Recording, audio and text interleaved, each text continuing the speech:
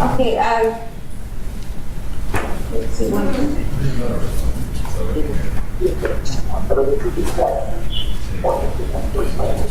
Yeah, she should be able to give it to you. I'm unable to give it.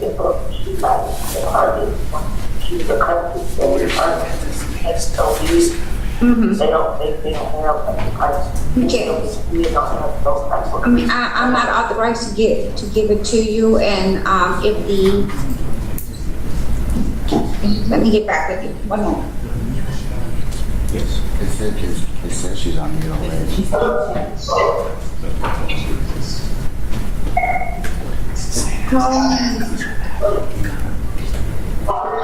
There's Glanville Chambers on now, please. Yeah, hold on one minute. Where's her other one?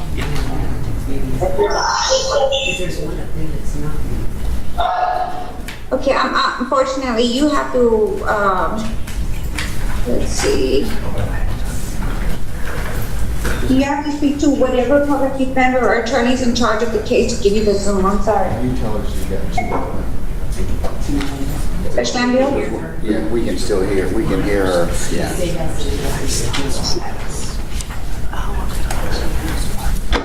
What is wrong with this?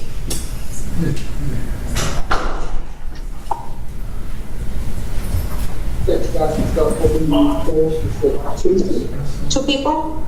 I think it said two. Okay. Alrighty.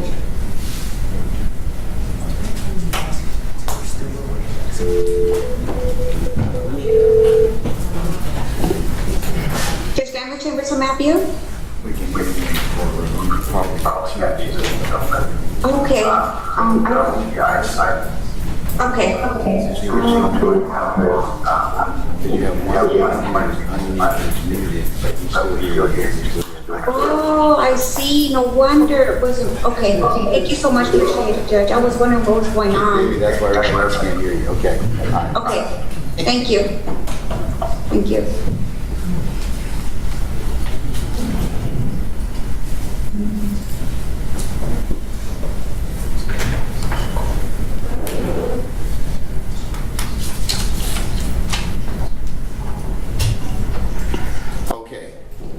Can those of you on the platform hear me? If you can, just raise your hand.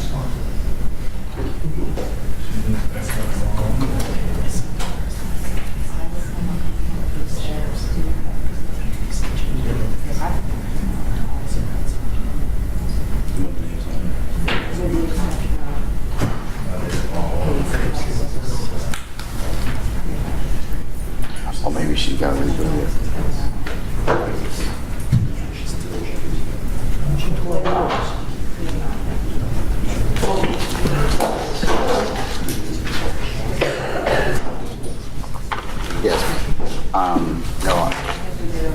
No audio. It looks like the screams out here in the courtroom aren't working. Did you reboot them or what? Hold on.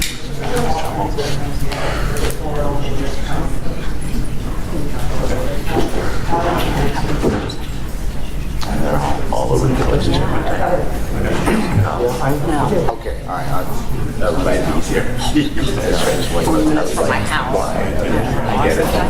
All right, folks, so let me just make an administrative announcement at this point in time. We're having some audio challenges. So let me just kind of just pause in place and let us rectify that before we go forward. So I'm just going to recess in place and till our audio kind of gets fixed. Judge, can I make one statement first, please? You can. Judge, as a result of the last hearing, C3 made an announcement or sent an email out indicating that they would not be able to appoint counsel until or unless all the defendants have been served their warrants. I want the court to be aware that we have personally served the warrants and the indictment on all but 5 of the defendants. 3 of them are not in custody yet. 2 of the warrants I have here for signature. 1 there's an issue with, and I want to be clear with the court, the indictment is different than what's on Odyssey. I can't change the indictment, and the clerk's office is telling me they can't change what's on Odyssey. But the warrant reflects the indictment. So I have 2 indictments if the court would entertain signing them. And if we serve them, I would have all 25 pending served. Okay. All right. Do you have them for my signature? Yes, Judge. All right.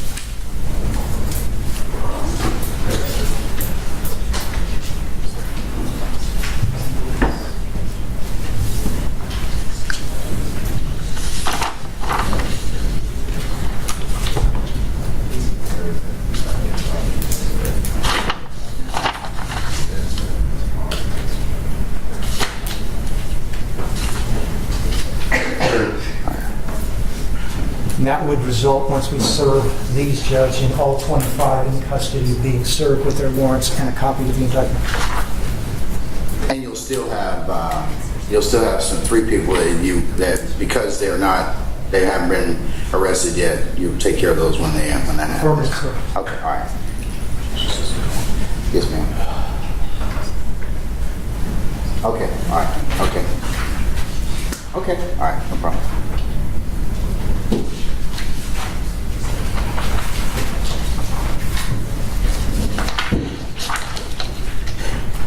Mr. Rubin, I don't think we can take him into business till I can get your client. We can get audio, okay? Well, it's actually just a housekeeping matter, Judge. Nothing truly substantive. My client will not be on the Zoom because we have not been invited to this party, and that's what Can you just wait and give me an opportunity to Yeah. flesh that out, please? Sure. Okay, thank you.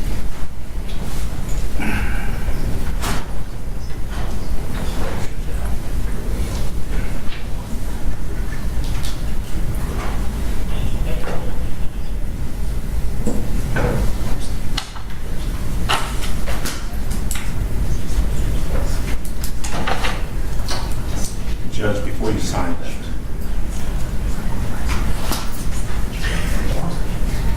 is that the order, the proposed order to that? Yes. Can you hold off on signing that, please? I spoke with the prosecution. They've requested that I put some additional language in there. We can honor that, sure. Yes, sir. Thank you. Okay. I've got tech support working on the issue of our sound, so just give me a minute.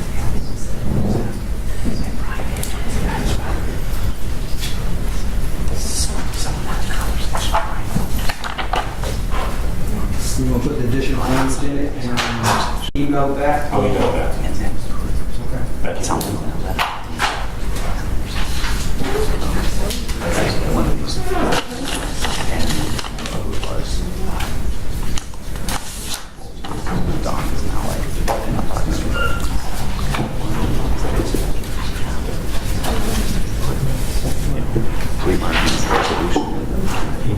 I'll respond.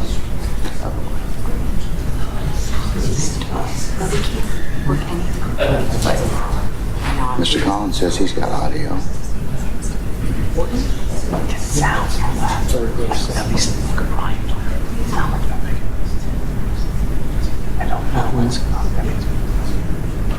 Honor, I'm showing you have audio now. Okay, let me try it now.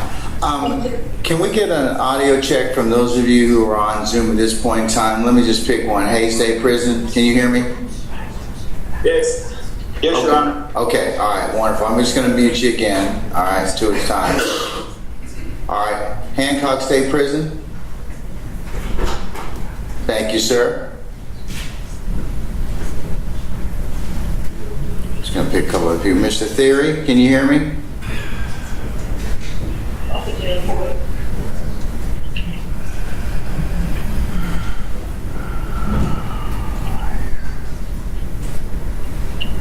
All right, Mr. Sadow, can you hear me, sir?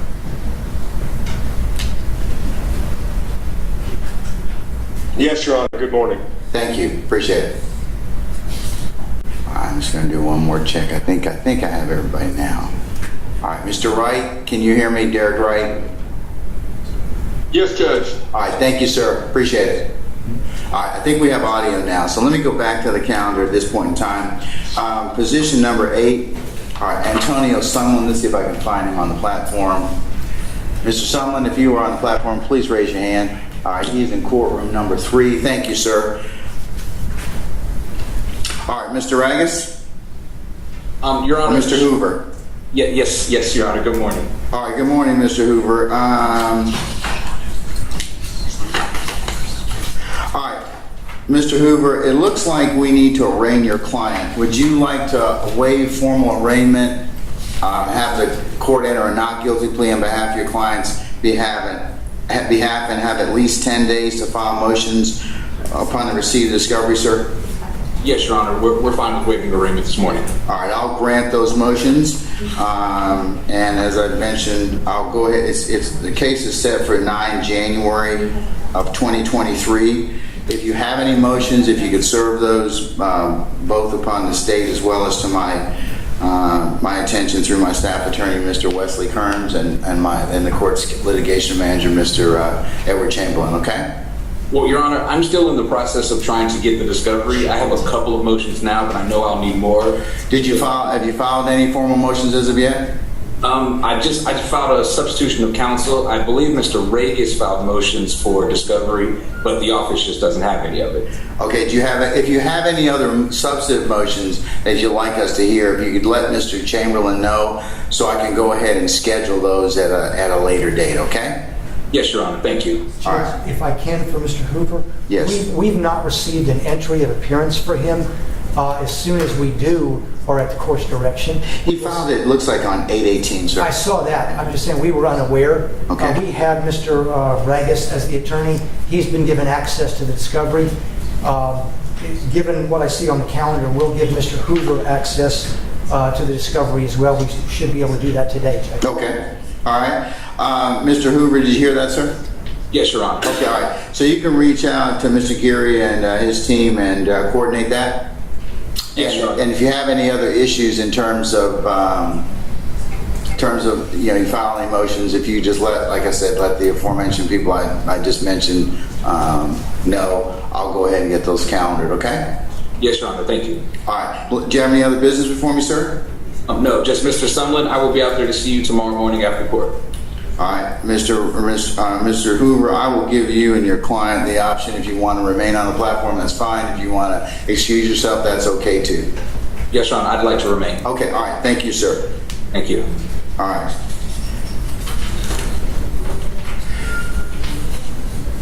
Do you want your client to remain too, Mr. Hoover? Mr. Hoover, I should say? Yes, Your Honor. I would like my client to remain. Okay, all right, not a problem. All right, we're going to skip back up. Counsel's on position number 1. Let's see if I can find. Okay, Mr. Eppinger? Christian Eppinger, if you're on the platform, sir, if you could please raise your hand for me.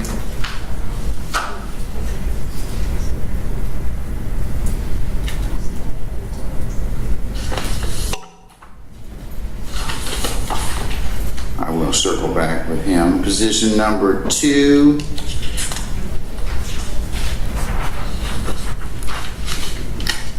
State versus Antonio Sledge. Okay, Mr. Sledge, you on the platform, sir? Raise your hand if you are. Okay, Mr. Wright, good morning, sir. Good morning, Your Honor. All right, let me see if I can find the other folks as well. Mr. Sledge, can you raise your hand? Thank you, sir. You're an N506. Thank you. All right, Mr. Wright, it looks like that you have been retained in this case. Is that correct? I have, Judge, and I meet with my last doctor's visit, hopefully at 12:30 today, and I'll file an entry of appearance this afternoon. Sir, would you like to waive formal arraignment on behalf of your client, have the court enter a not guilty plea, and otherwise have 10 days to file motions? Yes, Judge. Okay, all right. I will grant those requests. I will set you down along with the others for trial on 9 January of 2023. If you have any other motions or any other issues you want to take up, if you could please put those in writing and let Mr. Chamberlain and Mr. Kearns and as well as your other folks across the bar know, and I can go ahead and get you scheduled for those, okay? Yes, Judge. All right, Mr. Geary, did you have something? Yes, Judge, if I can ask Mr. Wright to send that entry of notice to us as well. If we get a copy, we'll immediately include him in the discovery Dropbox, so he'll have access to that almost as soon as he gives us that notice. All right, did you hear that, Mr. Wright? Yes, Judge, I will definitely do that. All right, sir. You are welcome to stay on the platform, you and your client, or you're welcome to take care of other business, sir. The choice is yours, okay? Judge, if I can leave the platform, may I be excused? Yes. Do you want your client to be excused, sir? Yes, Judge. All right, Mr. Sledge? Sir? Hold on, let's see if we can unmute him. Your Honor, technical support is working on the controllers. At this moment, we cannot unmute the booth. Okay, all right. All right, Mr. Wright, I will offer your client the opportunity to leave and as soon as we can unmute it, okay? But you're welcome to remain or leave, sir, whatever your pleasure, okay? All right, good to see you, Judge. All right, good to see you as well. Take care. All right, position number 3 is the state versus Khalif Adams. Mr. Adams, could you raise your hand and be on the platform, please? Mr. Adams. Your Honor, this is a state prison. We're putting him in position. Hold on, I couldn't hear you. I apologize, sir. Your Honor, Mr. Adams is seated now. Hey, state prison. Okay, thank you.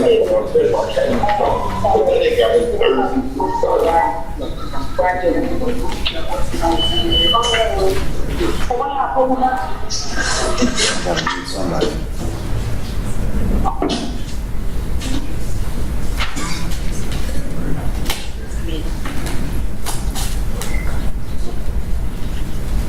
Okay, Mr. Adams, I see you are at Hays State Prison. I see you, sir. Thank you. All right. Okay.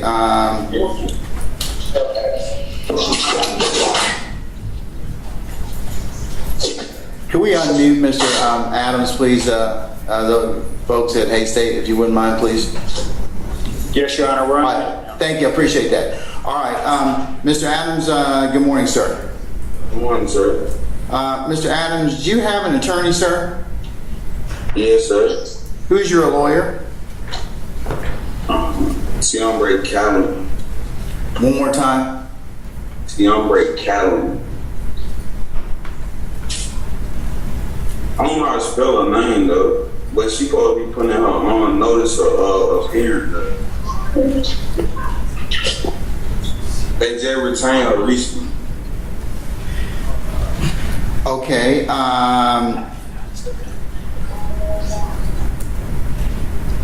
I didn't understand what. I'll be honest with you. What did I judge? We've had contact with nobody on Mr. Adams' part. Okay. Mr. Adams, have you seen your attorney as of yet?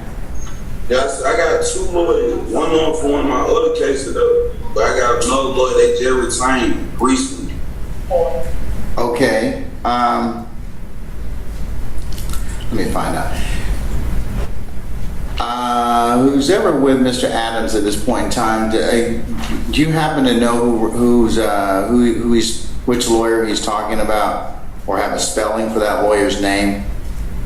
Your Honor, I'm admin at Hays State Prison, and we do not. Okay. One of my cases. And then the other case is Tiombre Callan. And they just retained her recently. She have her notice of appearance by the end of the week. It should be. If you would speak up a little bit so they can hear me. I said, Brandenburg is my lawyer, but that's for my appeal. And I got another lawyer, Tiombre Callan, who they just retained.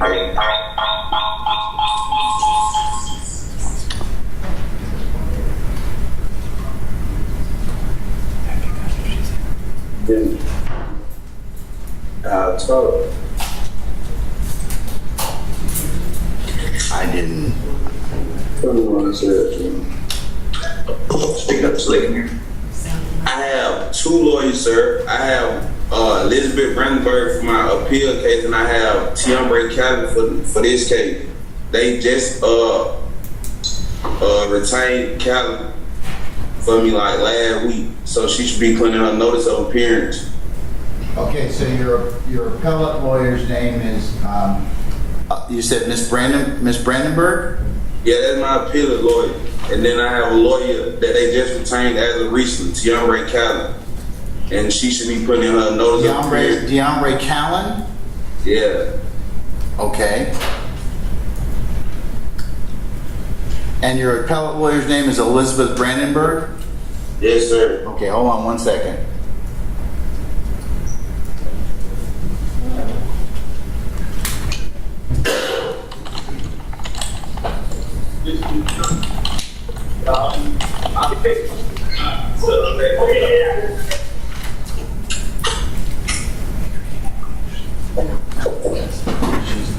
Ms. Brandenburg appears on.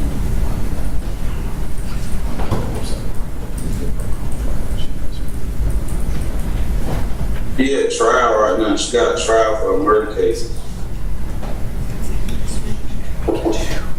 All right, so we're going to see if we can reach out to her and find out who your other lawyer is, but I do see Ms. Brandenburg on the State Bar website, so we'll reach out.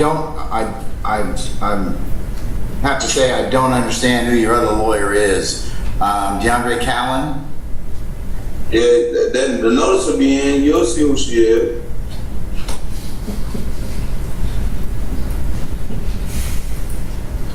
Judge, Yes. October 5th, 2022 at 11 a.m. Okay. Thank you, Mr. Chamberlain. So if she enters her appearance, we'll find out then. Hold on one second, Mr. Chamberlain. One second. The last name is spelled C-A-L-L-A-N-D. And the first name is spelled T-E-O-M as in Mary, B as in boy, R-E-S. And there's conflict. All right, let me see if I can find that particular individual.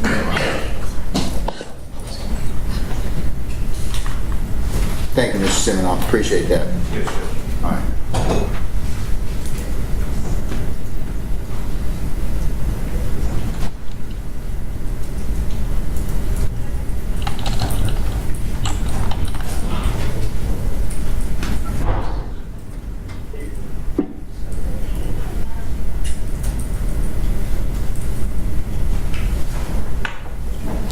Yeah, no contact information.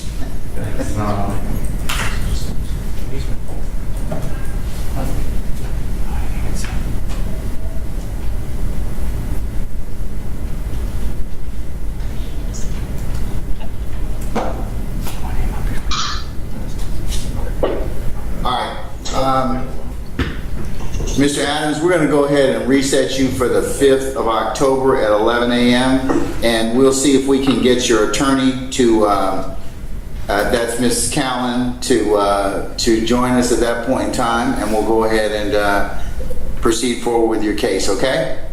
Yes, sir. All right. So you can be excused at this point in time. Thank you very much. Appreciate it. Understood. All right. Okay, 805. No, I'm sorry. 957.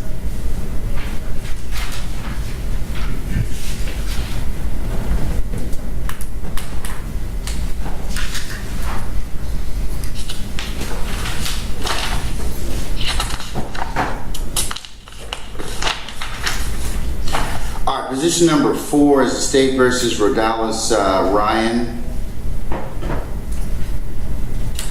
All right, Mr. Ryan, if you're on the platform, please raise your hand. Rodalis Ryan.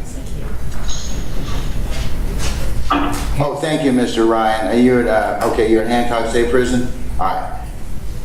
Yes, sir. Before we proceed, could I ask why do they have me on tier right now? I'm sorry, sir. Right now, it's time to have me on tier program that I have no that they haven't explained. They haven't explained to me about being on tier right now. 24 hours lockdown. All right, sir. I can't answer that for you at this point in time, unfortunately. Sir, do you have an attorney? No, sir. All right.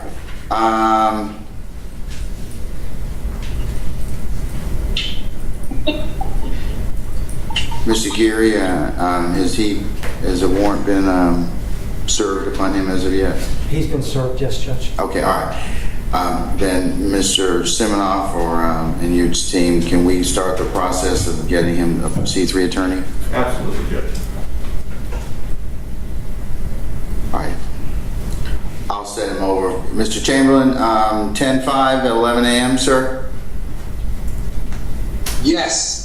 For number 4. Okay. All right, Mr. Ryan, we're going to start the process. That is, the public defender is going to start the process to qualify you, and then make arrangements for the conflict defender to talk with you about a outside counsel, okay? Yes, sir. All right. So unless you have any other questions of me, I'm going to go ahead and I'll release you for today, and we'll talk with you soon, okay? I need to figure out why I'm on chill right now. I can't answer that. That's not something I can answer for you at this point in time, unfortunately, sir. Okay? Thank you.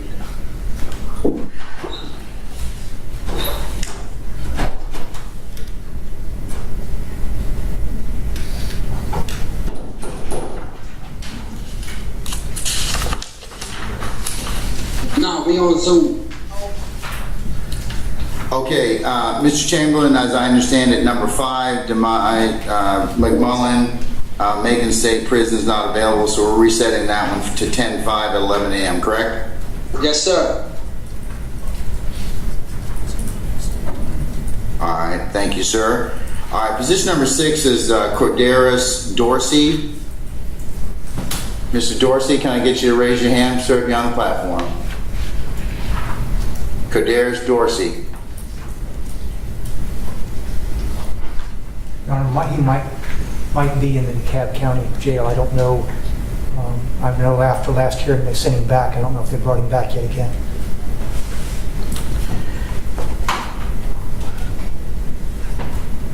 Let's see.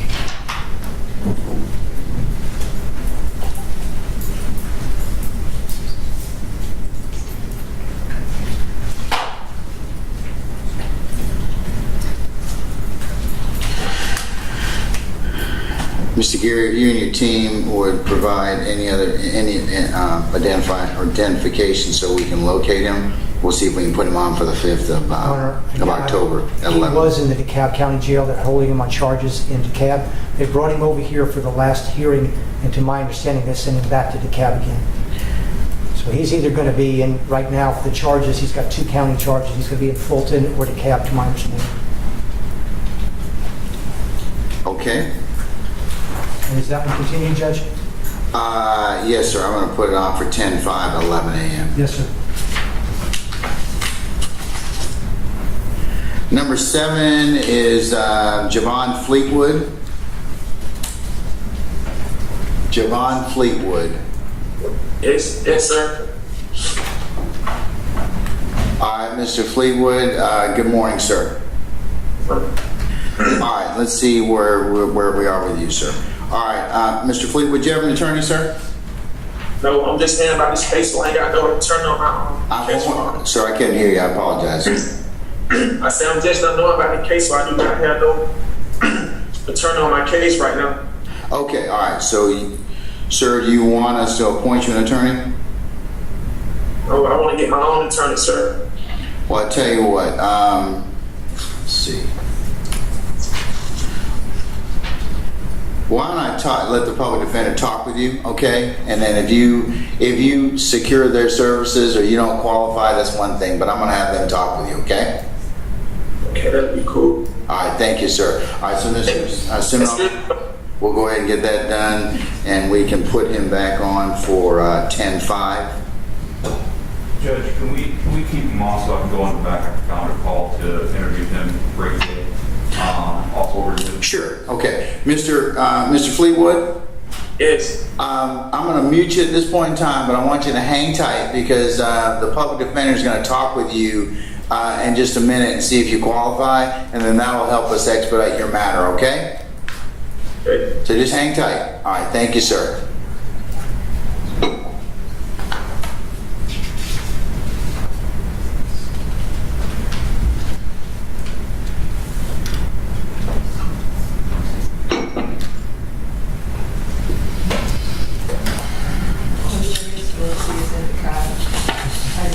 No, we just verified Dorsey is in DeKalb. All right, do you provide that information, Mr. Like a booking number or his identification number in DeKalb so we can at least... We'll provide that to Mr. Chamberlain, yes, sir. Thank you, appreciate it. All right, okay, let's go back to... We did number 8 already, Mr. Sumlin. All right, let me go turn now to position number 9, and that is Marquavius Nichols, position number 9. Mr. Nichols. Okay, Mr. Nichols, you are an N706. Thank you, sir. All right, let's see if we can unmute him.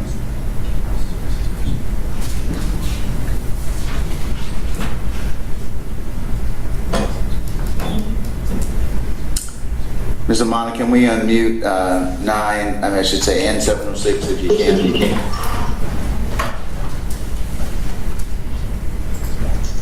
Yes, Your Honor. Thank you, madam.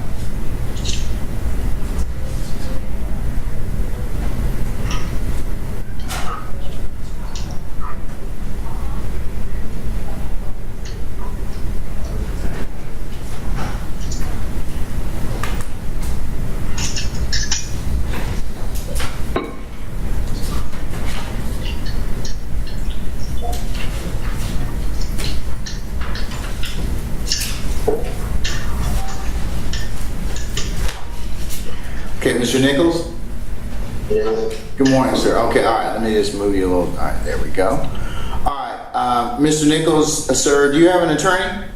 No. You do not have an attorney? No. Would you like the court to go ahead and see if we can appoint you an attorney? Yes, sir. Okay, all right.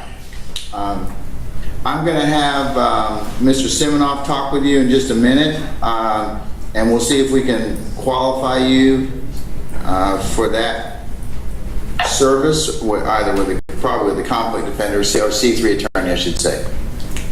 Your Honor, Mr. Nichols is one of the 2 warrants you served this morning, you signed this morning. They are probably already filed in. He will be served today. So if the C3 wants assurance, our folks are on it right now. He will be served today, I anticipate. Okay. I can qualify. All right. Well, I'll let you talk with him after we finish. Okay. So. I don't know what he just said. What he said, I know what he said. Mr. Nichols? Yes, I know what he just said. Well, what's going to happen is that Mr. Siminoff, my public defender, is going to talk with you and see if you can qualify for the services of the public defender, and he'll do that in a Zoom private meeting room as soon as I can finish up with our calendar. So just stand fast, okay? I'm going to mute you, but you can listen to everything, but just I'll let you know when we're going to put you in that conference room, okay? All right, thank you. Yes, ma'am.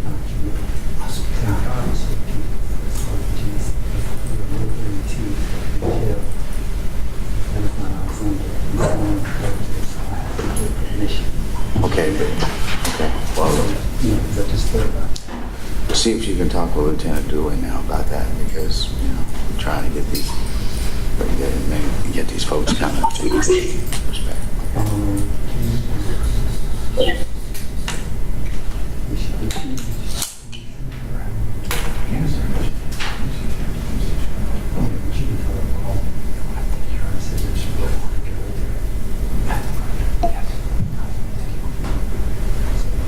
Lieutenant Dooley on the platform, madam.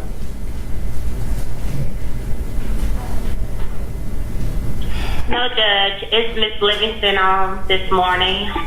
Okay, Miss Livingston, can you call Mr. Chamberlain?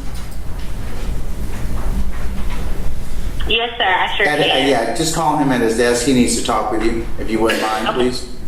Okay. Thank you, madam. All right. Okay. You're welcome. Okay, all right.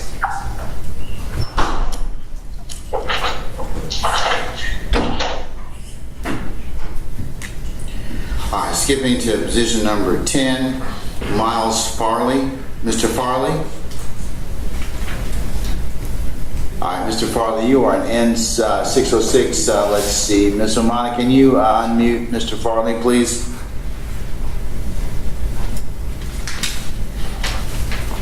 Yes, Your Honor.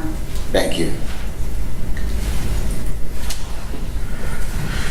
All right, is it Mr. Menendez? Yes, Judge, I'm here for Mr. Farley. Good morning, sir. Good morning, Your Honor. All right, sir, it looks like you are here. You have some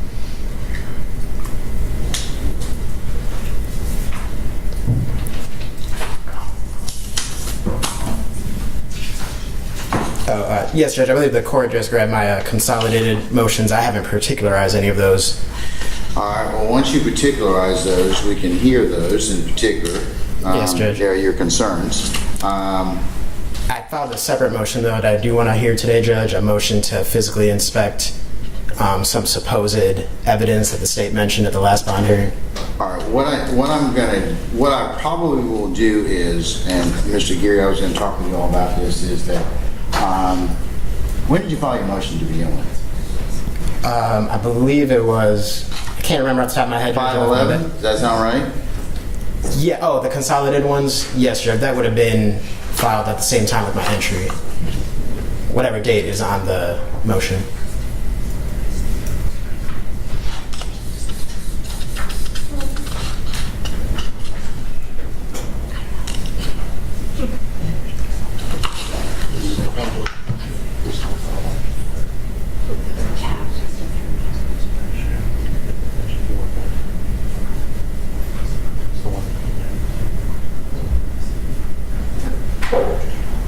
Well, what I'm going to do is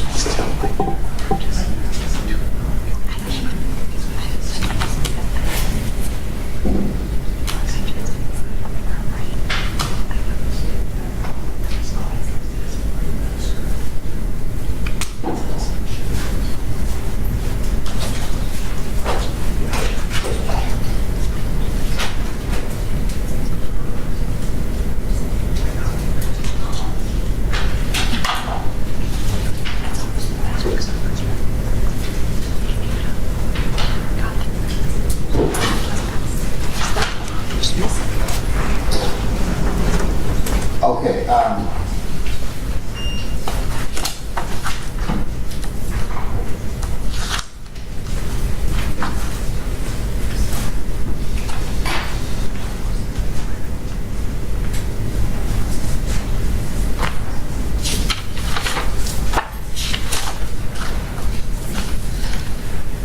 Your Honor, technical support is working on booth 3, North 606, unable to unmute. That's fine. Okay, his lawyer's here, but thank you for that update. Okay, all right. So, sir, what are you asking for me, the court, to hear this morning or address this morning? Do you haven't particularized any of the other motions that I think would probably need to be done? So, Well, Judge, I didn't expect to hear any of those. I did notify the court and serve opposing counsel with the motion about the physical inspection of the evidence. okay, let me deal with that. Yeah, that's Mr. Geary and Mr. Floyd, good morning, sir. Second? We don't need a hearing, Judge. I've already communicated to counsel that we're absolutely on board with that. They can see what we've got. Counsel wanted to do that today.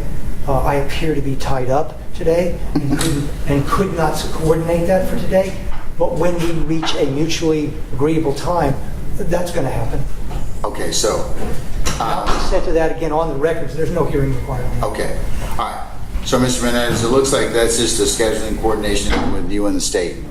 Well, yes, Judge, it's a little more urgent than that, though, Your Honor, because at my motion to reconsider bond, I was presenting the court with several misstatements that the state had made about the discovery, and then I intend to later do a motion for the court to be able to see some of these videos for itself. And then the state, in its rebuttal, mentioned for the first time some supposed gun and phone that they've seized, and I think they might have mixed it up with a different defendant, because I have reason to think that that just can't possibly be the case. And so I urgently need to physically inspect that phone and that gun if they exist. All right. Well, Mr. Geary, as an officer of the court, said if you want to pick a date right now and put it on the record, that's fine. So, do you want to do that? Yes, Your Honor, the earliest. All right, well, just confer with Mr. Geary and Mr. Floyd and pick a date.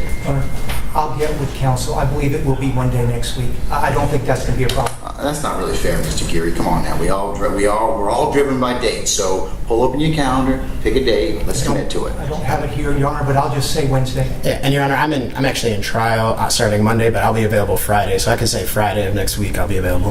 Friday when? Next Friday? Yes. That's fine, Judge. We'll make it happen. All right. What time on Friday? I'm available the entire day, Your Honor. What time on Friday do you want to come over? At 10 a.m. Okay. Does that work for you, sir? Absolutely. Okay. All right. Friday at 10. Yes, thank you, Your Honor. You happy Appreciate now? it. Yes, Your Honor, Okay, very all right. much so. Okay, yes. anything else? One last minor thing, Judge. I do have a legal assistant that's here with me, and I want to observe the rest of the proceedings. And the deputies had taken her phone, but under Rule 22, the staff of an attorney is allowed to have a phone in here. Well, and she needs it to work on some things while we observe. If you filed due to security concerns and other things, if she will, as part of your team, you will vouch that she will not disclose any other things to any other third parties that, like, you're bound to. Yes. Then what is she going to do? Well, I can't. Well, that's work product, Judge. But anyway, emails, texts, research. Well, no, I mean, okay, well, but none of the other lawyers in here have their phones. Do they? Yeah, we do, Judge. I mean, they have their phones. Yeah, but they're lawyers, okay, so. Right. All right. Well, I know. I did look at Rule 22. It does say. Okay, so what? It does say attorneys and attorneys' employees. So just for future hearings as well. Okay. But I can file anything if I need to for the next time. Yeah. Okay.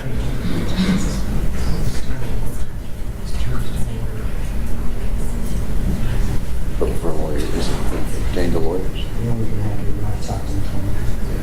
Yeah. Because they're working from their laptops, they can have their phone. Yeah, usually you can have your laptop and your phone, but that applies too. So whatever you want to pick, that's fine for you. Okay. Okay? Okay, so staff can have either a laptop or a phone, but not both. There's a standing order that we have about that. Okay, understood. So, with the courthouse, okay? Understood, okay. Yeah. So anything else? No, Your Honor, I'll review that order and I will particularize my motions and keep the court updated about everything. Whenever you do file those motions, please let Mr. Chamberlain and Mr. Kearns, and as well as your colleagues across the way, so we can go ahead and counter those accordingly. Okay. All right. Yes, Your Honor. All right. All right. That's all my business. I do intend to observe, but may I be excused? Yes, you may be excused. You can listen in on whatever you like. Mr. Farley, where are you? Mr. Farley's. Yeah, he's still in 606. He's welcome to listen in as well, okay? All right. Thank you, Your Honor. Good to see you. All right, that's fine. Okay. Thank you, sir. Thank you.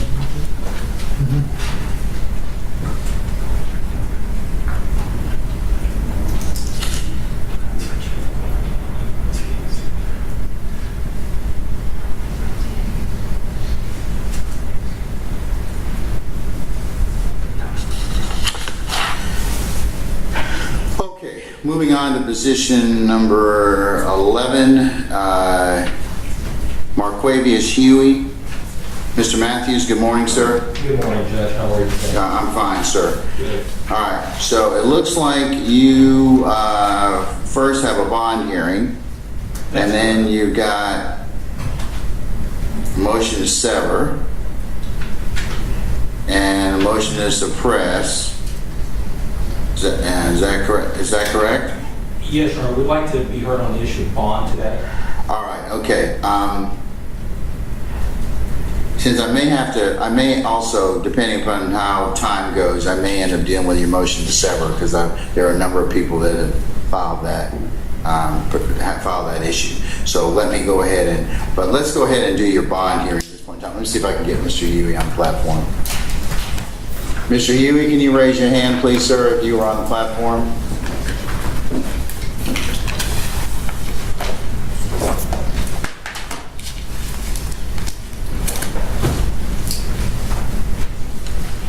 Marquavius Huey, Mr. Huey.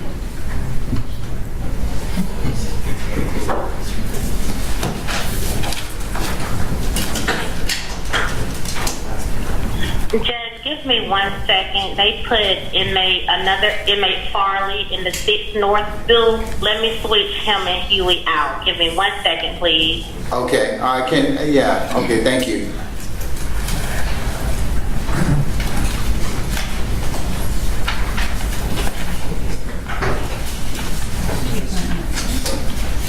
Mr. Matthews, this is an attorney. Yes, that's right. Good afternoon. Attorney Carlton Matthews, Jr. Yes.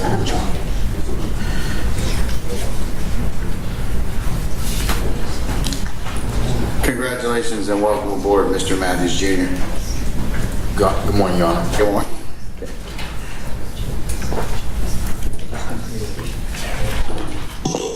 can turn that microphone towards you too, so they can hear on Zoom.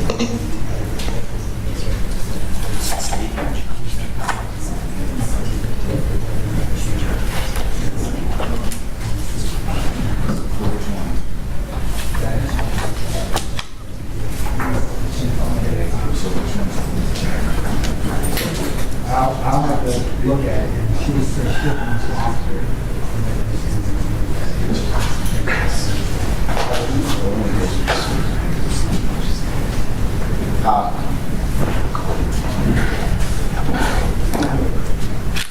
Let me just make a general announcement as we are waiting. For those of you that I gave dates of 10/5, who are not otherwise in the Georgia Department of Corrections, meaning if they're at the Fulton County Jail or other places, we will have to set those till 10/13 because due to some scheduling issues, and apparently that's my Zoom date.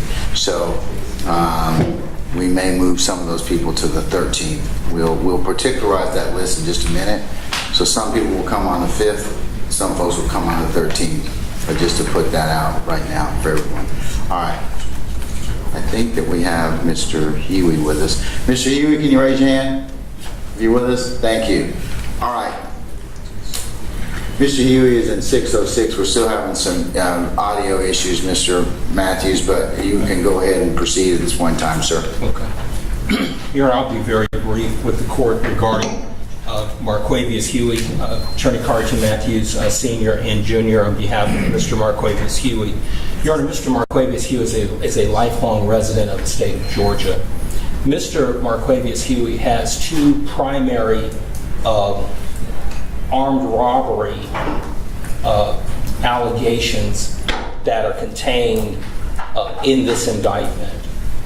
Your Honor, one is stemming from an April 2019 incident, and the other, there was a preliminary hearing that we conducted in August of 2021. So he did get arrested in April of 2019 for an armed robbery. He did get arrested in 2021 for an armed robbery.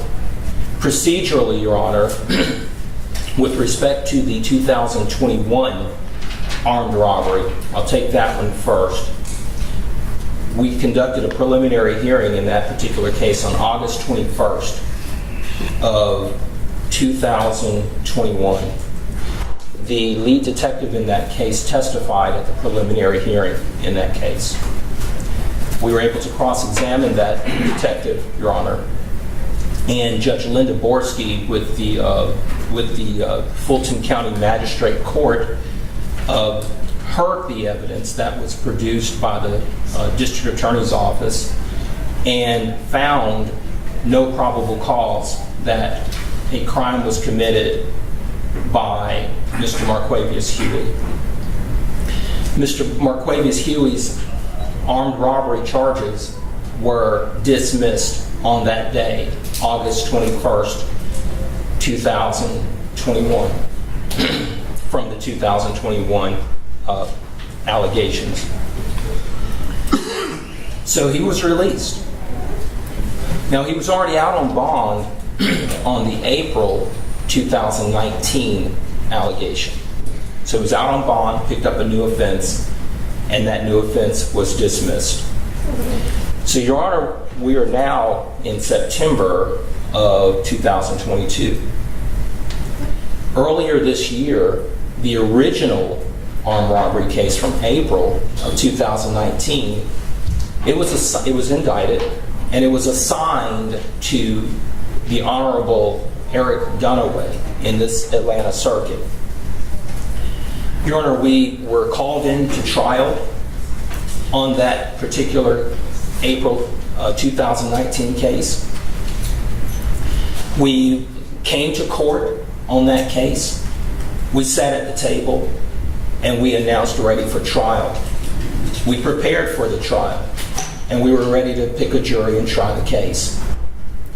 On the day of trial, Your Honor, the very day that a jury was supposed to be selected, And over my objection for the state's continuance, because they had announced ready for trial less than a week prior on that case.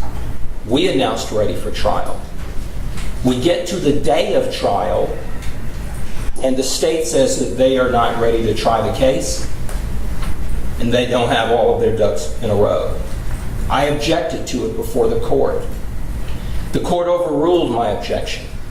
And when the court overruled my objection, the court granted the state a continuance. When the case was continued, unbeknownst to us, Mr. Huey's case was being put together in this indictment. So, a continuance was granted. Now, on the dismissed August of 2021 preliminary hearing on that case that was dismissed, it was re-indicted.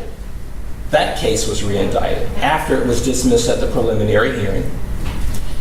When it was re-indicted, Your Honor, a grand jury bench warrant was attached to that indictment.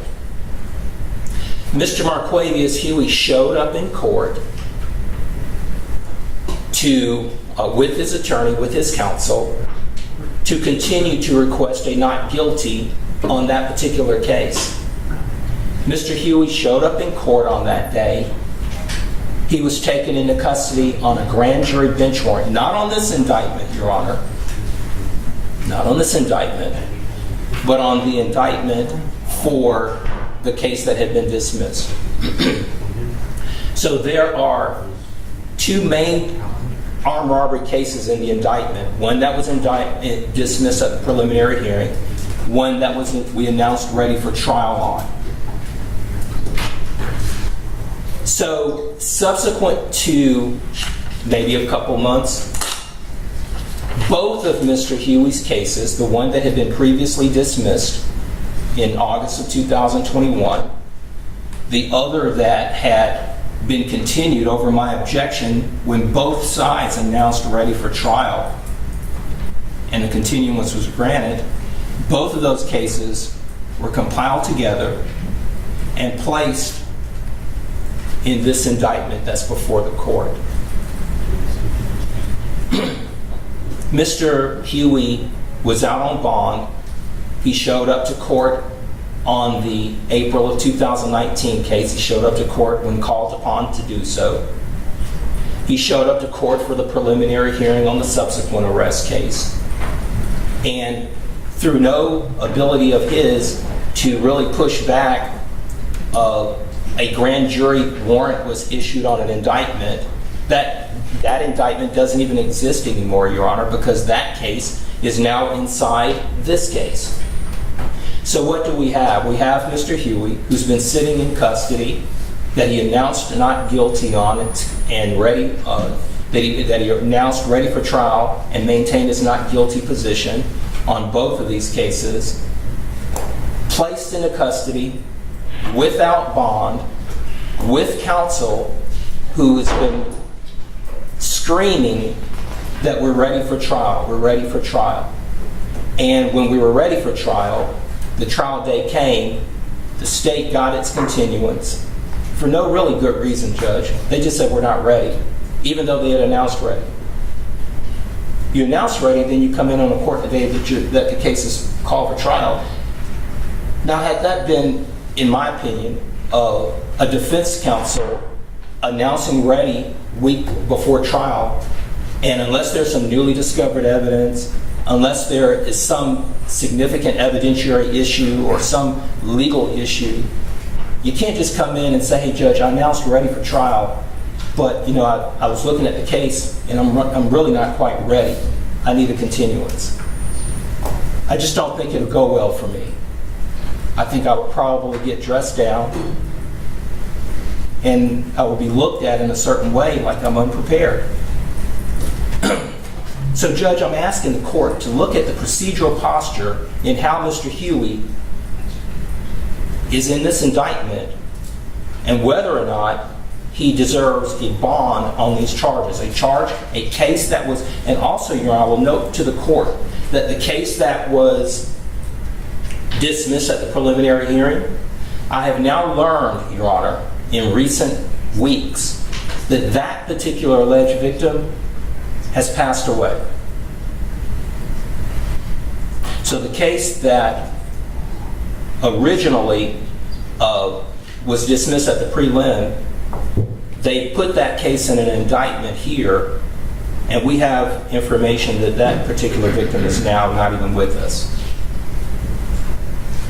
Through my investigations and preparation for trial in the April 2019 case, and I don't want to get in too far deep into all of the facts of that case, but I do want the court to know that in the April 2019 case, the way that Mr. Huey was identified in that case as being allegedly involved is because one of the victims, alleged victims in the case, Mr. Maynard, says that he saw my client on social media wearing a ring that he believed was his ring. And that because of that, that's got to be the guy that was one of the guys. The detectives took that information, presented it to a magistrate judge, and got probable cause. Through our preparation for trial on that case, we were able to determine that both of these alleged victims in that case, they both have felony records, felony certified convictions that we've been able to produce. So there will be a day when we can handle that and test the credibility of the alleged victims and determine whether or not there's reasonable doubt. But I bring all of that up to show the court that where there is issues in the indictment with respect to the procedural posture and how we got here in terms of equity and fairness, and also some of the weaknesses in the case. When we hear armed robbery, when we hear carjacking, when we hear guns, we automatically think violence, and we think, okay, well, I'm not so sure about a bond here. But our client, Mr. Huey, was out on bond on these two cases. These are the two cases that are driving the indictment with respect to Huey. Now, there are other charges in the indictment, Your Honor, but those are the two main thrust predicate cases that are forming his alleged involvement in this indictment. So what I'm asking the court to do, Your Honor, is the only reason he's in custody today, Judge, is because of a grand jury bench warrant on that original, on that subsequent armed robbery case that was dismissed at the preliminary hearing, where the alleged victim now has passed away. He went back into custody on a grand jury warrant. I asked that that he get a bond on it. The state said no. The court said no, he's not going to get a bond on it. So I'm asking this court to grant a reasonable bond in this case. A reasonable bond, Your Honor, we're asking, given what I presented to the court and where we are in the case, and based upon my representations to the court, him being a lifelong resident of the state of Georgia, he has retained counsel. He's been sitting in custody on a case that he announced ready for trial on, that the state got a continuance on, and then they surreptitiously placed him in this indictment. The other warrant was dismissed. No finding of probable cause. Grand jury warrant goes for it. They put a slap of warrant on him. So I believe, Your Honor, based on what we presented to the court, we don't have any evidence, Your Honor, that he will not come to court when called upon to do so.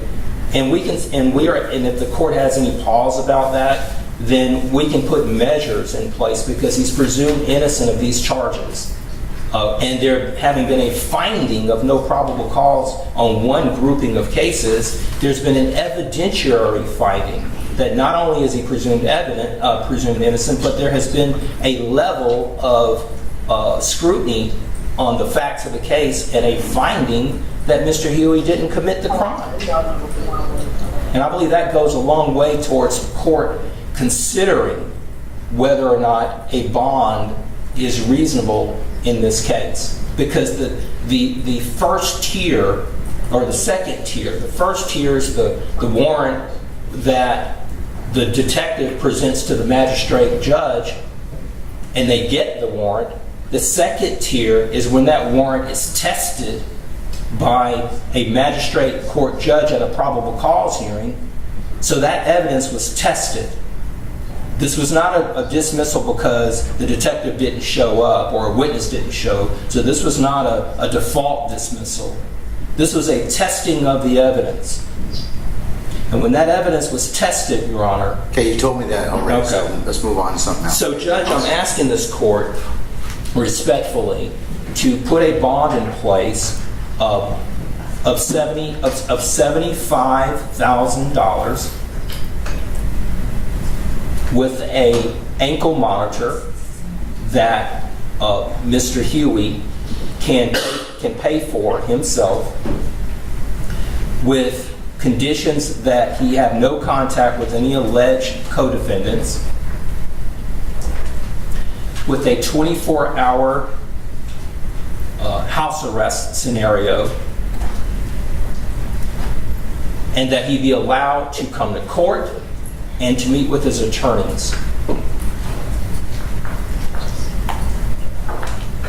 We are asking the court to set a bond based upon the conditions that we put forth, based upon the information that we have presented to the court, and for any other reasonable conditions that the court believes are fair and appropriate under the circumstances. Thank you, Your Honor.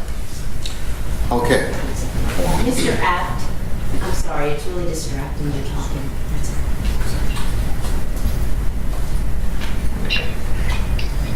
all right. Mr. Gary.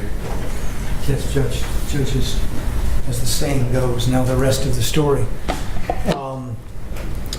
What counsel I'll be old enough to know who Paul Harvey is, though. Yeah, so you do and I do. Okay, all right. Respectfully. All right.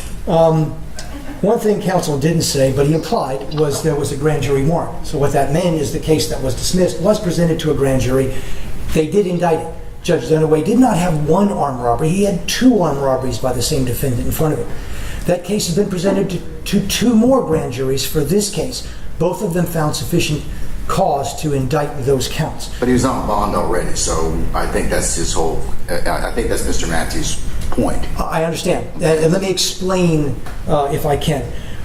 In Act 76, we have a theft by receiving a firearm. That was not addressed by counsel. In Act 88, we have the armed robbery of Mr. Maynard. Mr. Maynard was struck by a weapon by this defendant. That was the aggravated assault. There was another defendant there. They approached these 2 defendants. They ran in 2 different directions. Shots were fired. No one was hit. Mr. Jenkins ran one direction. Mr. Maynard ran another. They took the items from him. He did identify the defendant in a social media. But what he didn't tell you is he also knew who he was. There was a familiarity. It wasn't stranger on stranger. Okay? So that's that armed robbery. Okay? There's also another item where there's another theft. That theft was never reported because it was someone known to the gang. But because it was someone known to the gang, there's a communication between Defendant Williams and Defendant Huey basically saying, if you don't take the property back, you're going to die. That's another robbery. That was not an armed robbery. Make sure close to the court. I'm not aware that there was a weapon used in that yet third one. Then there's the armed robbery of Gary Holloman and Demisha Copen. Mr. Holloman has recently passed since the indictment for cancer. So we still have witnesses sufficient, Judge. There's also a terroristic threat where he's communicating, when we did a search warrant on his phone, where he's communicating with a young lady we believe to be his female, or at least the mother of his child, where she said she's going to the police over this, what we believe, gang stuff, and he basically told her, or responded, if you do, I'll kill you. So we've got that. In his phone, he also admitted to the commission of the crime. Okay? I believe that to be the second armed robbery. So that's also in his phone, since we're talking about evidence at this time, Judge. There's the possession of a weapon by an inmate, which is Act 169. We went and searched their jail cells. Two of the defendants in this case, one being Mr. Huey, had a communication device, a cell phone, in their cell, and a rather large knife, which we refer to as a shank, in their cell. Okay? Your Honor, one thing that's not in the indictment is when they were making the arrest, and what counsel left out, is there was a very large chase where Mr. Huey ran from police officers, ran on the wrong side of the road, ran red lights, ran stop signs. APD finally had to stop the chase because if they didn't, someone was going to get killed. Mr. Huey was not going to go into custody willingly. So with what we have here, he is very clearly and without question a danger to the community. He's already threatened to kill someone, or at least it's in writing that he made the threat. He's admitted, we have evidence that he's admitted to the commission of the armed robbery. So he's out on bond in an armed robbery, commits another one. While he's out, he enters into a high-speed chase to avoid capture. He threatens to kill someone. When he's in custody, he's got a communication device that's illegal and a weapon. Your Honor, he's a threat to the community and a danger to commit additional felonies. I ask that you deny the bond. All right.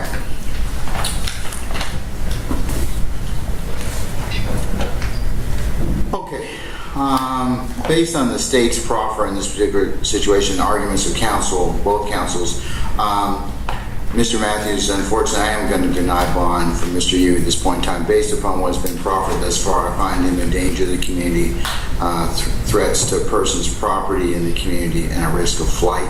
So, I also find that he poses a risk to commit additional felonies pending trial. So for those reasons, I'm going to deny bond at this point in time. However, if your circumstances should change, certainly file the appropriate motion. I'll leave them on with the others for the 9th of January for an expeditious trial. If you have any other motions other than the ones you filed, if you would just stay with us just a little bit, I'll see whether or not I can hear the motion to sever at this point in time, but because there's a number of people that have filed that. But let me just see how our time is going this morning. So unless you have anything else, I will note for the purposes of today that you still have an outstanding motion to suppress and a motion to suppress the defendant's statement that were both filed on the 18th of August. So I will note that those are we'll still need to schedule those, okay? Thank you, Judge. All right, so just give me a minute. Thank you. All right.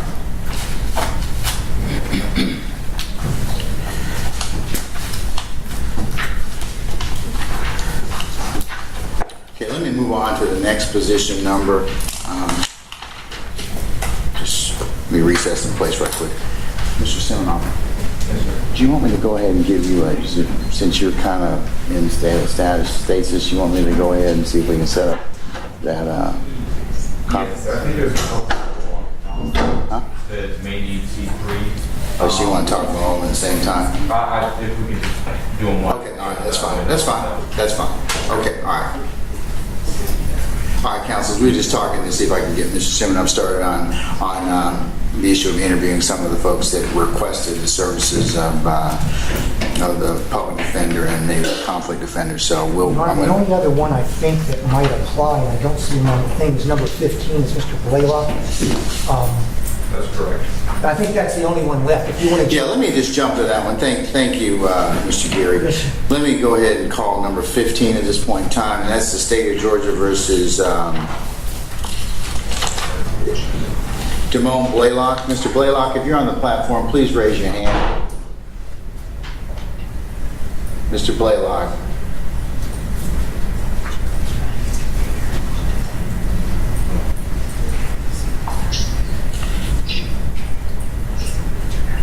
Okay, that's Wilcox State Prison.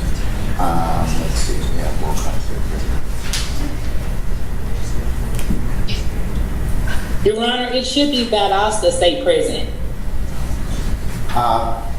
Let's see, madam. I don't believe we have Valdosta on. I'm checking just to make sure. Judge. Yes. He was transferred to Valdosta, so maybe about a half an hour ago, they said they were trying to log in. So I haven't gotten any more emails as to what they're doing. Ms. Willis, can I get you to check on that for me, please, madam, if you wouldn't mind? Not at all, Your Honor. They did call me and say they were in a waiting area. Oh, hold on. Let me just see if they're at, I'll check right now. Let me just see if that's the case. It might be under Zoom user. I'm gonna go ahead and admit Zoom user and see if that's the person. Okay, go ahead, Ms. Amana.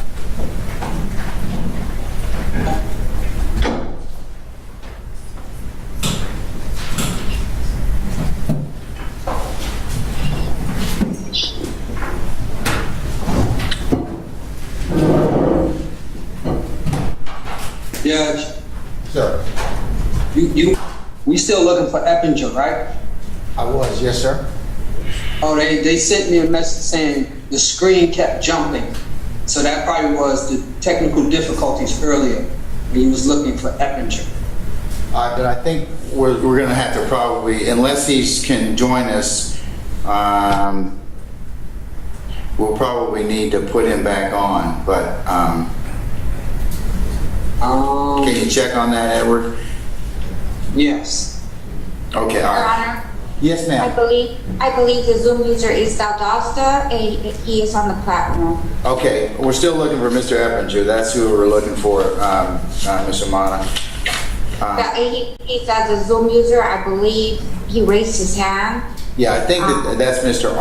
That's Mr. Blalock? Yeah, I'm Mr. Blalock. Okay, all right. I have Mr. Blalock. Yeah, we're still looking for Mr. Eppinger.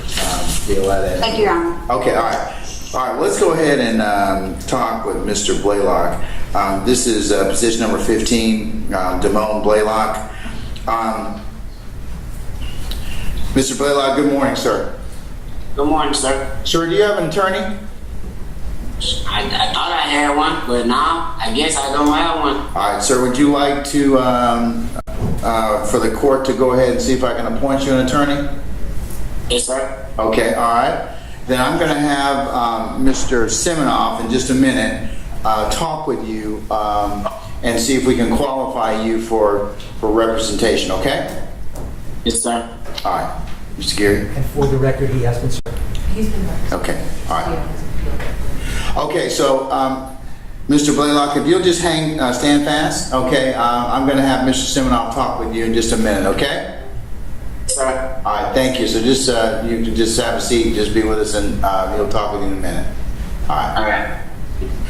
Okay, Mr. Siminoff, let me see if I can go ahead and get you set up with those folks you need to interview. Yes, Judge. And its positions, just double checking with the court, positions 7, 9, and 15.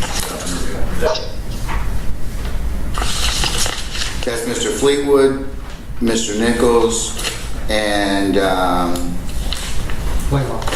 Mr. Blalock. Yes, sir. Let me see if I can go ahead.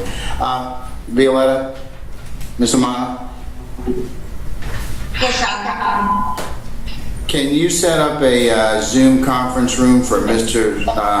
Siminoff, and then as he directs, well, let's go ahead and for position number 7 on the calendar, Javon Fleetwood, position number 9, Corderis Nichols, and position number 15, Damon Blalock. If you could put those folks as he's finished with each one of them in a conference room with him so you can talk with them. Yes, Your Honor. All right, thank you. All right, thank you, sir. And just come on back in when you finish.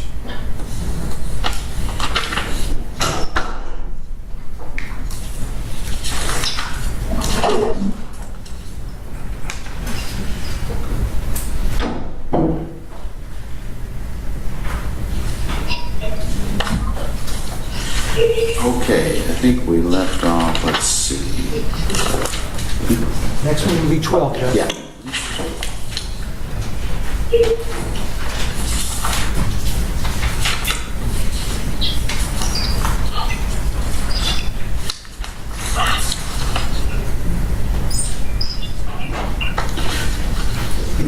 They said they're reaching out to see what's going on with Eppinger. Okay, I'll circle back. Okay. All right, I got other people I can deal with. Anyways. All right, Ms. Merchant? Yes. Madam, good morning. I know you have Mr. Arnold. I don't want to, not take you out of turn. I'm going to deal with your motion to dismiss and on both grounds that you raised, as well as the motion to sever in just a minute. If you could be patient with me just a little bit, I'm going to go ahead and so I can group all those together for those interested parties. Okay? That's fine, Judge. For Mr. Arnold, we also have a bond motion, and that one should only take a few minutes. Yeah, just let me. I'll work through those. We'll move from the bond to the other things, and then. But just give me a minute. Thank you, Judge. Okay. Thank you, madam.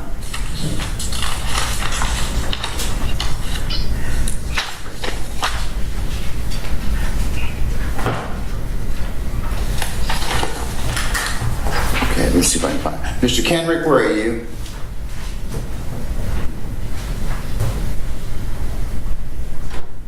Mr. Kendrick, if you are on the platform, please raise your hand, please. Mr. Kendrick.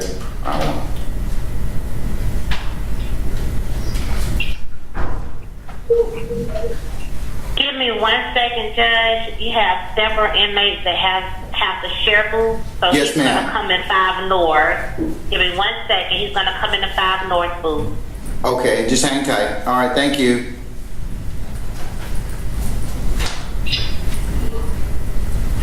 Mr. App, my plan is to, since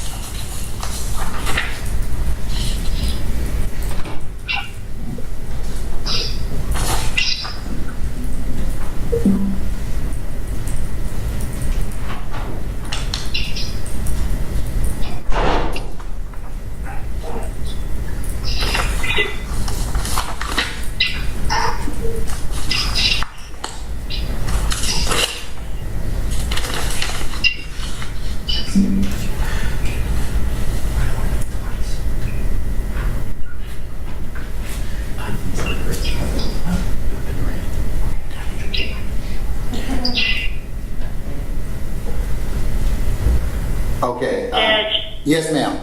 I'm sorry. Inmate Kendrick just entered 5 North booth whenever you're ready.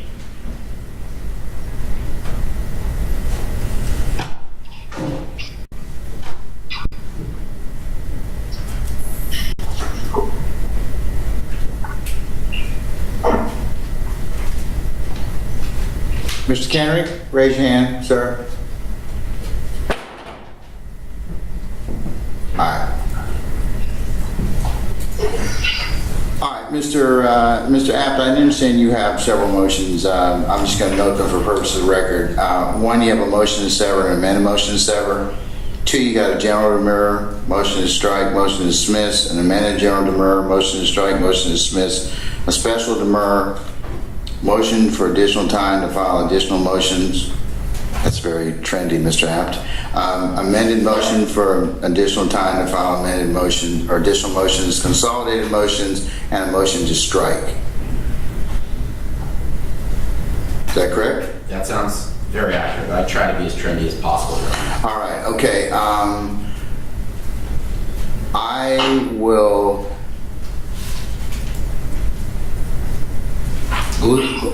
group you with the folks that are that have filed severance motions. So if you could just bear with me. I do believe I'll have to hear your motion, your general and special demurrers. So let me go ahead and as soon as I'm finished, I'll put you in line for me to do that. Okay? Your Honor, we are here at the court's pleasure always. Okay. So. All right. I just wanted to make sure that I've accounted for everything to begin with, and but I'll call you in just a minute. Okay? Thank you. All right. Thank you, sir.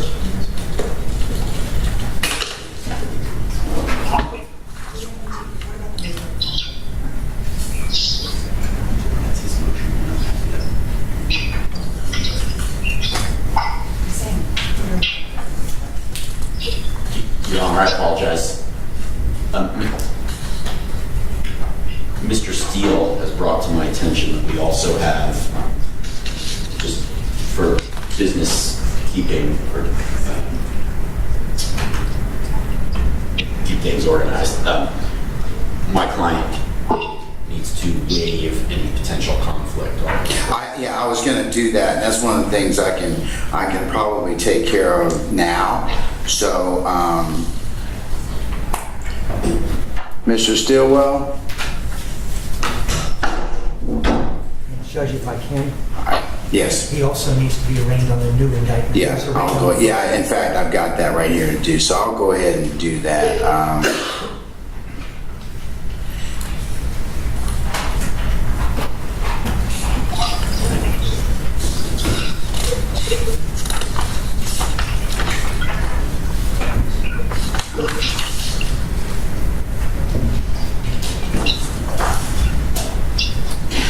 I think that we did the arraignment last time, Mr. Geary, but I didn't have it down, Judge. I won't argue with the court. Let me just ask counsel, Mr. App. The last time you were here, did you waive arraignment on the new indictment? I cannot say. I know we've been arraigned once, but it might have been on the old indictment. All right, let me just in the abundance of caution. First, let me find Mr. Kendrick. Mr. Kendrick, raise your hand again. Miss Amana, can you go ahead and unmute 506, please?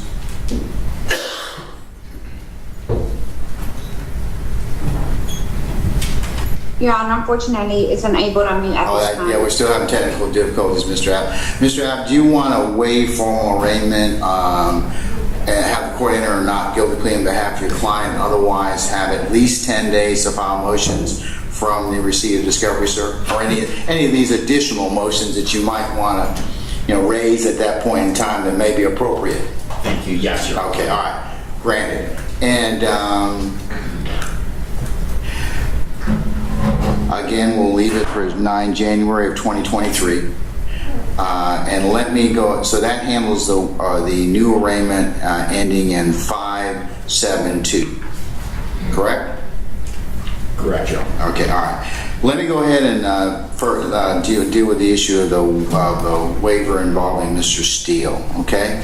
So can we come on up, please? But I am going to need Mr. Let's see. Judge, you're asking for Shannon Stillwell.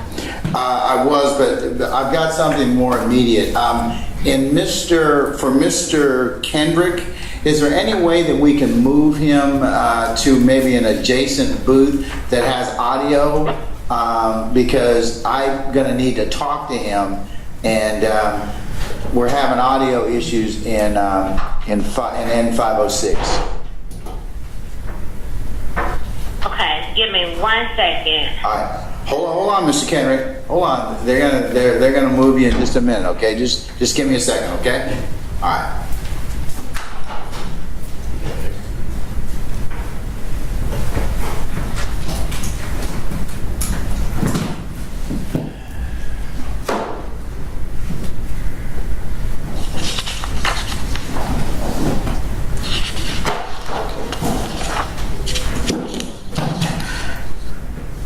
Okay, while we're waiting, let's see if do we have Mr. Stillwell with us now, ma'am? No, Judge, he's not out yet. He's gonna share the 6 North booth. Okay, all right. So we'll wait till he comes out. Not a problem. Okay, all right.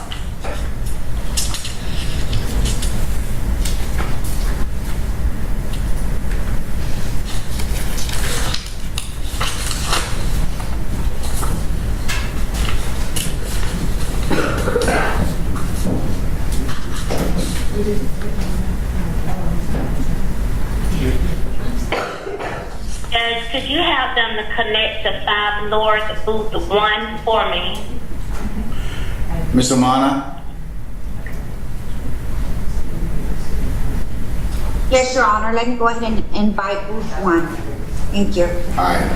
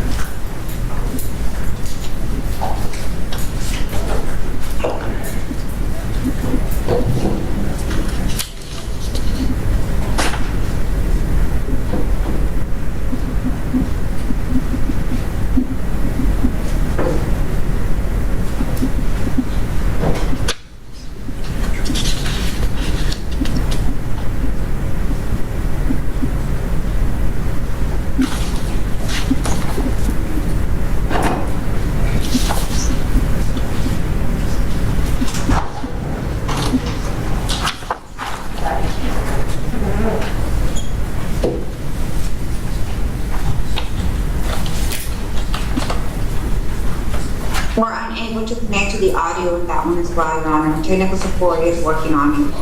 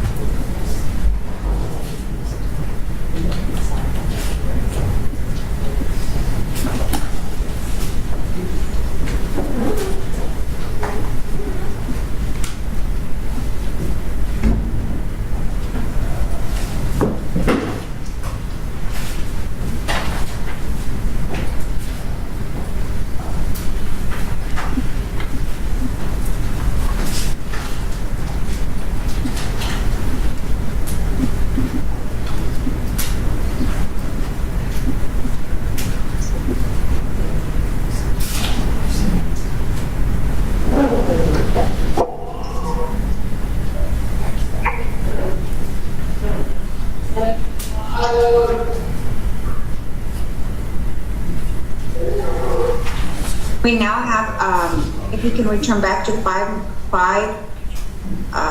N North 506.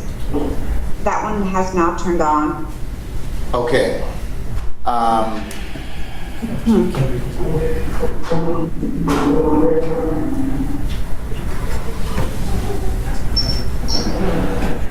you want him to move back to booth number 3? Yes, ma'am. Okay. Thank you. Thank you.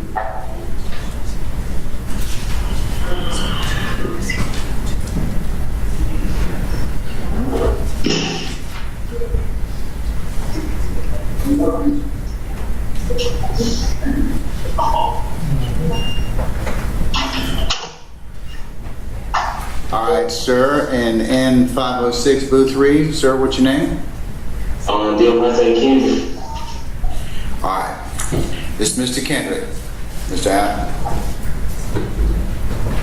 Yes, Your Honor. Okay, all right. So I have Mr. Kendrick here. All right.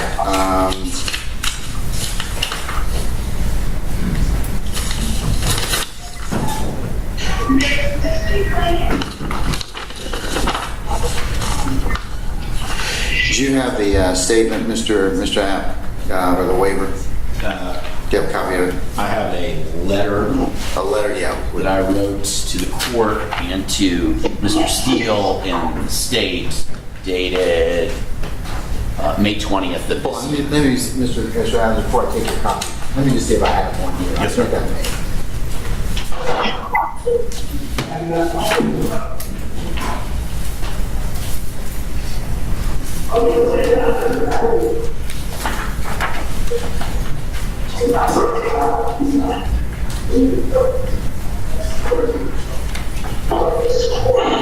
I've got an extra copy of the court needs a judge.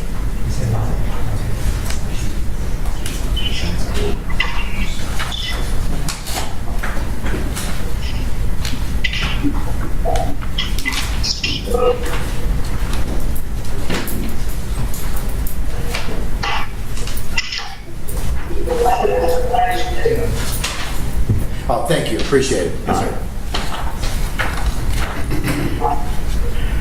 All right.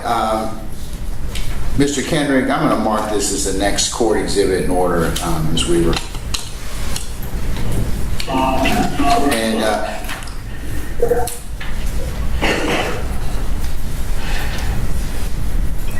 Mr. Kendrick, I need to ask you a series of questions due to the fact that you were formerly represented by Mr. Steele, okay?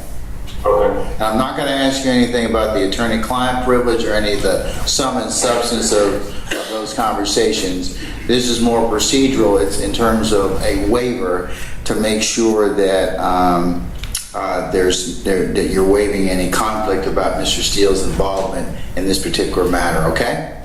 Okay. Do you remember a letter that Mr. Apt wrote and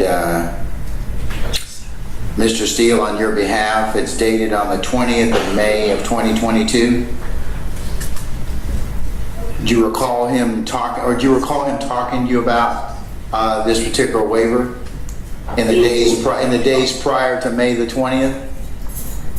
I believe so, yes. Okay, all right. I'm just gonna go through the letter that he wrote on your behalf to Mr. Steele, and then I'm going to ask you some questions, okay? Okay. All right, the letter reads, Dear Mr. Steele, I'm writing in regards to the above referenced case, and that case is, at that point in time, it was 22 SC 182273. That's been re-indicted in 22 SC 183572. In which the state has filed a motion to disqualify you from representing your client, Mr. Jeffery Williams. On behalf of this law firm's client, Mr. DeMonte Kendrick, we hereby waive any and all potential actual conflicts of interest pursuant to the Georgia Rules of Professional Conduct, Rules 1.7, 1.9, and 3.7. Mr. Kendrick has no objection to your continued representation of Mr. Williams, and we would be happy to continue to make that representation in open court at any future hearing. Should you need anything else, please do not hesitate to contact me at any time. With kindest regards, I am sincerely, and has J.App's name, your lawyer. Are you familiar with that? Yes, sir. Okay, all right. I know that you and Mr. App talked about this before he authored this letter. Is that correct? Yes, Your Honor. All right. Did Mr. App explain to you the types of potential conflicts that could come up when a lawyer who previously represents a defendant later represents another defendant in a case where they're co-defendants? Yes, Your Honor. All right. Specifically, do you understand that the state could offer to dismiss the case against one co-defendant, reduce the charges, or agree to a lower punishment if that co-defendant would testify against the other? You understand that?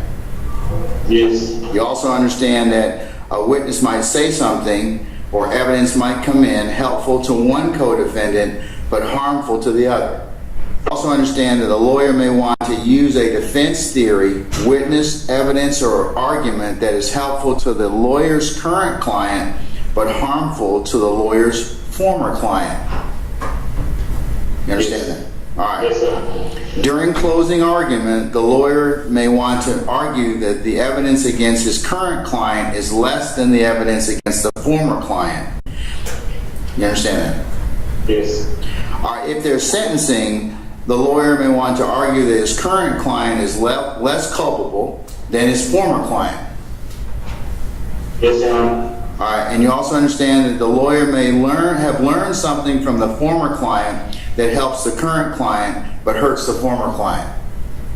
Yes. All right. And did Mr. App go through examples with you about how these possible conflicts might come up in this case? Yes, Your Honor. All right. And do you understand these potential conflicts? Yes. And are you still certain that no actual conflict exists and no actual conflict will ever exist? Right.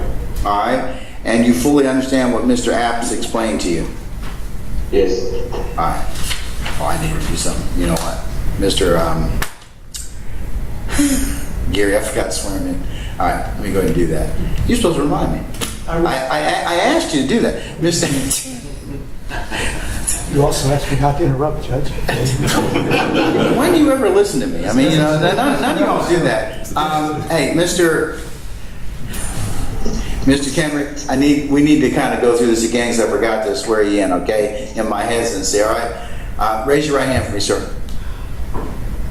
Do you solemnly swear or affirm the evidence you'll give me in the matter now and hearing should be the truth, the whole truth, and nothing but the truth, so help you God, so affirm? Yes. All right. Do you swear that what you just told the court is true and accurate and complete? Yes, Is on and is. Do you want me to go through any of these again with you?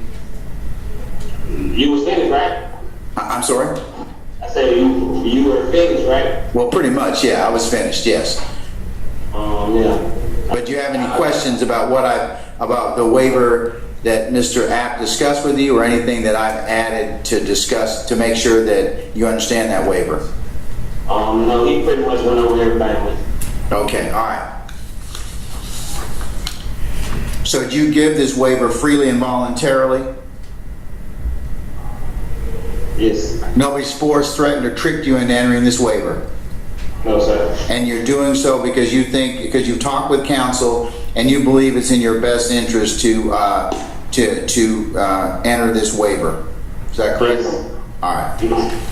Okay, Mr. App, anything else, sir? Just for the record, Your Honor, in accordance with the Georgia Rules of Professional Conduct, Rule 1.7, there are 3 prongs to that rule before any defendant can waive a potential conflict. And I want to make sure that we're on the record that I've met those 3 prongs prior to today. The first would be to review the material risks in writing and give reasonable alternatives to the client. And I've done that. The second would be to give the client the opportunity to consult with independent counsel, and we've done that. And the third would be to meet and discuss the options and issues with my client, and we've done that as well. And as a result, as what you've just heard on oath from Mr. Kendrick, is that he is making a knowing, intelligent, and voluntary waiver of any potential conflict of interest. Thank you. All right. Mr. Gear, Ms. Rosenwasser, is that sufficient, madam, or sir? Yes, Your Honor, we feel that would be sufficient to waive the conflict with Mr. Steele. Our understanding is the only remaining defendant that hasn't orally waived as well as Mr. Stillwell. Okay, and I think that we will have him in just a second, but we'll see. Okay, all right.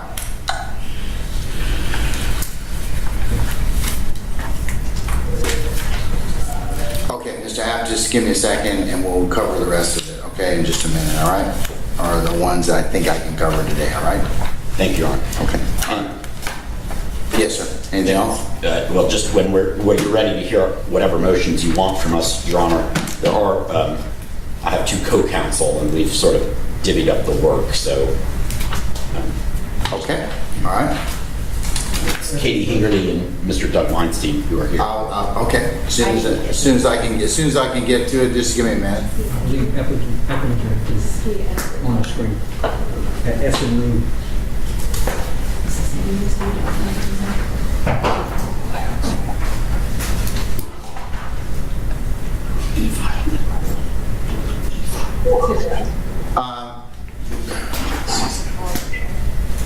Mr. Eppinger, can you hear me, sir? Yes, sir. All right, give me 1 second.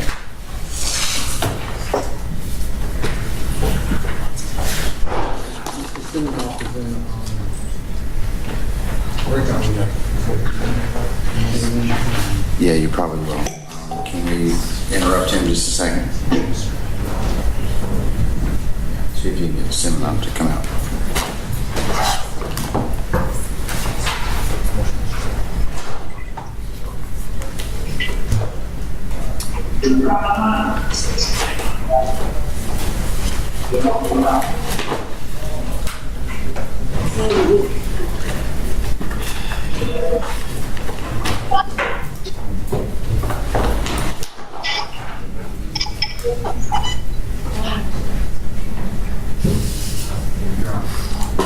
Yeah, Mr. Siminoff, I'm sorry to interrupt you.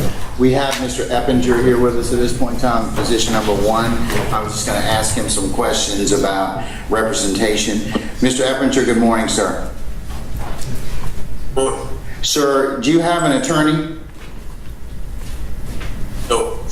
Would you like the court to go ahead and appoint you an attorney for this case? Yes, sir. All right. I'm going to have Mr. Siminoff, who's with the Public Defender's Office, talk with you in just a minute and qualify you to see if you can qualify for the services of the Public Defender or Conflict Defender, and we'll go ahead and let him do that this morning. I'm sorry, I actually have information on Mr. Eppinger. His case was already submitted for C3 counsel on August 19th from our office, and it was approved and forwarded to the state office. So if he doesn't have a lawyer at this point, I believe the state office is still working on securing representation for him, but our office is part in that process. So you've already started that process? We've already submitted the forms. They've been approved by my supervisor and forwarded to the state office, Judge. Okay. Mr. Chamberlain, since he's in GDC custody, can we put him back on for the 5th of October and see if that counsel will join us at that point, by that time? Yes, sir. Okay, all right. Mr. Eppinger, I'm going to go ahead and put you on for the 5th of October. So it looks like the quest to have representation for you is already started. So somebody should be reaching out to you very soon to talk with you about representation, okay? Yes, sir. But I am going to go ahead and put you back on for the 5th of October, okay? Yes, sir. All right. Unless you have any questions, sir, you're welcome to remain, or I can go ahead and release you, okay? I'm good. Say again? I said I'm good. I'll leave. Okay, all right. Thank you, sir. Okay, all right.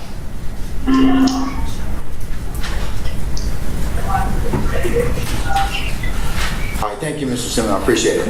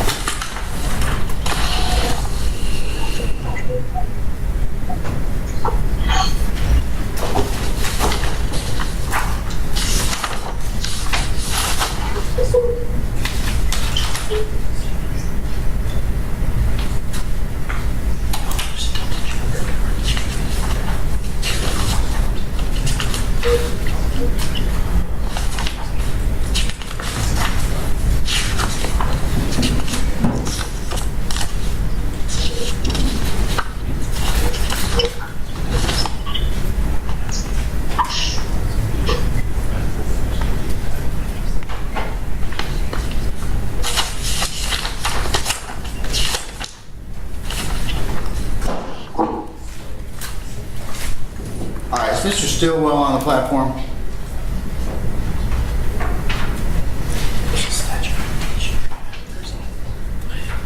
Judge, he's not out yet. Inmate Stillwell has some special conditions to where the deputies haven't been able to escort him out to the booth yet, so they're asking for a little bit more time. Oh, yes, ma'am. To get him to the booth. That's perfectly fine. Just let us know whenever he is ready. Yes, sir. Thank Okay. you. Thank you, madam.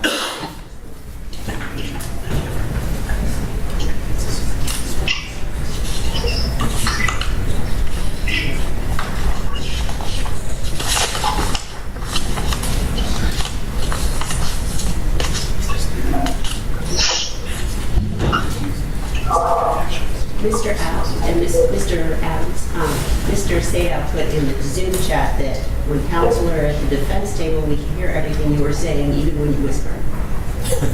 That mic is hot. Thank you, Steve. Thanks, Steve. But he's happy to have you keep talking. So, probably for obvious reasons, but okay. All right. Let's see what else we have here I can take care of at this point.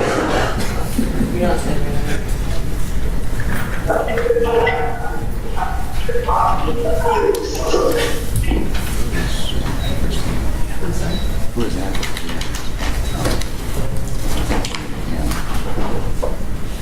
I don't believe that. Okay, that's one. All right.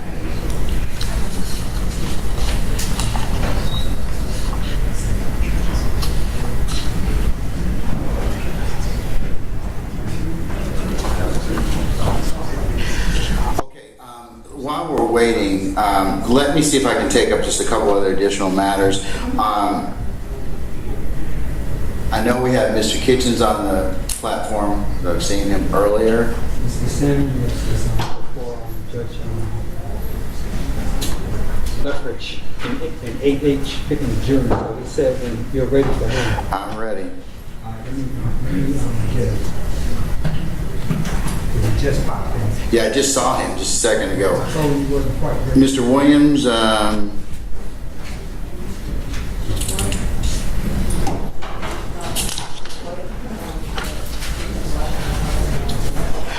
Mr. Steele, where are you? Mr. Steele, I can take up your matter with Mr. Williams. Let me see if I can find him on the platform. Just give me a second. I see him. I'm moving him over. All right.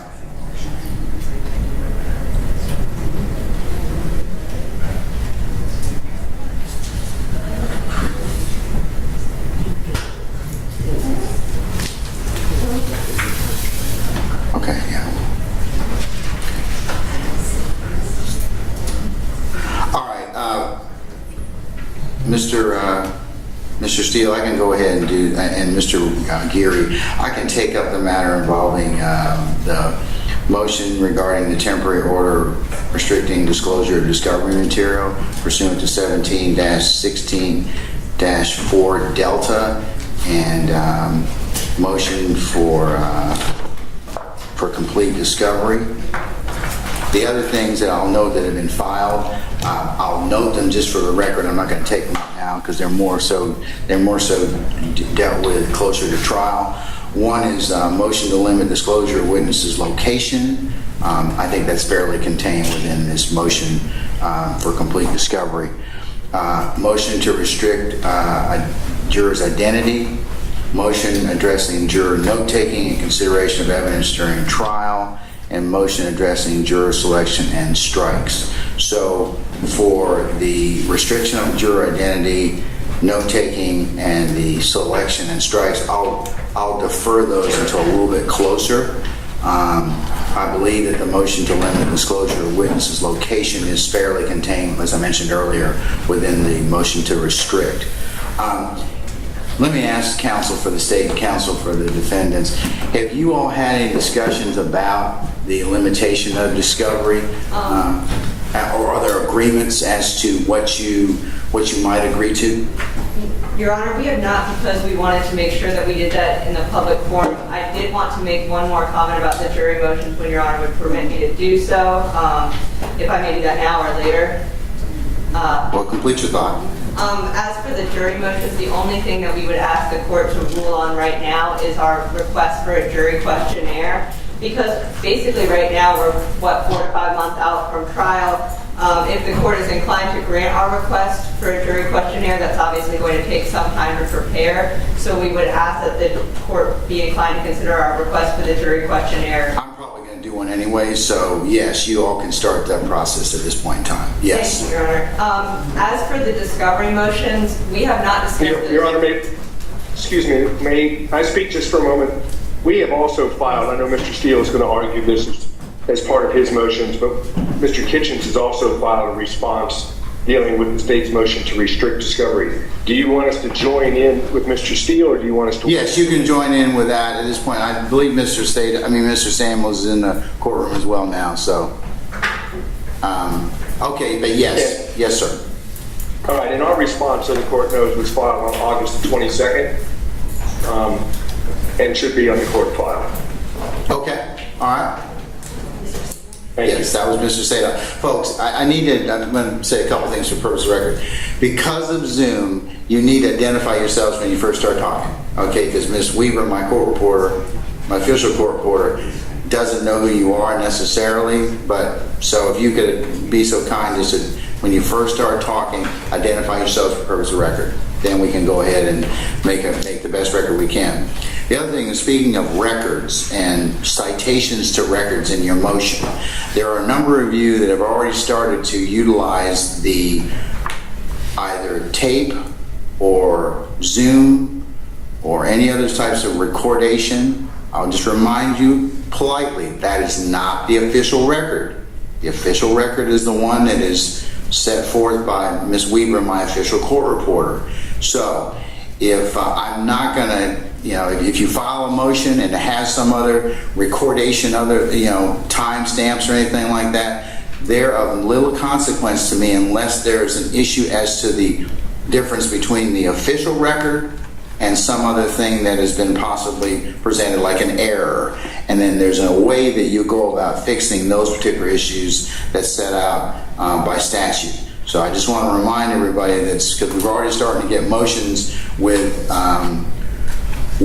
other types of alternative transcription or other sources. I'm just going to remind you again, they're not the official record of the court, and barring some other authorization, I won't consider them. So, okay, Mr. Samuel, I know you got to run, right? No, I'm here for this guy. I just haven't talked with him quick. Say again? I just haven't talked with him quick. You need it now? Yeah, I was gonna take up his matter. So. Ms. Rosenwasser's going to handle this matter. Say again? Ms. Rosenwasser's going to handle this motion. Yes. Yes, you may, sir. Yeah, absolutely. Ready to tell them. You need to hold the motion.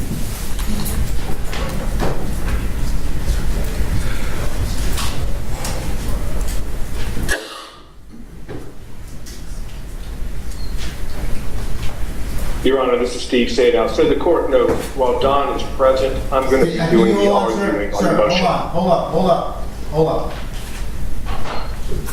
Mr. Sadow. I'm talking to my deputy. Just hold on 1 second, okay? No problem, sir. Thank you.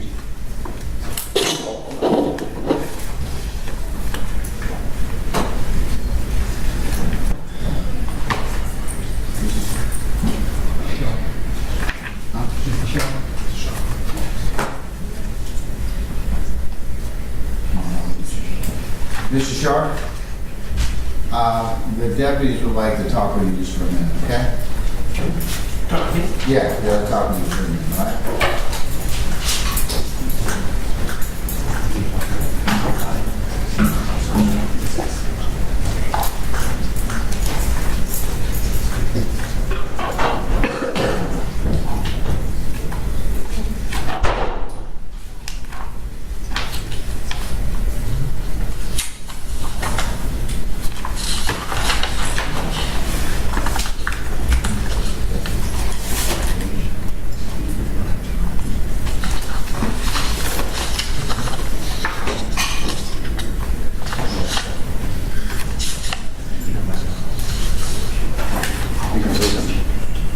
No, only about what Deputy Calvin. Okay, all right.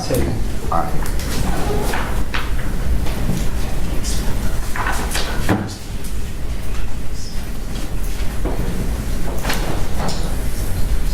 We may have to reset. No, still on. Oh, wait till the very end.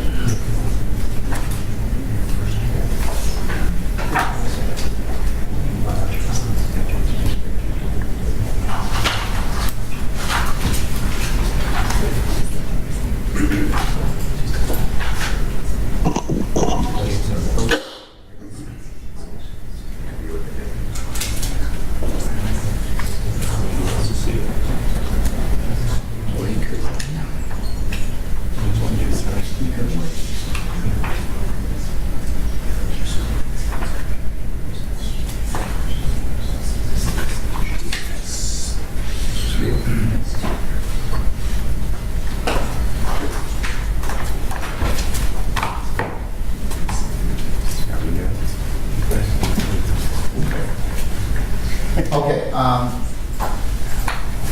see.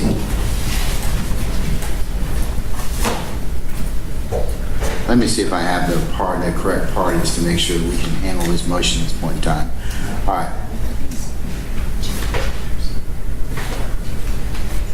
Okay, I see Mr. Williams. Good morning, sir.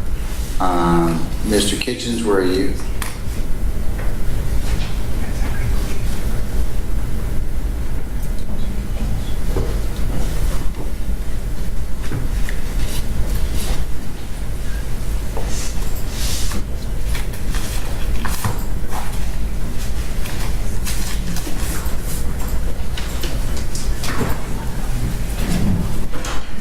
All I'm looking for Mr. Kitchens on the platform. Is he available? Let's see if he's here. No.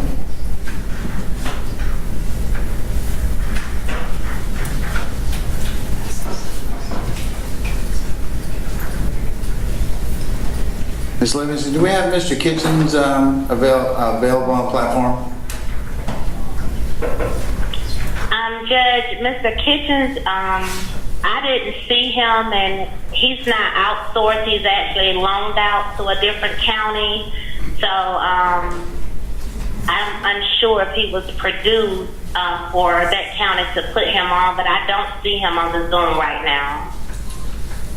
Who's this individual, Judge? Mr. Kitchens is position 16.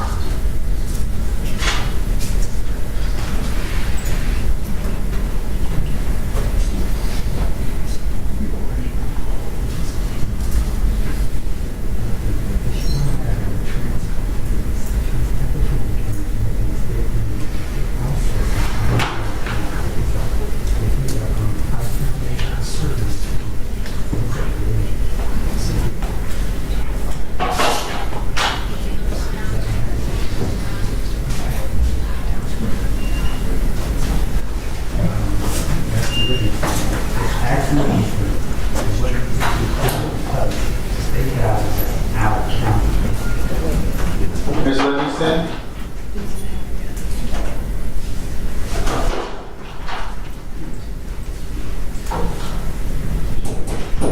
Ms. Livingston, ma'am?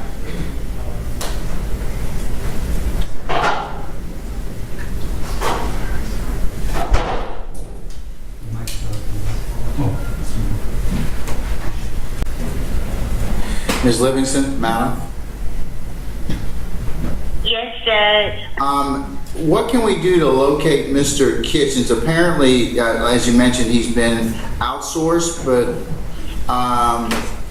what do we need to do in order to locate him for another hearing? Because we probably can't do that this morning, can we? Oh, first, can we locate him for this morning?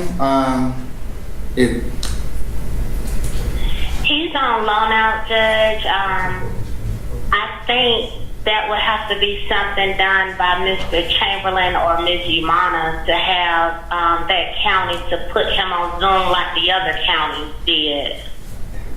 Okay, but we thought he was in Fulton County Jail, so we didn't know he was outsourced.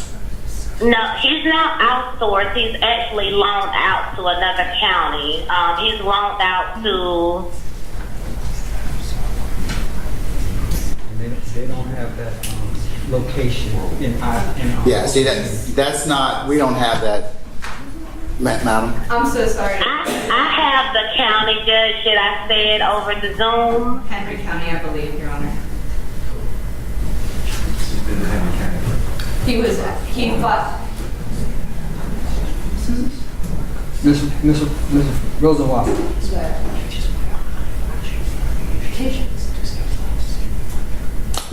So he's loaned out to Henry, is that right, madam? Yes, that's correct. When was he loaned out to Henry County? Judge, from the notes I see, he's been out at Henry County since May. Okay, all right. We'll make arrangements to do that. Your Honor, this is Steve Sadow. May I be heard for a moment? Mr. Sadow, hold tight. I'll let you complete your thought in just a minute. So he's in. This is on Mr. Kitchens, though. Yeah, just give me a second. I'm talking to Mr. Chamberlain right quick, and I'll let you complete your thought. He's in Henry County? Henry County. So he's in Henry County since May. He's been at the Fulton County Jail on August 18th, because that was the last hearing date. Now, if they chose to move him, that should be an odyssey on the booking screen. What is that?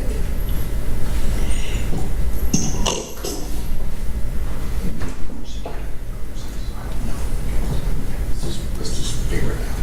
All right. Okay, Mr. Sadow? Yes, sir. Yes, Your Honor. Mr. Kitchens has been in Henry County nonstop since a few days after his voluntary surrender.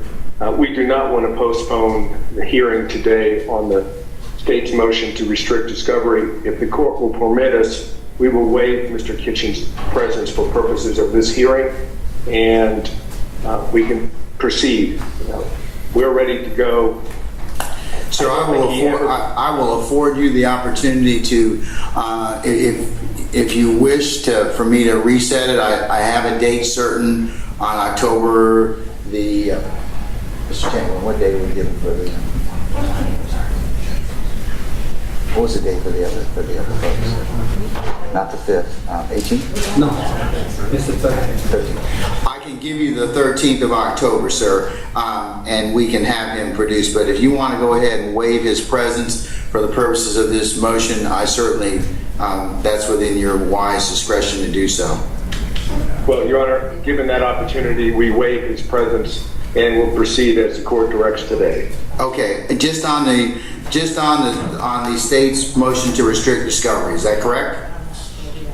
If the court is also going to hear the severance motion, although I don't know if it's actually on for purposes of a hearing, we will waive as to the severance motion as well. I think the only thing that we were noticed on is the motion to restrict discovery. Yeah, I think that for your client, that is correct. That is correct. So I would need to set the other one over for it to be heard. The motion to sever. That'll be fine. That'll be fine. We'll do the restrict discovery today as the court directs. Okay. All right. So, Mr. Geary and Ms. Rosenwasser, I think that Mr. Kitchens is going to waive Mr. Sadow is going to waive his presence just for the limited purpose for the motion to restrict discovery, and that Mr. Williams is in fact on the platform. So, all right, madam.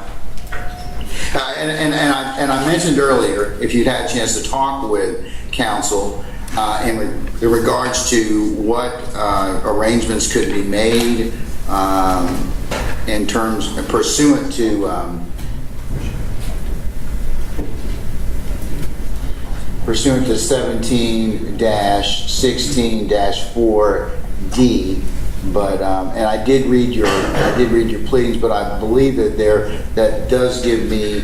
the statute does give me some flexibility in terms of what can be fashioned. So I was just wondering if you'd had an opportunity to talk with your colleagues across the way to fashion something such as letting them physically come and inspect any evidence or discovery, as well as binding them to as officers of the court and subject to discipline, not disclosing location of witnesses or third parties. So, Your Honor, first to start, it's been our position in this case to be a little more conservative about the out-of-court conversations we're having with counsel, just due to the numbers and the nature of the case. However, I have read through, for instance, the motion that was filed by Mr. Sadow. I think that we are actually fairly close, and the parties and I are in agreement in certain things. So first, I want to tell the court exactly what we are asking for in total between our motions. Okay. We would ask that the home addresses of our witnesses not be disclosed to anyone. We would ask, and should counsel have difficulty locating a witness, they can reach out to us, but we do not want a witness list with those addresses published. So that's our first request. Our second request is that the information on any proffers and statements of cooperating gang members be restricted until 30 days prior to trial. I will note for the record that at this time, all of our cooperating or gang associate statements, any statements made by someone who was once or is currently associated with this gang that we have, has been turned over. However, between now and then, should further individuals, defendants, or other associated gang members come forward, we would like the option to restrict that information on the proffers and statements until 30 days before trial.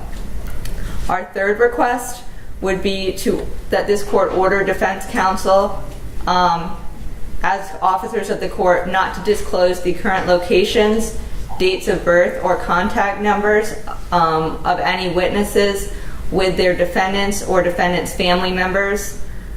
So while they may have that information so that they can contact them, we do not want the addresses disclosed, but email address, phone number, that sort of thing, we would ask that be absolutely restricted from being disclosed to defendants in this case or their family members. We would also, our fourth request would be that this court order defense counsel to avoid sharing discovery materials with non-members of the discovery team. So if they're not of the defense team, I'm sorry, Your Honor. So if they are not a member of the defense team, we would ask that discovery not be allowed to be shared with anyone outside of the members of the legal team.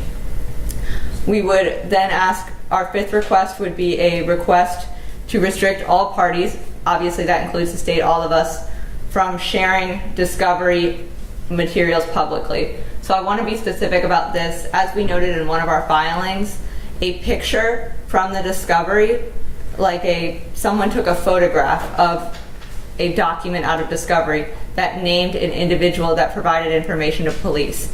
That document was shared publicly online. You can find it on Instagram, Reddit, YouTube. It's all over the internet. We want that not to happen again, and we're concerned that it happens, so we really want that restriction from anyone publicly sharing any discovery materials with news media, etc. And finally,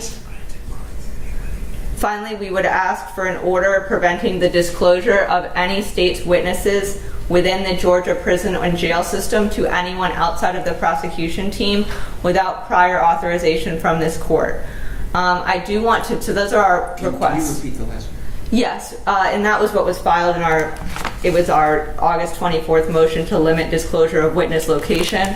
We would ask that any witnesses that are current state's witnesses that are in the jail or prison system, that this court order that those locations not be disclosed without prior authorization for this court. We're specifically thinking about the type of request that could be made to various prison systems or jails. And so we would ask that if the defense team would like those locations to first receive prior authorization from this court. So those are our requests in full, Your Honor. Yeah, 6, basically. Yes. Let me see if I can recap them again. One is to not disclose the home address or publish home address of any witnesses or parties. 2, that information on proffers of cooperating witnesses to include gang members, no disclosure until 30 days prior, that you represent as well as you've given statements that you have thus far as part of your discovery, correct? Yes, but you want to reserve, you want to have the option, should other people make proffers, to not disclose those until 30 days prior. Is that correct? Yes, Your Honor. Okay, all right. Number 3 is you want to order defense counsel not to share locations, date of birth with the defendants or the defendants' families? Date of birth or any contact information. Or contact location. Information, phone numbers, etc.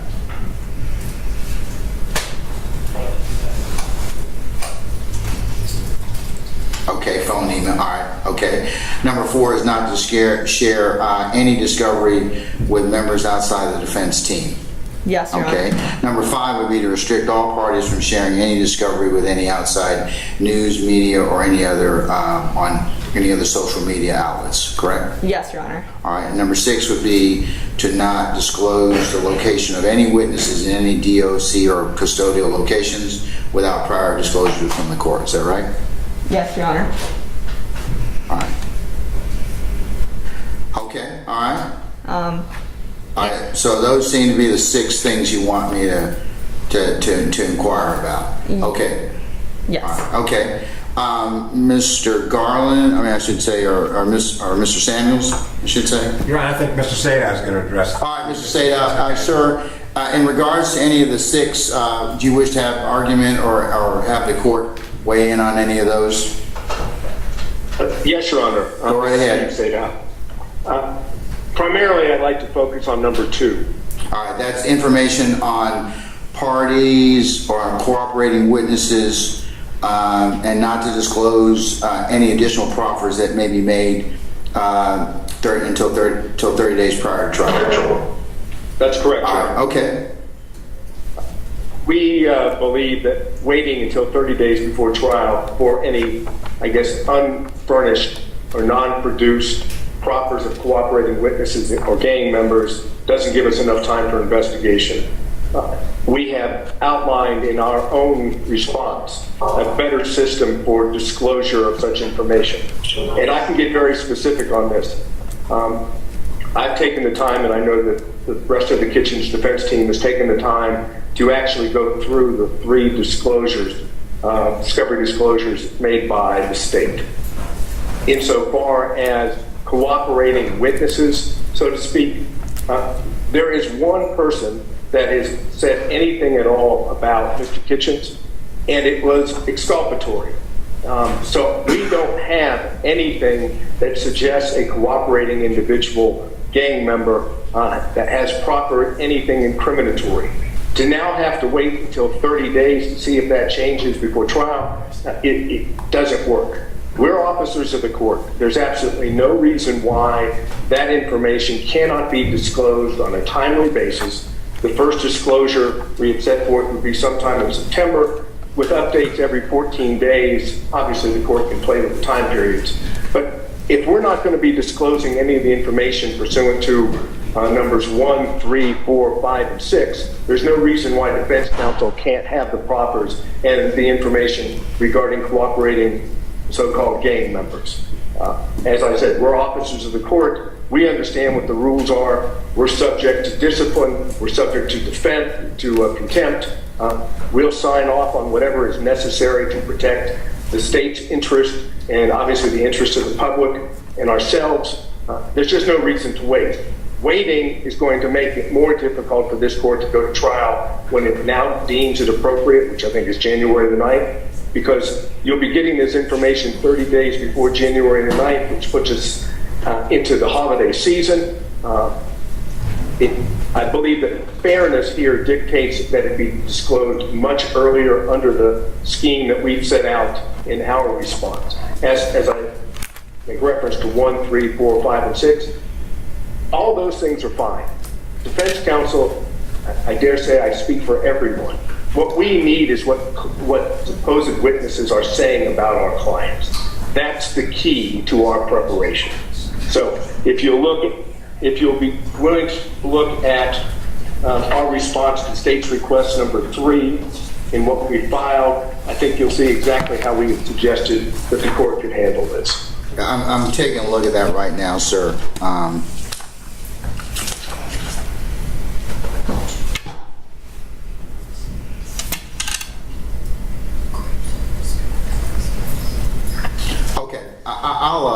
I have it in front of me, sir. So All right, Mr. Rosenwasser, what say the state in regards to that? I mean, I think that the court's concern is shared by Mr. Sadow's concern, is that they're not going to have time to kind of do the things that they need to do in order to be prepared. And I guess the hammer that I have and that they're all subject to is discipline. Because if they find out that that they were the impetus of violating this, you know, he's right. There's contempt by me and also discipline by the process set out by the Supreme Court of Georgia. So I would think that most people that have worked very hard to get a 6-digit bar number don't want to subject themselves for anybody, even for a fee. Yes, Your Honor. So while we understand that, we of course will leave it in the discretion of the court, but we're going to just maintain our request because of what has already happened. It's made us extremely concerned.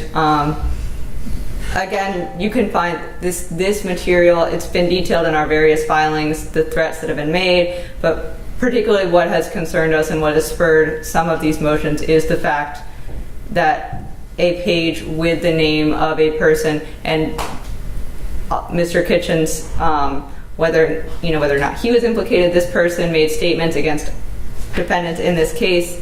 This person was named, and this information was posted online, and the court even searches, if you go on Instagram and search, snitch YSL, this discovery document that we served only on the Dropbox to defense counsel in this case, this page appears on Instagram, Reddit. I found it on TikTok.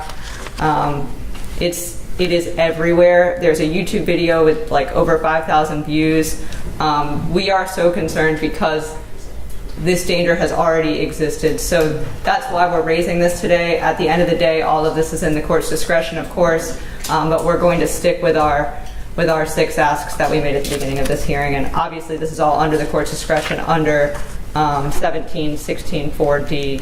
And again, we will provide witness lists, but we just don't want to do so with the addresses, and we do want it subject to the restrictions that we've asked for today. Mr. Sadow and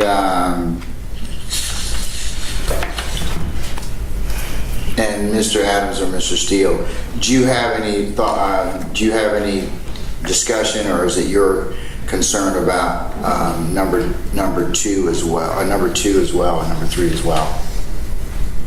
I'm sorry, Your Honor. This is Steve Sadow again. I'm not sure I understood the court's question. Number 3 is okay. You are actually it states request number 3 is wholly restrict the information on proffers or statements of cooperating gang members until 30 days prior to trial. So the other of the state's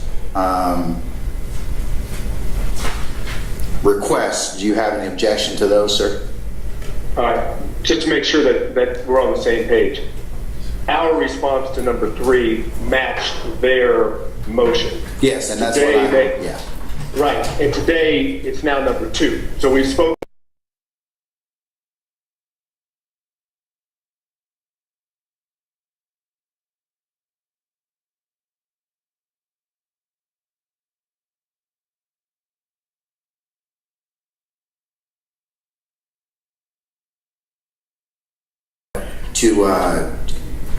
To address, or that there's a discrepancy between you and the state, is it states request number 3 in terms of the one you responded to, and that's wholly restrict the information on proffers and statements of cooperating gang members until 30 days prior to trial. Is that correct? You're absolutely correct, John. Okay, the other ones, the only one that the other 5 you don't have any issues with that the state has proffered in open court?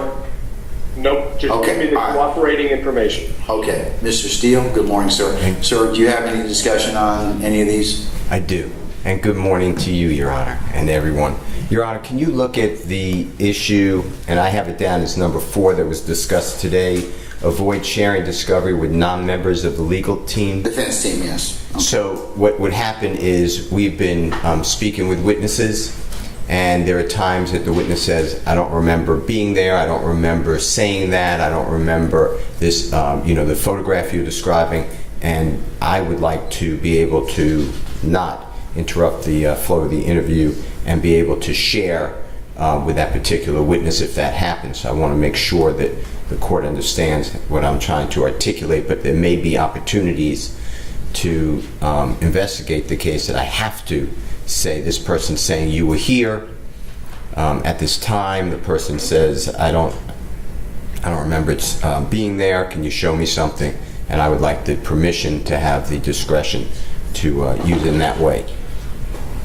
So that's what I'd like you to consider. There may be times that has to happen.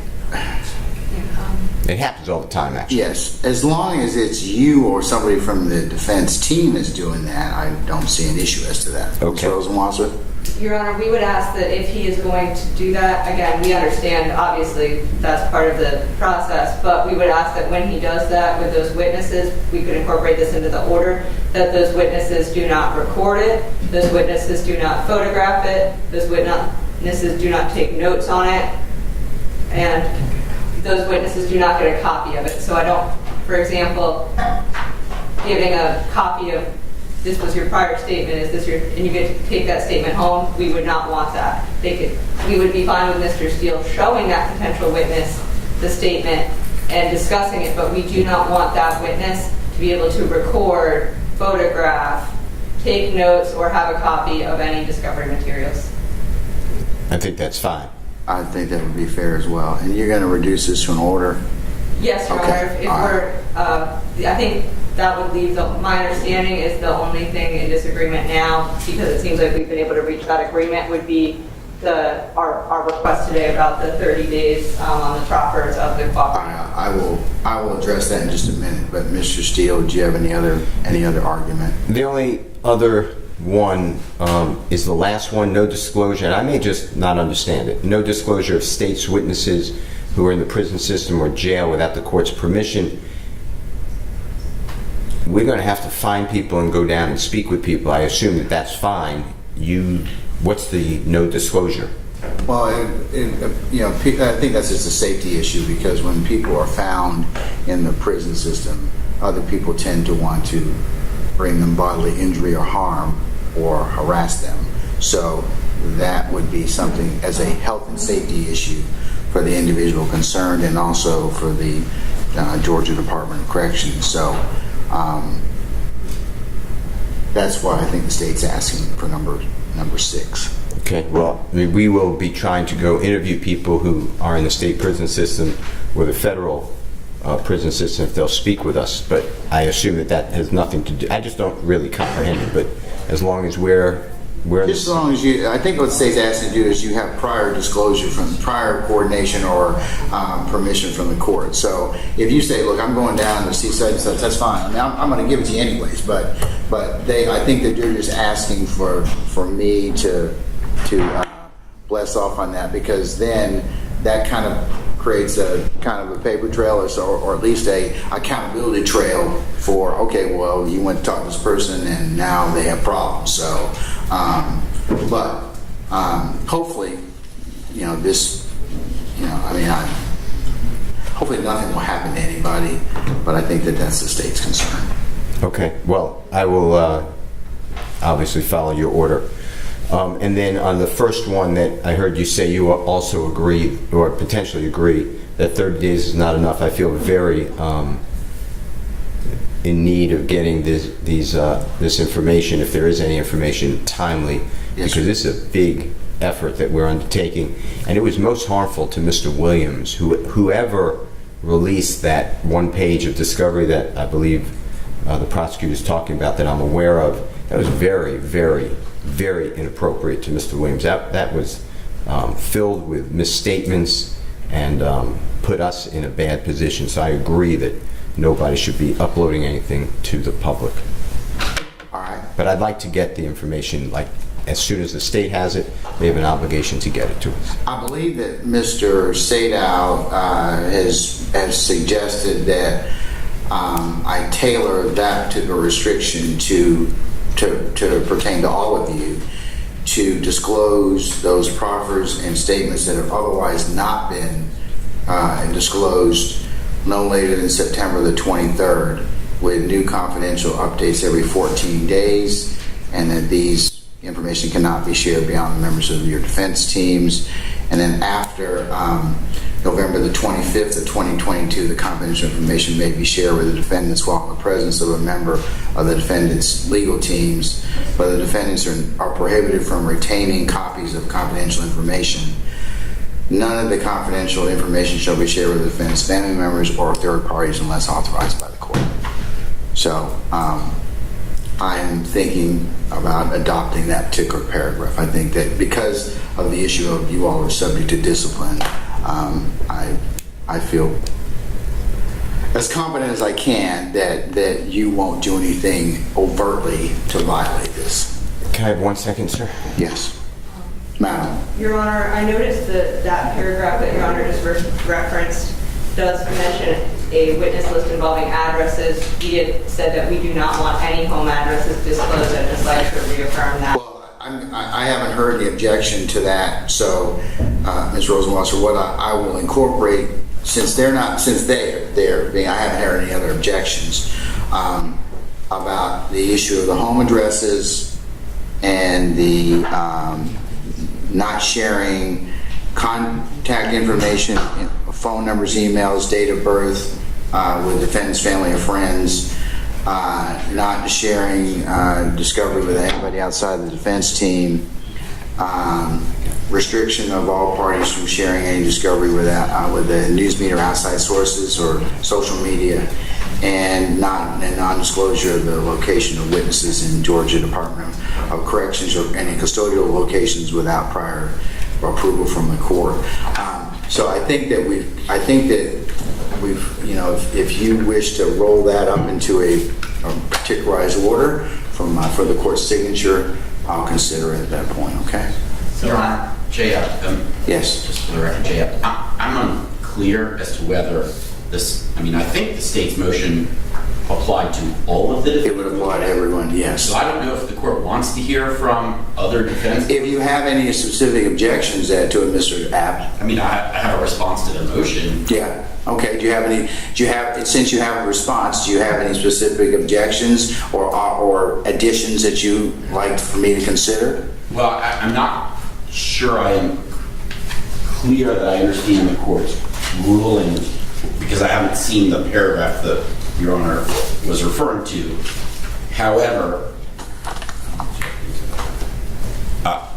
just for the record, on behalf of Mr. Kendrick, I have, and I'm going to go by the 6 points that the state used today as opposed to the points that they highlighted in their motion. I have no objection and consent to numbers 1, numbers 3, numbers 5, and number 6.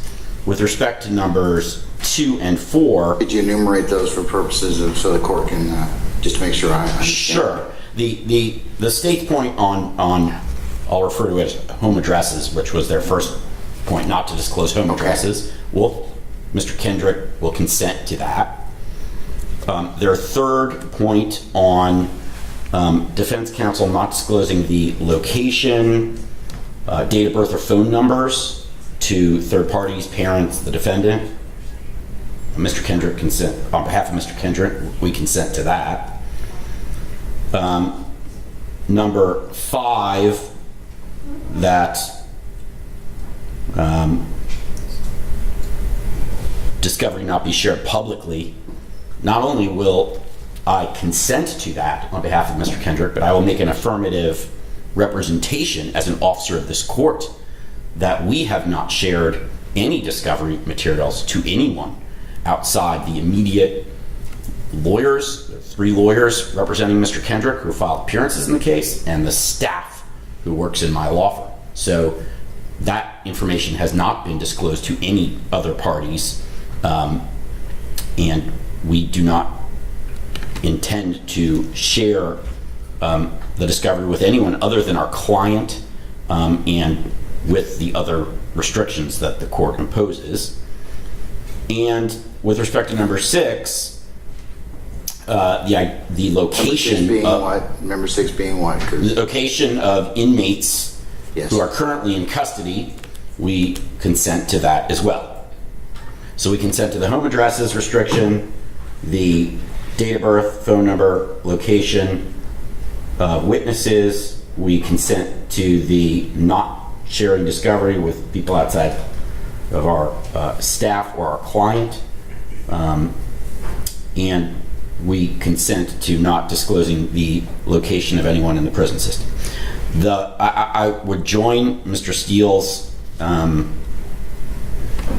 statement and argument about having members of the legal team share discovery materials. We would need to do that on a very limited basis, but we would not provide a copy of any of those materials to anyone, electronically or otherwise, if we're questioning a witness or interviewing the witness in the case.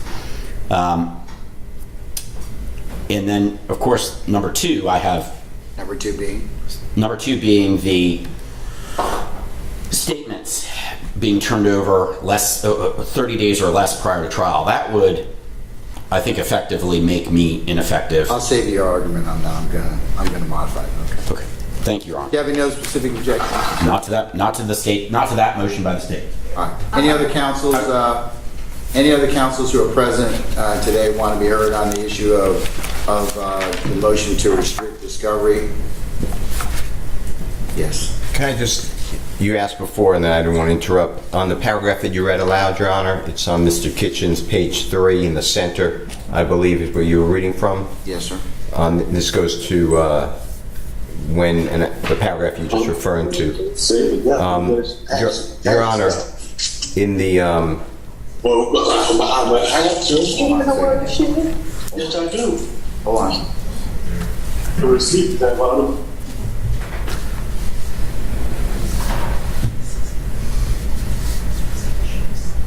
Sorry, I had somebody.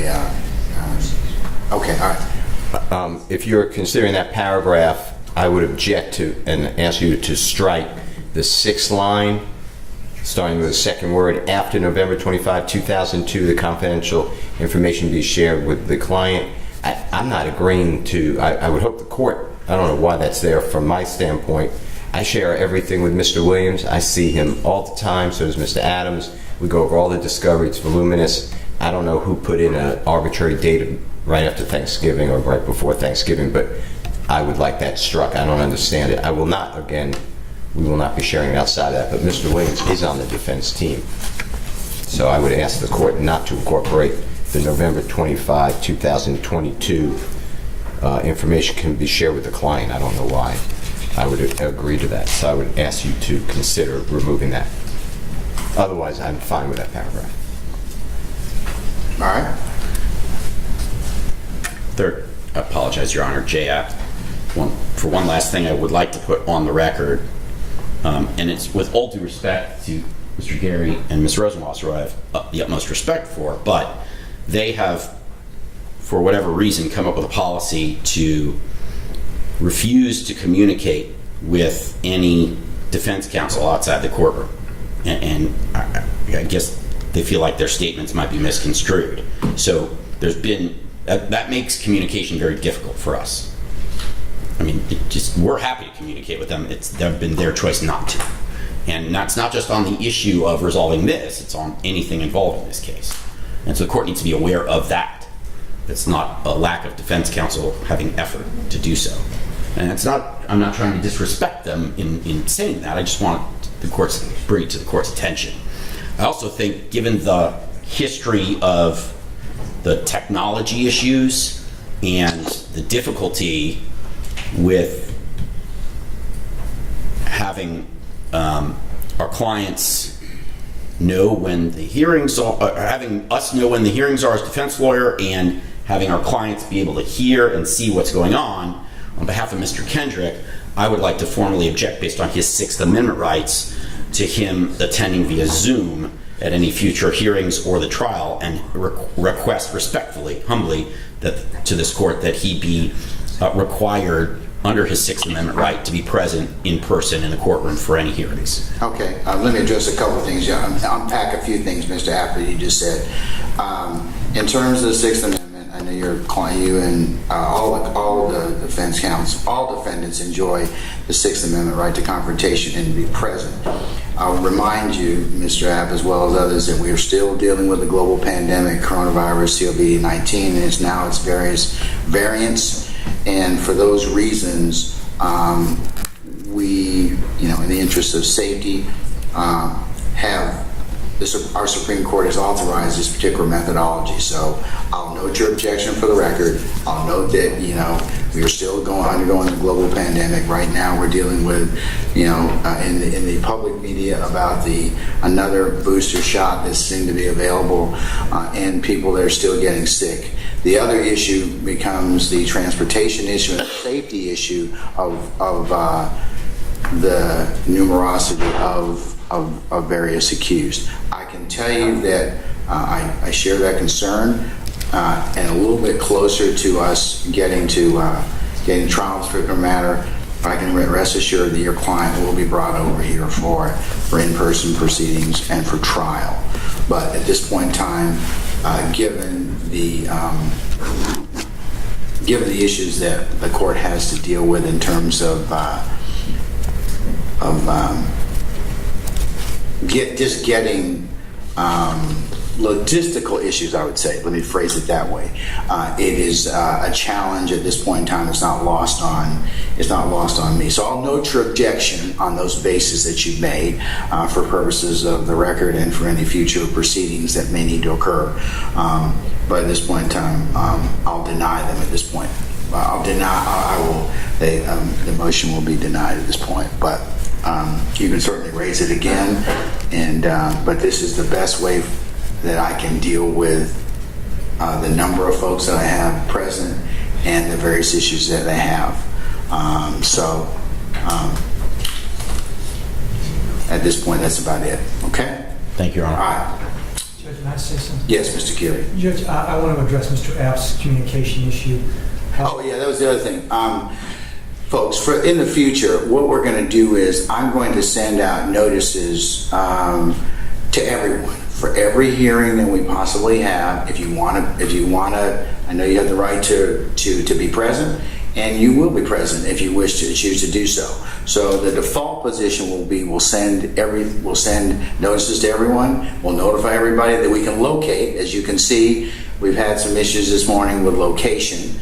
But we're working on those, and the other thing about representation, we're also working on that. So the default position will be I will dial up your clients for any and all future proceedings. If you choose not to appear or otherwise waive your client's presence, then you can let us know at that point in time. So I did want to say that the state doesn't send out notice. No, you don't do that. We've been questioned on that. I just wanted to make that. But I could shift that responsibility to you if you want, Mr. Geary. Got enough to do so. Okay, all right. So in the future, Mr. Appleton, to all those who have concerns, we will be sending out notices to everyone for every future proceeding that we do have. You're welcome to appear as co-accused. You have just as much an interest in knowing what's going on. If you wish to appear, but we will send you notices, okay? Correct. One last thing. Clerk's office will send out notices. Not this. Yes. Yeah. Not Judge Glanville in particular, but the clerk's office will notice all future to everyone who is entered an appearance in this case. Okay. And on the last, Judge, as far as the communication, let's deal with that, Mr. We Geary. believe we have been misquoted. I didn't want to specifically bring that up. We'll deal with it in-house. We are communicating as we believe we need to move the case forward. We are limiting communication except in court, or if we feel we need to respond. There are counsel in court that have asked specific questions, and we have responded to. So we are not communicating. We are limiting that communication to that which we think is essential. Okay. All right. Counsels, I'll just reiterate your duties as officers of the court. Please go ahead and continue to communicate with each other as you see fit, barring in mind that since the court now has made it very clear that any violations of, I will sign an order which will bind all of you to what has been proffered today in court of the concerns of the state, and I'm not afraid to deal with it, and I hope I don't have to, because all of you are professional advocates with a lot of experience, and this should not be an issue, but just to make sure that everyone gets a fair trial, just trial, legal trial, it's necessary. So I'm probably telling the obvious to the group assembled, but it's just part of the rules of the road going forward, okay? All right. All right, one more thing I need to deal with is this, and Ms. Rosenwasser, what say you about this sentence here about after the 25th of November, 2022? Your Honor, basically our position remains the same. I know that. I know that doesn't change. All right, but I'm gonna require that you start to that any statements you have not otherwise provided already no later than September 23rd, with the confidential updates every 14 days thereafter. Then what's our position? He wants to share. We understand that statement, Judge. Okay, all right. All right, the next sentence reads, the confidential information will not be shared beyond members of the defendant's legal teams. That's fairly, that would be, goes without saying. And it's fairly encompassed with some of the other things that you have, the requests that you have made globally. And then, but I think Mr. Steele has objected to the sentence after November 25th, 2022, the confidential information may be shared with the defendants while in the presence of a member of the defendant's legal teams, but the defendants are prohibited from retaining copies of the confidential information. Judge, our concern has always been the safety of our witnesses. We would ask if the court's going to modify our 30 days that you stick with that. Once it's communicated with the defendants, if they have the desire to do so, that we communicate with who they want to and put that in danger. I understand the counsel, Mr. Sadal, Mr. Steele, they're not going to do that. I believe them at their word. Once that's communicated outside of their team, it's out of our control. And to this, it bears without saying, Mr. Geary, you remind me something that I need to raise. I know that all of you are really seasoned advocates, but the issue that comes up with disclosure is those people that work with you. They need to be trained as part of your professional responsibility obligations on the rules of confidentiality. It always bears repeating, even those of us who are senior, and even with the court staff, that my team and the folks that work with me are bound by those same rules of confidentiality.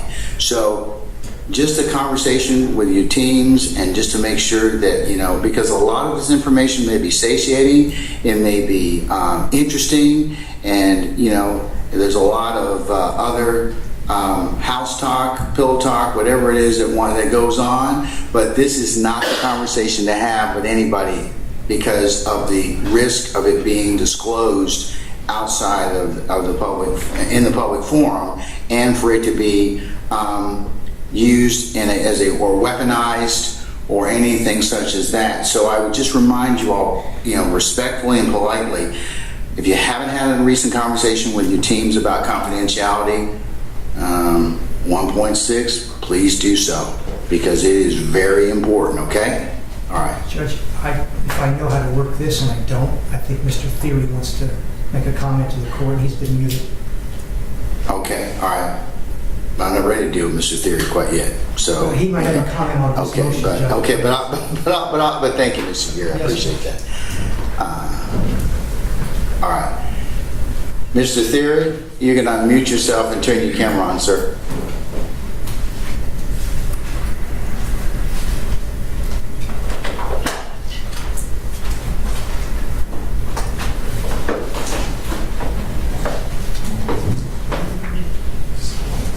Mr. Theory?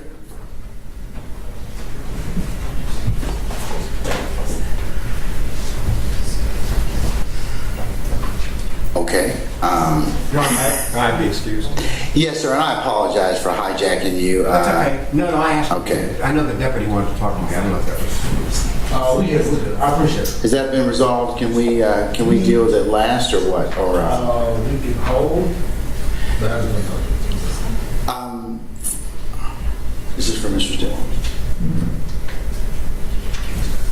Yeah, we're going to need to do Mr. Stillwell last. So give it, Mr. Stillwell. Mr. Stillwell. That's Mr. Charlotte. Mr. Charlotte. Okay. When you want to talk to me. Do you need to talk? It was separate, but we're good. I can't do It was separate, but we're good. Thank you, sir. Thank you, Judge. Do you have anything else for me, sir? Not in this case. I got something. Okay, all right. Okay, all right. Thank you, sir. Appreciate you. All right. Given your objection, Mr. Steele, I'm going to overrule your objection. I'm going to basically just I will use that particular paragraph as written. I've noted your objection for the record. Okay, all right. Yes. On behalf of Mr. Stillwell, Matt Shard, on behalf of Mr. Yes. Stillwell. You got it. Come on.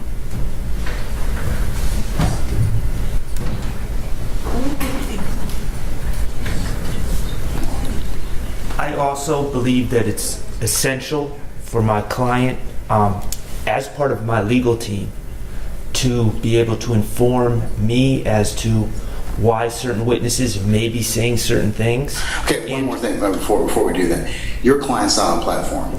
He is not. And there seems to be some issues. So I'll take whatever you want to say, but let me go ahead and wait till the end and bring him. Let the jail team kind of bring him out. Okay, so you can proffer whatever you need. And I just wanted to stay on topic. And he'll be present. So just park that just for a second, and as soon as I can go ahead and do that, I'll bring him out. We're going to probably try and bring him out last, because so that we can deal with some concerns the jail staff has. Okay? Yes, Your Honor. All right.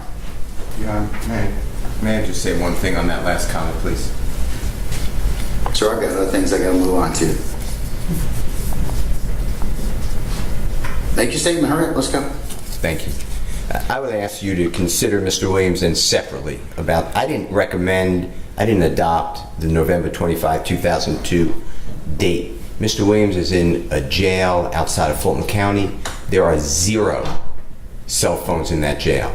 Every one of his communications outside of his legal team are recorded. The state can tell whether he's talking about in discovery. He has done nothing to my knowledge to obstruct or intimidate at all.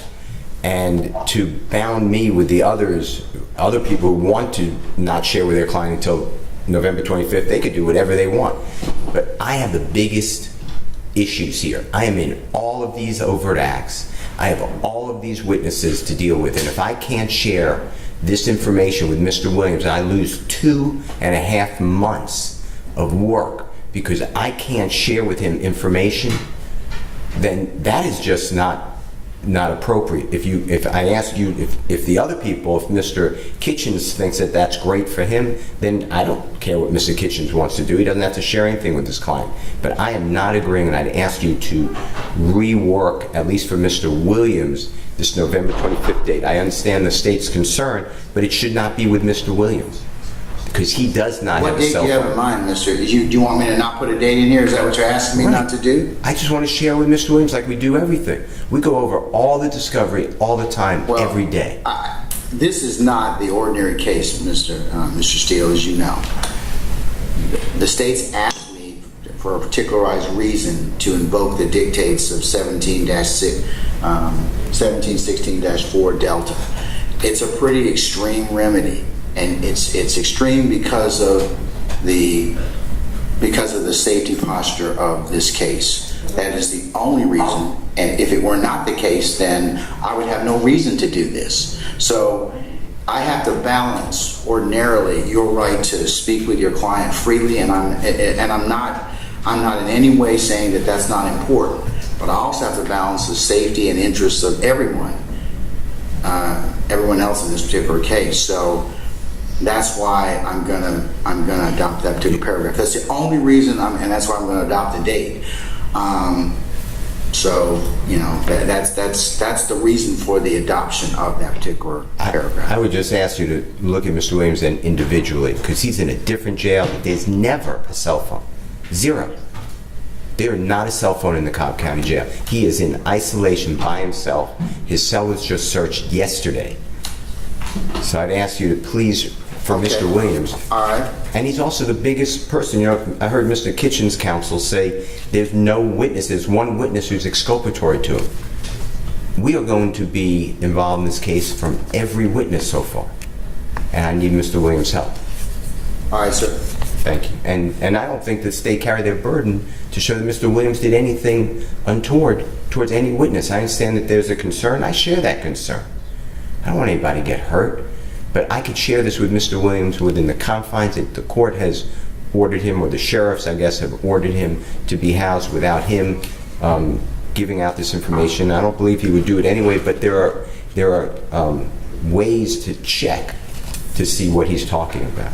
So I would ask to be allowed to share with him at all times, and I feel very strongly. I wouldn't take your time. I feel very strongly. I understand that, sir. I understand that. Yes, Mr. Geary. What were you going to say, sir? What purports to be an Instagram post from Mr. Williams last weekend, which would have been from the Cobb County Jail, can't ascertain that I saw him do it. But there's an Instagram post. Hold on one second. I think somebody's talking at this point. For someone you know, or that's not today.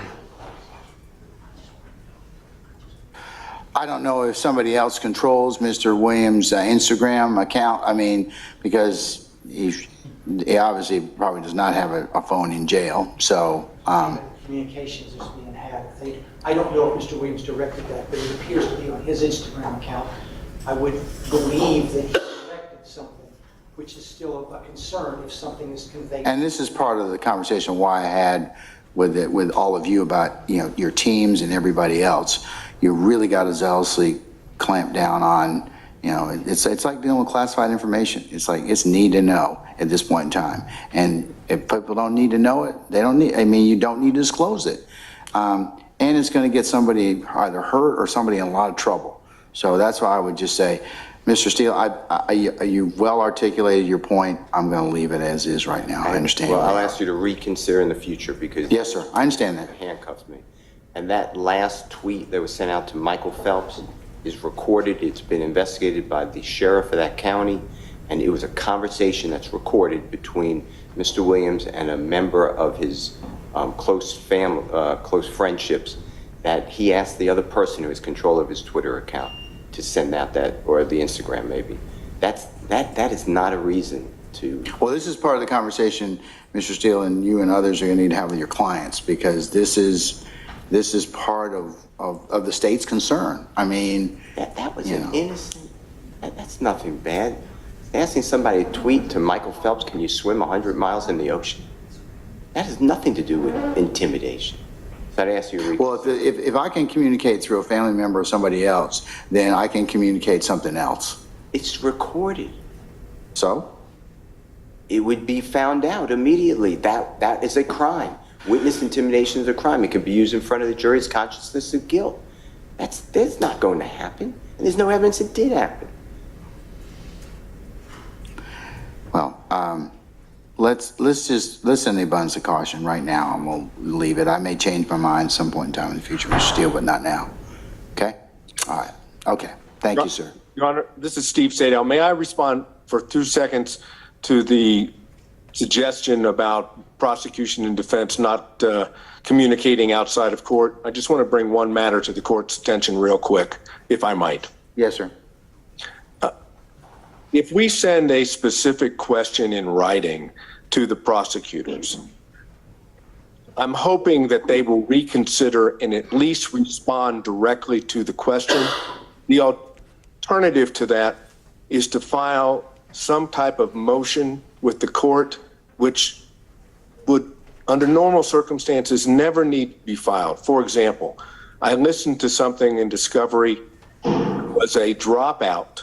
I've asked a specific question whether this was an actual dropout or in some form or fashion there was a redaction. That was the question asked. If I can't get an answer to that simple question, then I have to file a motion with the court in order to get that response from the state. That seems to me to be a total waste, not of my time, not of the state's time, but of your honor's time. And we're trying to avoid that. So maybe the state could reconsider oral communications, one thing, verbal communication, same thing. But if it's in writing, maybe they could reconsider their position and respond so we don't tie the court up in matters that it doesn't need to be involved in. Okay. All right.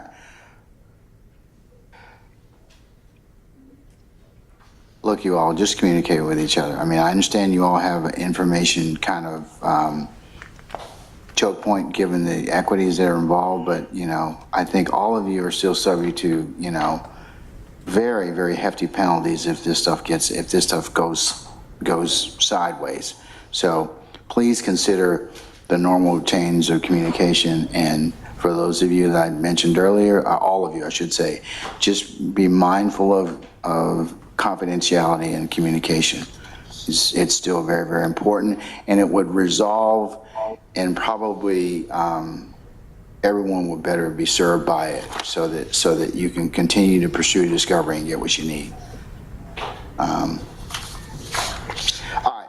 So, Ms. Rosenwasser, you're gonna prepare an order for it, and it can be floated to all of your all the other counsel as well, and I will look at it and either modify it or I will sign it and enter it. Okay? Yes, Your Honor. I'll send that email to all counsel, the emails that I have on record.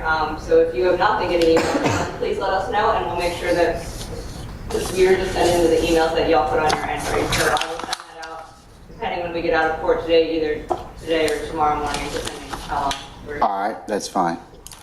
Okay. All right. Mr. Siminoff, sir. Judge, I just wanted to alert the court that I have interviewed 3 defendants that the court instructed me to interview. They all qualify, and I will submit the C3 paperwork. Okay, so again, that's Mr. Fleetwood. Yes, Judge. In position number 7. Mr. Blalock and Mr. Nichols. Mr. Nichols is in number 9. And Blalock is 15. Blalock is position number 15. Okay, so. Your Honor, I do want to alert the court, Mr. Fleetwood informed me that even though I completed the interview with him, he does wish to hire a private attorney and does not request public defender services at this time. However, I'm the pleasure of the court if you'd like to submit the C3 anyway. Mr. Fleetwood? Where is he? Let's see. Have they been? Yes. All right, Mr. Fleetwood, what I'm going to do is I am going to have Mr. Siminoff start the process to qualify you. And if you have an attorney if you hired private counsel by the 5th of October, that private counsel can go ahead and substitute in, okay? Okay. But I'm going to go ahead and instruct him to start the process at this point, okay? All right. All right. Sir, you are welcome to remain here, or you're welcome to excuse yourself, sir, okay? All right.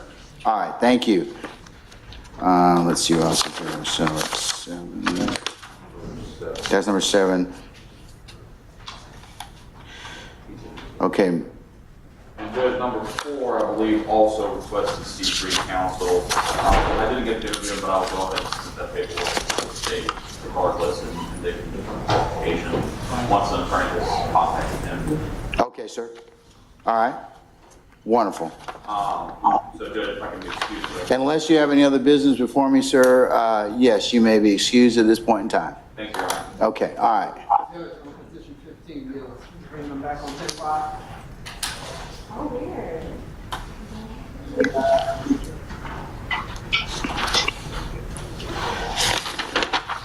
Yes, sir.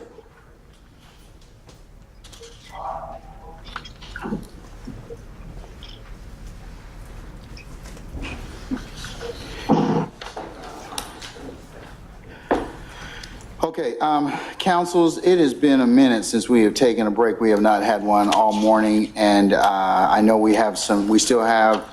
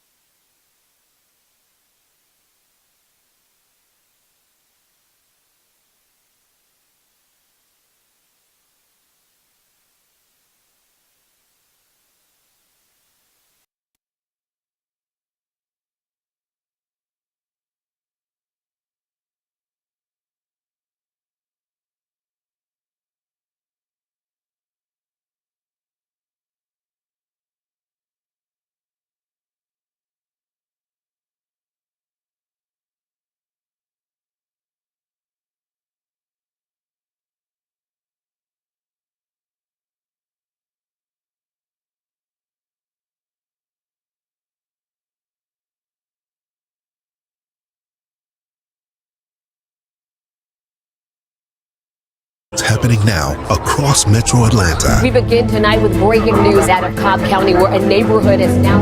where you stay a step ahead of severe weather. Our storm risk has now been upgraded to a... And the only place where you can verify fact versus fiction. 11 Alive can verify that claim is false. 11 Alive News at 11 p.m., where you end the day ready to take on tomorrow. Weather can't run from the 11 Alive Thunder Truck. A mobile weather center with the power and speed to chase down the strongest storms and bring you on-the-ground conditions. The 11 Alive Thunder Truck, sponsored by Landmark Dodge. Fighting social inequality is on all of us. That's why 11 Alive is committed to sharing diverse perspectives, exposing injustice, and finding solutions. Voices for Equality, sponsored by Georgia Power and our other partners. The 11 Alive Storm Trackers. It's how you see weather happening now across Metro Atlanta. These severe storms are now closing in. We could be talking about damaging winds, hail, and... How you can plan ahead by knowing what's coming overhead. Heavy storms are rolling in. Expect pop-up thunderstorms and rain all day long. And how you'll be weather ready wherever you are. We expect at any moment a tornado warning could be issued. The 11 Alive Storm Trackers. It's how you'll be prepared and stay safe. 11 Alive Morning News. We began with breaking news this morning. Is where you know what's happening now. 11 Alive is live on the scene. Where you can confidently plan ahead. This severe weather is intensifying. By knowing what's coming overhead. And we're Atlanta's traffic expert. We've seen delays almost 30 minutes worth of helps you get there on time. Every time. 11 Alive Morning News is where you start the day prepared. Watch weekdays 5 to 7 a.m. If you see breaking news or severe weather near you, snap it and share it using Near Me on the 11 Alive News app. Want to verify if something's true or false? Record your question and send it. Download the 11 Alive News app to use Near Me. 11 Alive News at 11 p.m. is where you find out what's happening now across Metro Atlanta. We begin tonight with breaking news out of Cobb County, where a neighborhood is now... where you stay a step ahead of severe weather. Our storm risk has now been upgraded to a... and the only place where you can verify fact versus fiction. 11 Alive can verify that claim is false. 11 Alive News at 11 p.m., where you end the day ready to take on tomorrow. Weather can't run from the 11 Alive Thunder Truck. A mobile weather center with the power and speed to chase down the strongest storms and bring you on-the-ground conditions. The 11 Alive Thunder Truck, sponsored by Landmark Dodge. Fighting social inequality is on all of us. That's why 11 Alive is committed to sharing diverse perspectives, exposing injustice, and finding solutions. Voices for Equality, sponsored by Georgia Power and our other partners. The 11 Alive Storm Trackers. It's how you see weather happening now across Metro Atlanta. These severe storms are now closing in. We could be talking about damaging winds, hail, and... how you can plan ahead by knowing what's coming overhead. Heavy storms are rolling in. Expect pop-up thunderstorms and rain all day long. And how you'll be weather ready wherever you are. We expect at any moment a tornado warning could be issued. The 11 Alive Storm Trackers. It's how you'll be prepared and stay safe. 11 Alive Morning News. We began with breaking news this morning. Is where you know what's happening now. 11 Alive is live on the scene. Where you can confidently plan ahead. This severe weather is intensifying. By knowing what's coming overhead. And we're Atlanta's traffic expert. We've seen delays almost 30 minutes worth of helps you get there on time. Every time. 11 Alive Morning News is where you start the day prepared. Watch weekdays 5 to 7 a.m. If you see breaking news or severe weather near you, snap it and share it using Near Me on the 11 Alive News app. Want to verify if something's true or false? Record your question and send it. Download the 11 Alive News app to use Near Me. 11 Alive News at 11 p.m. is where you find out what's happening now across Metro Atlanta. We begin tonight with breaking news out of Cobb County, where a neighborhood is now... where you stay a step ahead of severe weather. Our storm risk has now been upgraded to a... and the only place where you can verify fact versus fiction. 11 Alive can verify that claim is false. 11 Alive News at 11 p.m., where you end the day ready to take on tomorrow. Weather can't run from the 11 Alive Thunder Truck. A mobile weather center with the power and speed to chase down the strongest storms and bring you on-the-ground conditions. The 11 Alive Thunder Truck, sponsored by Landmark Dodge. Fighting social inequality is on all of us. That's why 11 Alive is committed to sharing diverse perspectives, exposing injustice, and finding solutions. Voices for Equality, sponsored by Georgia Power and our other partners. The 11 Alive Storm Trackers. It's how you see weather happening now across Metro Atlanta. These severe storms are now closing in. We could be talking about damaging winds, hail, and How you can plan ahead by knowing what's coming overhead. heavy storms are rolling in. Expect pop-up thunderstorms and rain all day long. And how you'll be weather ready wherever you are. We expect at any moment a tornado warning could be issued. The 11 Alive Storm Trackers. It's how you'll be prepared and stay safe. 11 Alive Morning News. We began with breaking news this morning. Is where you know what's happening now. 11 Alive is live on the scene. Where you can confidently plan ahead This severe weather is intensifying. by knowing what's coming overhead. And where Atlanta's traffic expert We've seen delays almost 30 minutes worth of helps you get there on time, every time. 11 Alive Morning News is where you start the day prepared. Watch weekdays 5 to 7 a.m. If you see breaking news or severe weather near you, snap it and share it using Near Me on the 11 Alive News app. Want to verify if something's true or false? Record your question and send it. Download the 11 Alive News app to use Near Me. 11 Alive News at 11 p.m.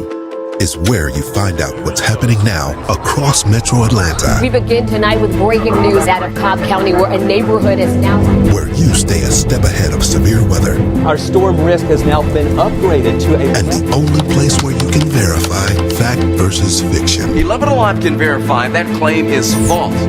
11 Alive News at 11 p.m. Where you end the day ready to take on tomorrow. Weather can't run from the 11 Alive Thunder Truck. A mobile weather center with the power and speed to chase down the strongest storms and bring you on-the-ground conditions. The 11 Alive Thunder Truck, sponsored by Landmark Dodge. Fighting social inequality is on all of us. That's why 11 Alive is committed to sharing diverse perspectives, exposing injustice, and finding solutions. Voices for Equality, sponsored by Georgia Power and our other partners. The 11 Alive Storm Trackers. It's how you see weather happening now across Metro Atlanta. These severe storms are now closing We in. could be talking about damaging winds, hail, and How you can plan ahead by knowing what's coming overhead. Heavy storms are rolling in. Expect pop-up thunderstorms and rain all day long. And how you'll be weather ready wherever you are. We expect at any moment a tornado warning could be issued. The 11 Alive Storm Trackers. It's how you'll be prepared and stay safe. 11 Alive Morning News. We began with breaking news this is morning. where you know what's happening now. 11 Alive is live on the scene. Where you can confidently plan ahead This severe weather is intensifying. by knowing what's coming overhead. And where Atlanta's traffic expert We've seen delays almost 30 minutes worth of helps you get there on time, every time. 11 Alive Morning News is where you start the day prepared. Watch weekdays 5 to 7 a.m. If you see breaking news or severe weather near you, snap it and share it using Near Me on the 11 Alive News app. Want to verify if something's true or false? Record your question and send it. Download the 11 Alive News app to use Near Me. 11 Alive News at 11 p.m. is where you find out what's happening now across Metro Atlanta. we begin tonight with breaking news out of Cobb County, where a neighborhood is now Where you stay a step ahead of severe weather. Our storm risk has now been upgraded to a... And the only place where you can verify fact versus fiction. 11 Alive can verify that claim is false. 11 Alive News at 11 p.m. Where you end the day ready to take on tomorrow. Weather can't run from the 11 Alive Thunder Truck. A mobile weather center with the power and speed to chase down the strongest storms and bring you on-the-ground conditions. The 11 Alive Thunder Truck, sponsored by Landmark Dodge. Fighting social inequality is on all of us. That's why 11 Alive is committed to sharing diverse perspectives, exposing injustice, and finding solutions.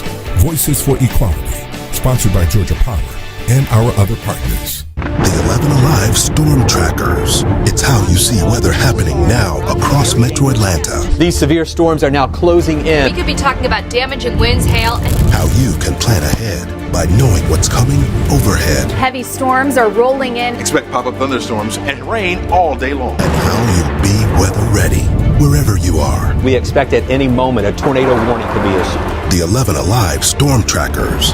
It's how you'll be prepared and stay safe. 11 Alive Morning News. We began with breaking news this is morning. where you know what's happening now. 11 Alive is live on the scene. Where you can confidently plan ahead This severe weather is intensifying. by knowing what's coming overhead. And where Atlanta's traffic expert We've seen delays almost 30 minutes worth of helps you get there on time, every time. 11 Alive Morning News is where you start the day prepared. Watch weekdays 5 to 7 a.m. If you see breaking news or severe weather near you, snap it and share it using Near Me on the 11 Live News app. Want to verify if something's true or false? Record your question and send it. Download the 11 Live News app to use Near Me. 11 Alive News at 11 p.m. is where you find out what's happening now across Metro Atlanta. we begin tonight with breaking news out of Cobb County where a neighborhood is now... Where you stay a step ahead of severe weather. Our storm risk has now been upgraded to a... And the only place where you can verify fact versus fiction. 11 Alive can verify that claim is false. 11 Alive News at 11 p.m. Where you end the day ready to take on tomorrow. Weather can't run from the 11 Alive Thunder Truck. A mobile weather center with the power and speed to chase down the strongest storms and bring you on-the-ground conditions. The 11 Alive Thunder Truck, sponsored by Landmark Dodge. Fighting social inequality is on all of us. That's why 11 Alive is committed to sharing diverse perspectives, exposing injustice, and finding solutions. Voices for Equality, sponsored by Georgia Power and our other partners. The 11 Alive Storm Trackers. It's how you see weather happening now across Metro Atlanta. These severe storms are now closing We in. could be talking about damaging winds, hail, and How you can plan ahead by knowing what's coming overhead. Heavy storms are rolling in. Expect pop-up thunderstorms and rain all day long. And how you'll be weather ready wherever you are. We expect at any moment a tornado warning could be issued. The 11 Alive Storm Trackers. It's how you'll be prepared and stay safe. 11 Alive Morning News We began with breaking news this is morning. where you know what's happening now. 11 Alive is live on the scene. Where you can confidently plan ahead This severe weather is intensifying. by knowing what's coming overhead. And where Atlanta's traffic expert We've seen delays almost 30 minutes worth of helps you get there on time, every time. 11 Alive Morning News is where you start the day prepared. Watch weekdays 5 to 7 a.m. If you see breaking news or severe weather near you, snap it and share it using Near Me on the 11 Live News app. Want to verify if something's true or false? Record your question and send it. Download the 11 Alive News app to use Near Me. 11 Alive News at 11 p.m. is where you find out what's happening now across Metro Atlanta. we begin tonight with breaking news out of Cobb County where a neighborhood is now... Where you stay a step ahead of severe weather. Our storm risk has now been upgraded to a... And the only place where you can verify fact versus fiction. 11 Alive can verify that claim is false. 11 Alive News at 11 p.m. Where you end the day ready to take on tomorrow. Weather can't run from the 11 Alive Thunder Truck. A mobile weather center with the power and speed to chase down the strongest storms and bring you on-the-ground conditions. The 11 Alive Thunder Truck, sponsored by Landmark Dodge. Fighting social inequality is on all of us. That's why 11 Alive is committed to sharing diverse perspectives, exposing injustice, and finding solutions. Voices for Equality, sponsored by Georgia Power and our other partners. The 11 Alive Storm Trackers. It's how you see weather happening now across Metro Atlanta. These severe storms are now closing We in. could be talking about damaging winds, hail, and How you can plan ahead by knowing what's coming overhead. Heavy storms are rolling in. Expect pop-up thunderstorms and rain all day long. And how you'll be weather ready wherever you are. We expect at any moment a tornado warning could be issued. The 11 Alive Storm Trackers. It's how you'll be prepared and stay safe. 11 Alive Morning News. We began with breaking news this is morning. where you know what's happening now. 11 Alive is live on the scene. Where you can confidently plan ahead. This severe weather is intensifying. By knowing what's coming overhead. And we're Atlanta's traffic expert. We've seen delays almost 30 minutes worth of helps you get there on time. Every time. 11 Alive Morning News is where you start the day prepared. Watch weekdays 5 to 7 a.m. If you see breaking news or severe weather near you, snap it and share it using Near Me on the 11 Live News app. Want to verify if something's true or false? Record your question and send it. Download the 11 Alive News app to use Near Me. 11 Alive News at 11 p.m. is where you find out what's happening now across Metro Atlanta. We begin tonight with breaking news out of Cobb County, where a neighborhood is now... where you stay a step ahead of severe weather. Our storm risk has now been upgraded to a... and the only place where you can verify fact versus fiction. 11 Alive can verify that claim is false. 11 Alive News at 11 p.m. where you end the day ready to take on tomorrow. Weather can't run from the 11 Alive Thunder Truck. A mobile weather center with the power and speed to chase down the strongest storms and bring you on-the-ground conditions. The 11 Alive Thunder Truck, sponsored by Landmark Dodge. Fighting social inequality is on all of us. That's why 11 Alive is committed to sharing diverse perspectives, exposing injustice, and finding solutions. Voices for Equality, sponsored by Georgia Power and our other partners. The 11 Alive Storm Trackers. It's how you see weather happening now across Metro Atlanta. These severe storms are now closing in. We could be talking about damaging winds, hail, and... how you can plan ahead by knowing what's coming overhead. Heavy storms are rolling in. Expect pop-up thunderstorms and rain all day long. And how you'll be weather ready wherever you are. We expect at any moment a tornado warning could be issued. The 11 Alive Storm Trackers. It's how you'll be prepared and stay safe. 11 Alive Morning News. We began with breaking news this morning. is where you know what's happening now. 11 Alive is live on the scene. Where you can confidently plan ahead. This severe weather is intensifying. By knowing what's coming overhead. And we're Atlanta's traffic expert. We've seen delays almost 30 minutes worth of helps you get there on time. Every time. 11 Alive Morning News is where you start the day prepared. Watch weekdays 5 to 7 a.m. If you see breaking news or severe weather near you, snap it and share it using Near Me on the 11 Live News app. Want to verify if something's true or false? Record your question and send it. Download the 11 Alive News app to use Near Me. 11 Alive News at 11 p.m. is where you find out what's happening now across Metro Atlanta. We begin tonight with breaking news out of Cobb County, where a neighborhood is now...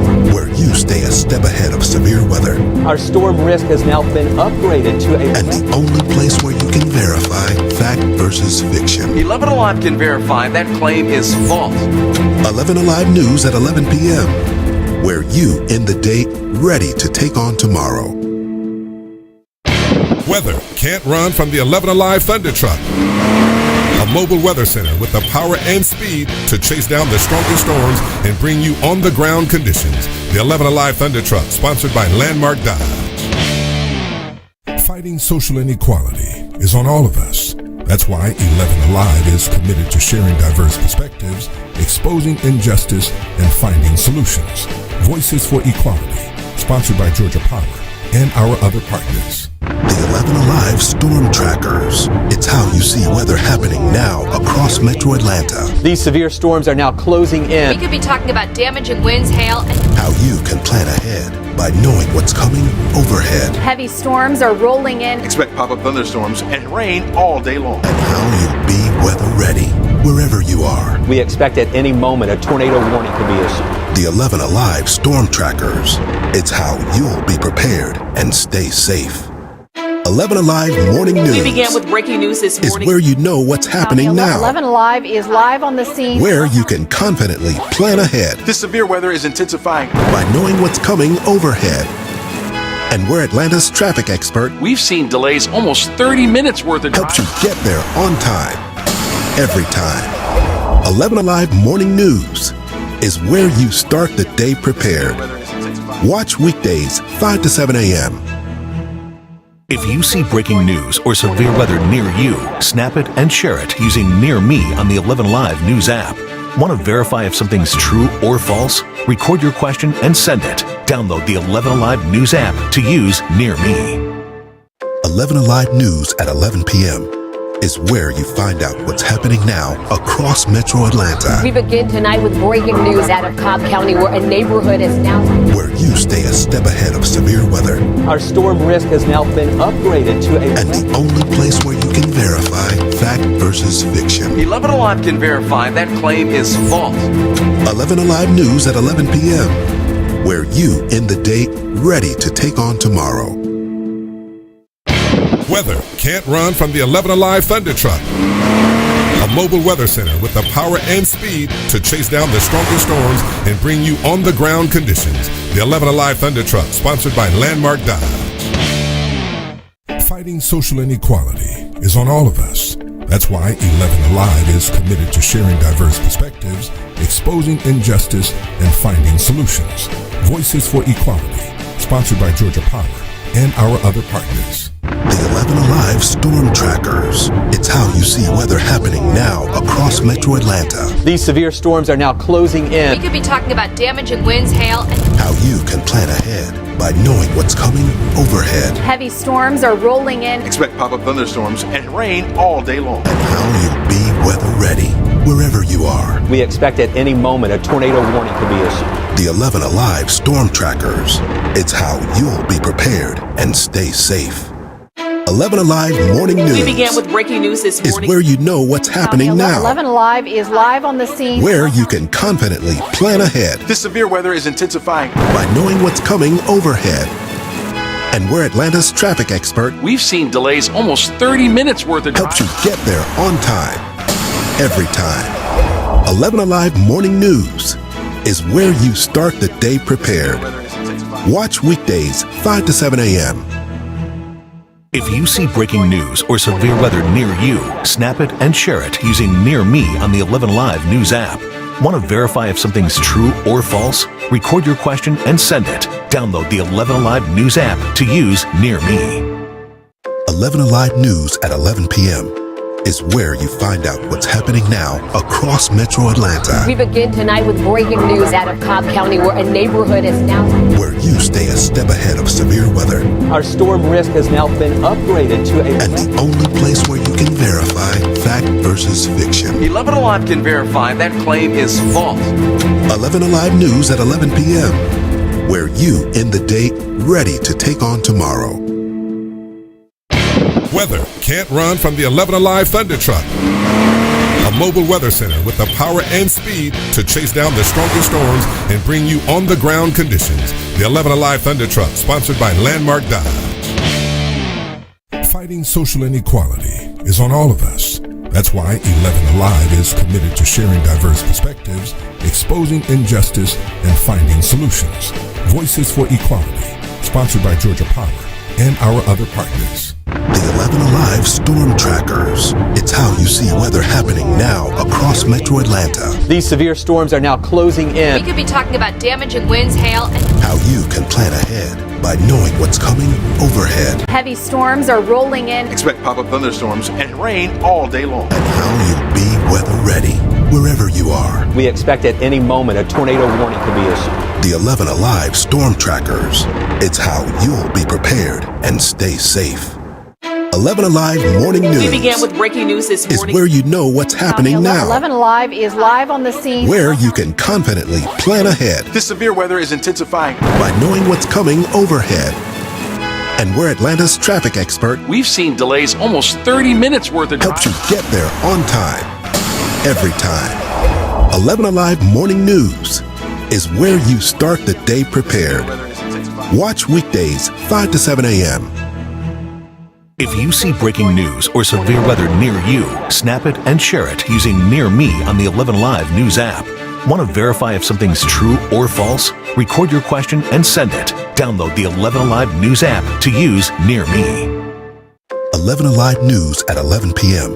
is where you find out what's happening now across Metro Atlanta. We begin tonight with breaking news out of Cobb County, where a neighborhood is now... Where you stay a step ahead of severe weather.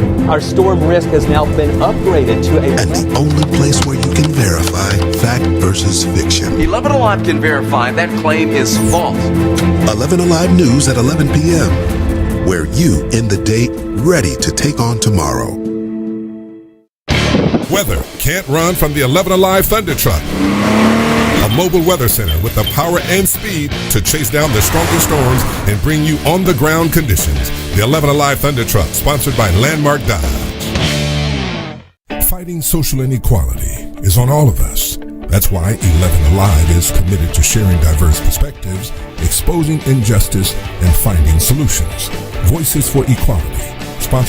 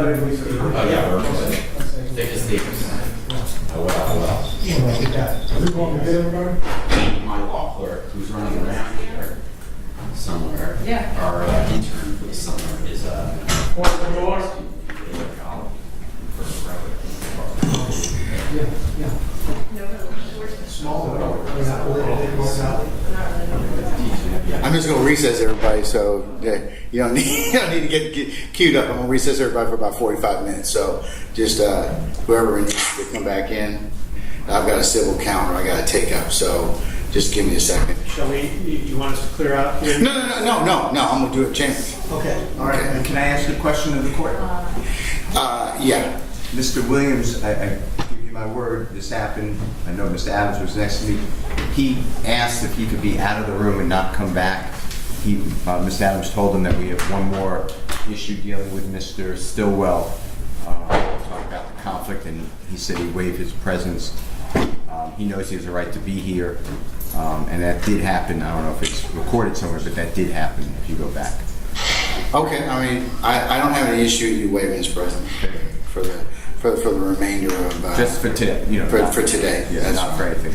All right, councils, I just want to put something on record right quick. I have some civil hearings I need to take care of. In fact, you'll probably see me in just a minute on the same Zoom information. I'm going to take care of those matters just briefly, and I should be back with you about 1:45, so at least give you an opportunity to take comfort and lay the vending machines or do something that will at least provide you a little bit of comfort or food dependency. My plan is to come back in the courtroom after that time and finish up our business for today, dealing with several emotions to include the severance issue. So I'll take that up today, all right? Your Honor? Yeah. I am scheduled to argue motions in another case in Douglas County. Would it be okay with Mr. Adams? And he said he would remain. That's between you, Mr. Adams, and your client, Mr. Williams. Thank you, sir. Okay? All right. We're in recess until 1:45. Yeah, you're welcome to use the tables. That's fine. Don't be in my. I'm going to do the other civil hearings remotely, so you're welcome. Thank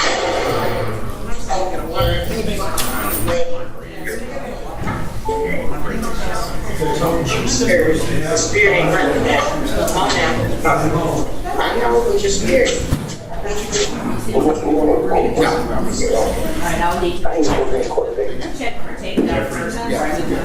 Jeffrey, can you hear it?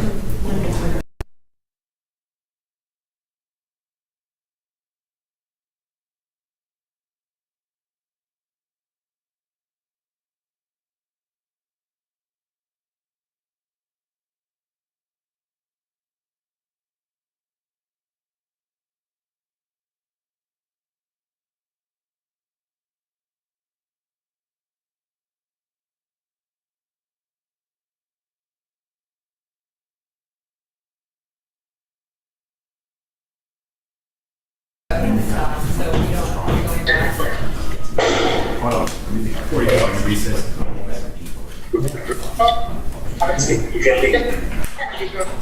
Go ahead. Okay. I'm spoken out. Come get me. Just do it up. So I'm going to take it. Front hand on the make sure. Let's see right here. In the jail.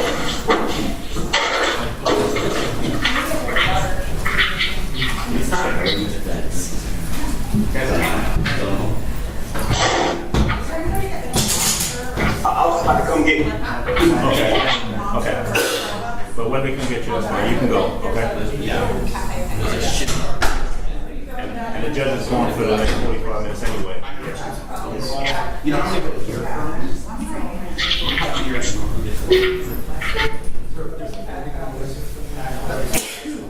Everything okay over there? Sorry. Yep. Okay, your family was concerned that something was going on. You're fine, right? Yes, I'm great. Okay, cool.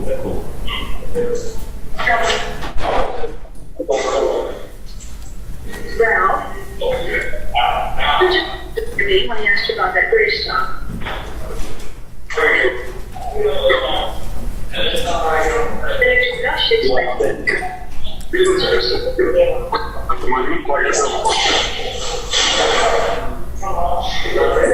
Those are better, don't you think?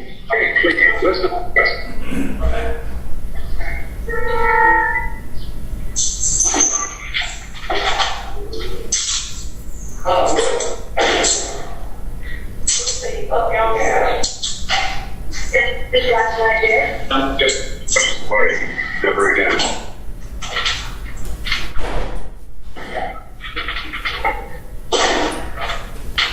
That's just the letter. And Breaks down the questioning. I'll see you later, Jeffrey. Bennett suddenly broke down and confessed to the murder of his wife, but confronted with a damaging hurt in an embarrassment. Mrs. Bennett's handwriting gave his testimony that he tried to divorce him so he could marry another woman. They also spoke for a growing fear that he was planning to kill her. How awful it must be for a wife to suspect that her husband is planning to kill her.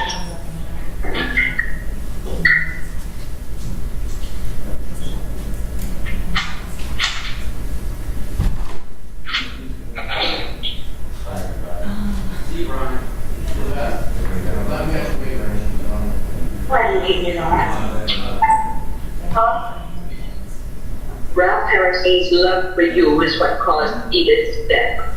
But why blame me? I certainly did nothing to encourage Ralph while she was still alive. You didn't waste any time after she was gone. Why should I? I was tired of fighting.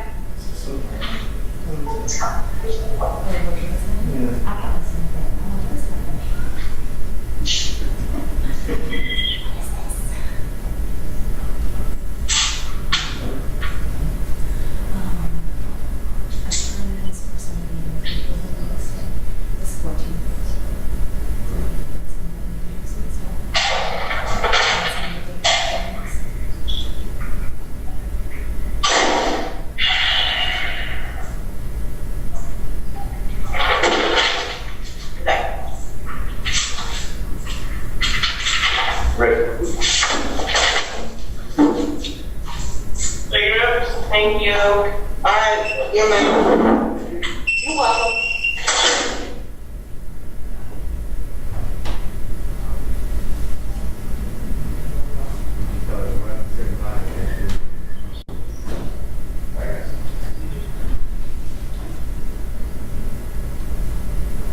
Bye, you guys. Have a nice day. All right, too.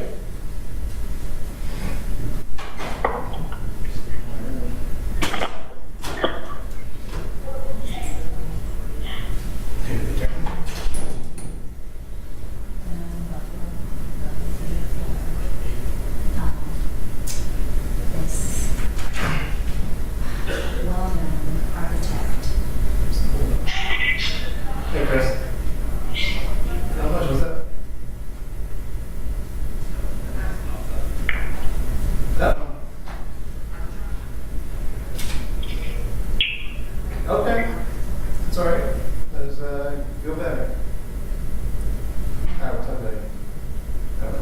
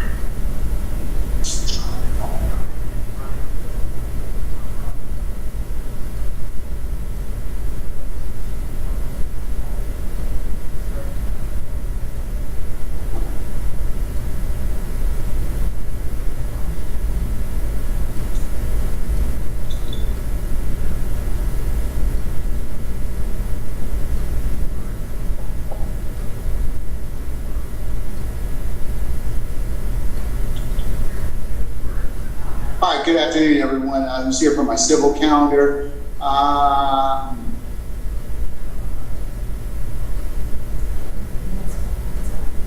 right, Sullivan versus Sullivan and Randy Wise and Steady Beer Company. Just give me a minute, 1 second. I'll be with you all in a second. Did you all want to have your matter taken down?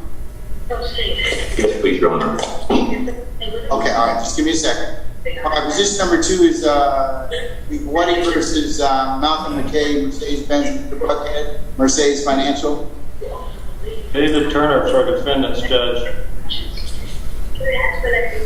Okay.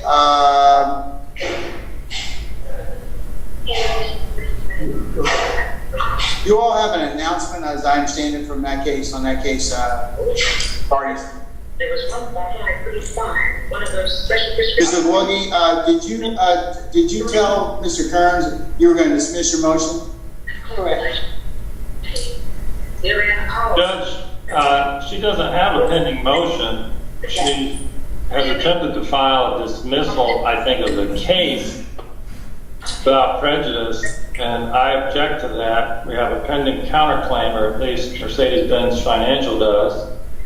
And so we want to move forward.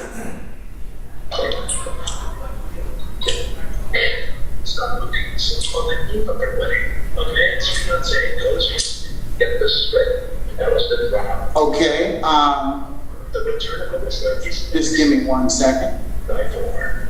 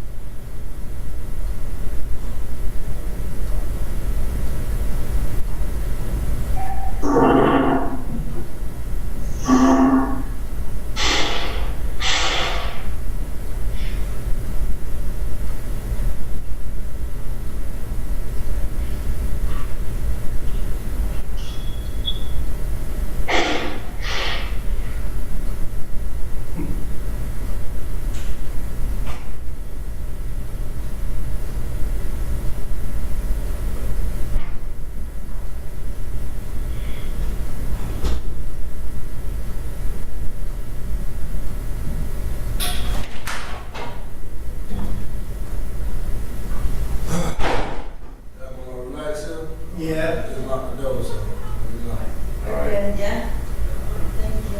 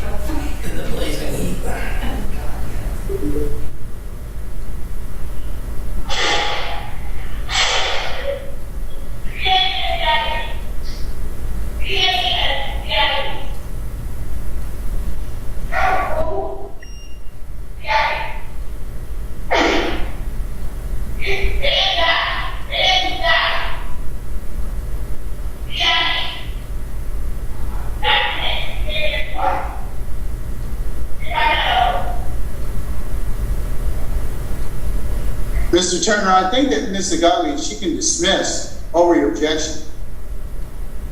I know you want to go forward for obvious reasons, but I think she in terms of voluntary dismissal, she can go ahead and voluntarily dismiss. Well, I think as it relates to the counterclaim, which we have, Mercedes-Benz Financial has a counterclaim. But can your counterclaim stand independently? Plus, there's been no motion for, she's just filed a voluntary dismissal. And you can file one up and before the first witness is sworn. I understand, but there's also law when there's a pending counterclaim, you can't unilaterally dismiss. Well, unless your counterclaim can stand on its own, and I believe it can stand on its own, can it? Yes, sir, and I've got a motion for summary judgment that's ripe for ruling on the counterclaim. That's the purpose of the hearing today. I've filed 2 motions for summary judgment, one on behalf of all defendants as to the plaintiff's claim, and a motion for summary judgment on the counterclaim. There's been no response within the time limit. Nobody requested a hearing. I assume the court wanted to hear our argument today, and that's what we're... I do. All right, I'll tell you what. I'll give you 15 minutes, so that's usually my customary practice, so you can tell me why I should grant your motion. Very good, thank you. All right, the time's running. Oh, you want me to start now? Okay. Yes, sir. Yes, sir. Assuming you're going to permit her to dismiss the claims against all the defendants without prejudice. Is that my understanding? Yes, sir. I would. Okay. I will just say I think that's problematic because she may refile these claims, and we've spent a tremendous amount of time and effort preparing the record and so on, and filing a dispositive motion, which is meritorious. And so for her to file a dismissal minutes before this oral argument is, frustrating the process and driving up our expenses, which may be their intention, but I don't think it's appropriate. As it relates to the counterclaim, Mercedes-Benz Financial Services is one of the defendants, and their counterclaim is for lease ending charges for a motor vehicle, amount of $18,161. The plaintiff did not oppose the motion for summary judgment, and it's based on a vehicle that she leased in 2016 and turned into 2019 with excess mileage of about 55,000 miles. And I've read all that. I'm more interested in the statute of frauds issue. Okay, well, the statute of frauds goes to the merits of the claim she's dismissing. So if you want to hear about that, I'm happy to tell you about it. But that goes back to the motion for summary judgment by all defendants on the plaintiff's claims. And so she's dismissing all those and is being permitted to do that. Well, if I allow her to do that, but if I don't, what would be the issue of the statute of frauds? Well, she's alleging breach of an oral contract to pay off her debt owed to Mercedes-Benz Financial Services. And that type of agreement has to be in writing and charged by the party with enforcement to be enforceable. In other words, she has to have a writing signed by Mercedes-Benz and Buckhead saying they're going to pay off her lease termination charges owed to Mercedes-Benz Financial. And there is no writing of any kind to memorialize that alleged agreement. The salesman on the deal was Mr. Malcolm Mackey, who's on the call today. He signed an affidavit saying he did not make any oral agreement with her that the dealership would pay off her lease termination charges. And none of the lease documents make reference to that type of agreement. In fact, we produced a copy of the form from the plaintiff's deal file. It's called Payoff and Tag is the title of this document, but it's what they use when a payoff is part of a deal. And the document in plaintiff's file has handwriting where they crossed out the payoff part to indicate there's no payoff agreement, and the plaintiff signed off on that document. Then we get to the issue of the merger clause. The lease has a merger clause, the 2019 lease, saying the written agreement is the entire agreement of the parties. I think her argument is that she said had some oral agreement saying that the $15,000 was supposed to be forgiven or not collected, but the court would agree with you that that would need to be in writing. The merger clause certainly, if that didn't affect it, certainly affected as well. So yeah, so that's the merit of those claims. And she also had alleged a tort claim for fraud, but that's going to be barred by the merger clause because she affirmed the 2019 lease. She took the vehicle, she's been driving it for 3 years. I mean, that lease is about to end. They're 36-month leases. So she affirmed it, the agreement with the merger clause, so she can't sue for fraud. So that's why her claims are barred. We also have another argument, lack of justifiable reliance. It's kind of a cumulative argument. If you agree with the merits of the statute of frauds argument and the merger clause as it relates to the fraud claim, you wouldn't reach this, but she's got a duty to read the contract, read the agreements, and there's nothing in there about paying off her termination charge. So that's the argument on her claims. We also filed for summary judgment for the termination charges owed to Mercedes-Benz Financial Services. She sued them. She's never paid them since 2019. And we included an affidavit and so on from Mercedes-Benz Financial that she owes an excess mileage charge, a turn-in fee, a wear and tear charge. The total of that's $18,161.65. And we've got an affidavit indicating that's owed. Plaintiff hasn't disputed it. Her argument was that the dealership agreed to pay it for her, but of course the dealership and Mercedes-Benz Financial are separate entities. So the evidence affirmatively shows that Mercedes-Benz Financial is entitled to judgment on that counterclaim for that liquidated amount. So those are our motions, Judge.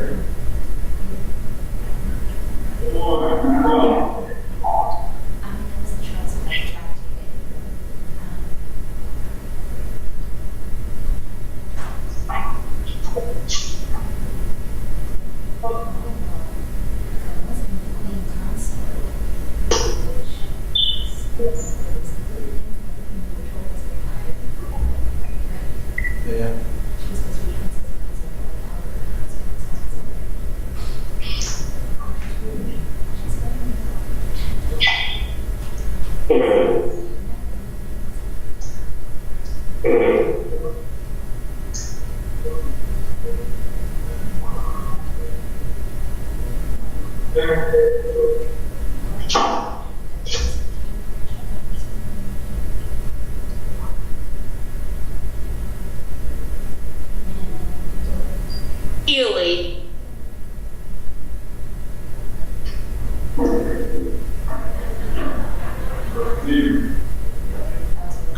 Kendrick, do not leave out the booth, okay? Yes, ma'am.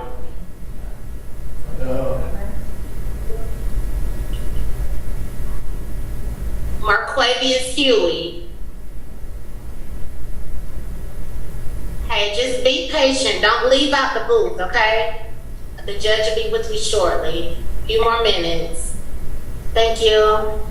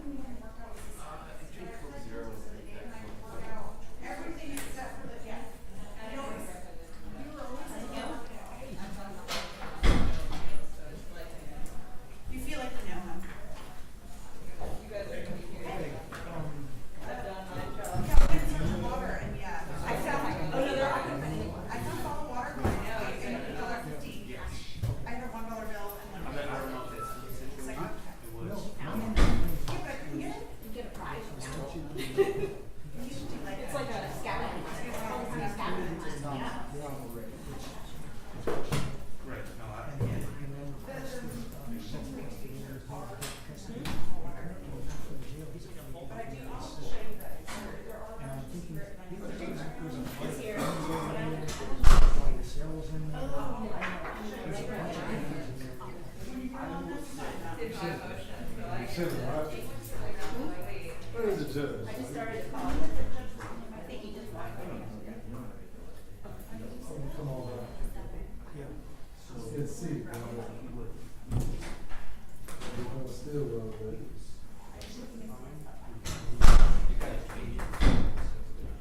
Wasn't that just the judge assignment?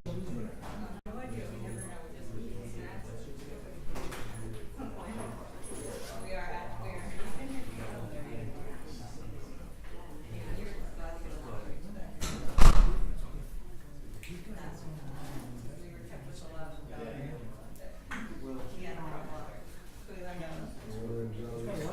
I don't know.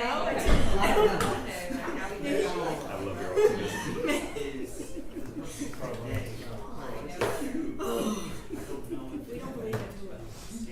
You're right. You're crazy for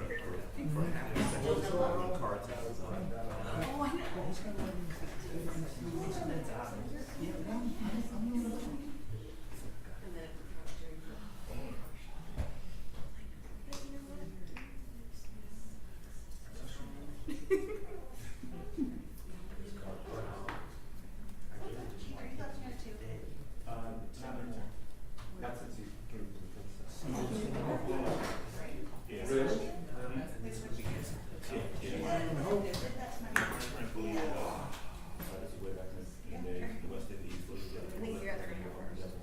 it.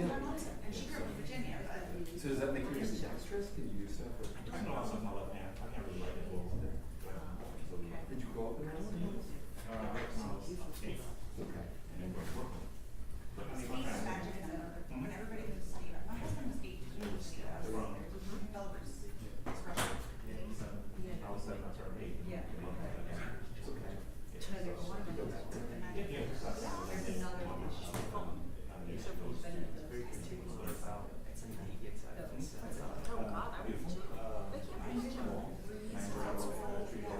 smells good. Why did you not get there? Why are you not there? 16, that was the route. You leave the West Indies, you go to either England, Canada, or New York. I didn't have my hair darker, but yeah. I don't know from. And also, so when we go back to family, we do that. Like honestly, like I love it. Like by our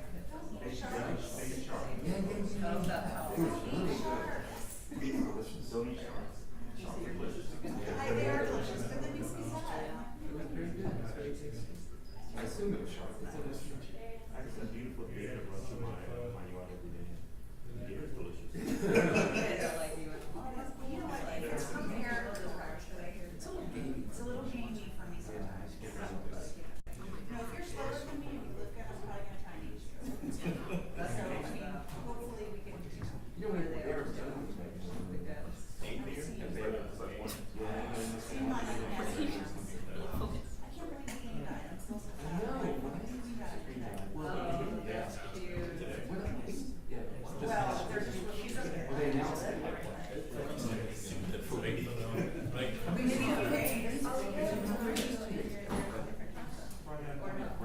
I'm sure you have. It's on all the breaking. I've never been like I go straight up. It's a different kind of. I'm surprised not. I've had that. Yeah, you're right. That's weird. Check my But every time I've been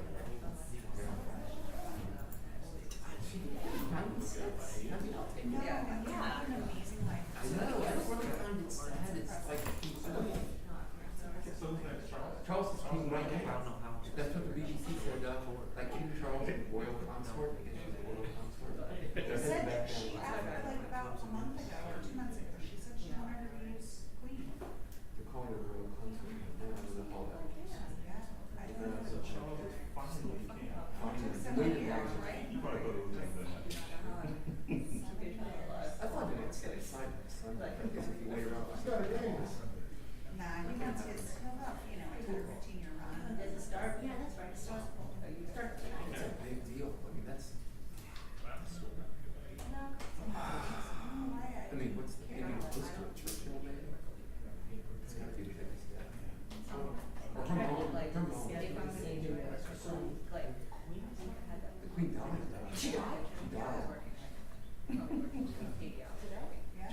not be a 76th jubilee. No, they were not. I mean, How old is she? Yeah. No, you guys are more than 70 years? 75. She had her 75th jubilee last year. 70. Yeah, she had the jubilee. 75. Such an impressive life coach. I mean, that's amazing. know a lot more about this than I do. We went this summer. We saw the Queen's jewels. Really? Oh yes. I looked at the Crown. The Crown is on Netflix. Oh, the Crown. You know, Oh, that's a good show. No, I followed Queen's current workout. That's about it. Yes, good show. No, Charles. Charles is the king. Camilla. Charles is the king, but he's going to advocate to. No, he's not. I don't think so. You think he's going to take it? Yeah. Yes. Really? Yeah. I would. Are you kidding? Really? Oh, I thought he'd just get to his son. Yeah, no one. Oh my gosh, you're right. So she's. I really thought he was just going to pass something. No. Harry. Would do that. Oh, you guys are bloodlines. I don't know. I don't know. So basically, he's like trying to figure out they got to work. So I'm like, all right, you're going to have harder work to do. among other things. So it's going to work every time, right? This is hard. I never got king for the day. We need to go to our wedding ceremony. And it's taken like 50 years to work our way into it. I'm king for that. First person on my child. That's not nice. Bring that indictment.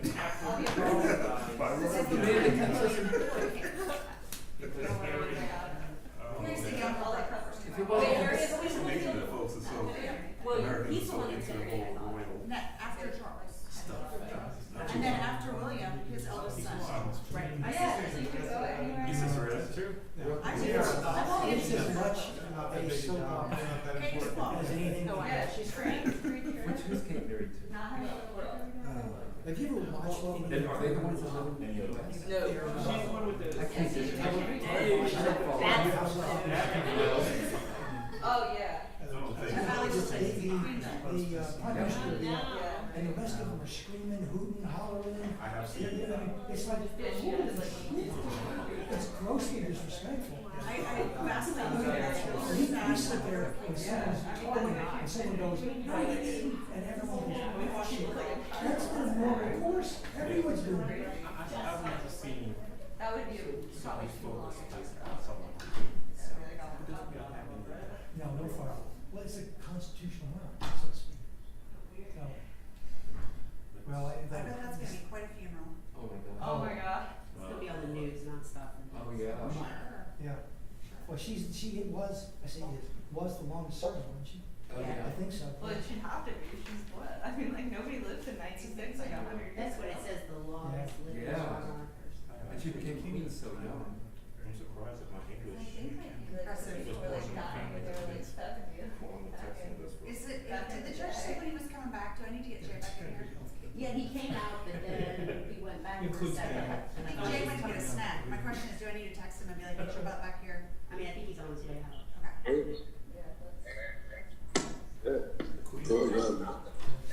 Okay. All right, Charles. I'll put a crown on. His sister on They get to pick a new name when they become king, right? They do. Yeah. They get to pick a new name if they want. They asked Elizabeth when she became queen. I told her, man, listen, tell him, like, listen. I would say her name like regularly. She kept her own name, but they don't always keep her own name. Oh, I think Victoria changed her name. They usually change it. Well, they all have like a bunch of names anyway. I know, right?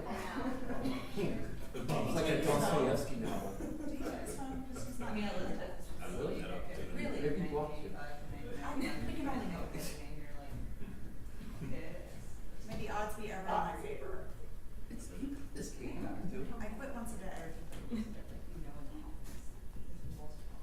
I never worked in an office or in class.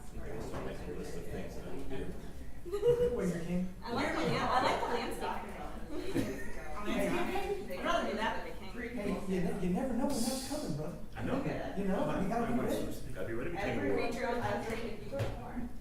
Like any time. Let me see. Are you his merchant? I am. Okay, and then the two standing behind Mr. Adams, I'm not sure. Miss Tinkerty. I'm Doug Weinstein. All right, who do you guys say? Mr. Kendrick. Both of you do? Yes. Jay. My teacher. Oh, with Mr. Adams? Yes. Mr. Hendricks. Oh, okay, so give me your names again, I'm sorry, because I just have Mr. App. You go ahead, Katie, you go. We're in the K-A-T-I-E, naming business, not. last name H-I-N as in new, G-E-R-T-Y. Okay.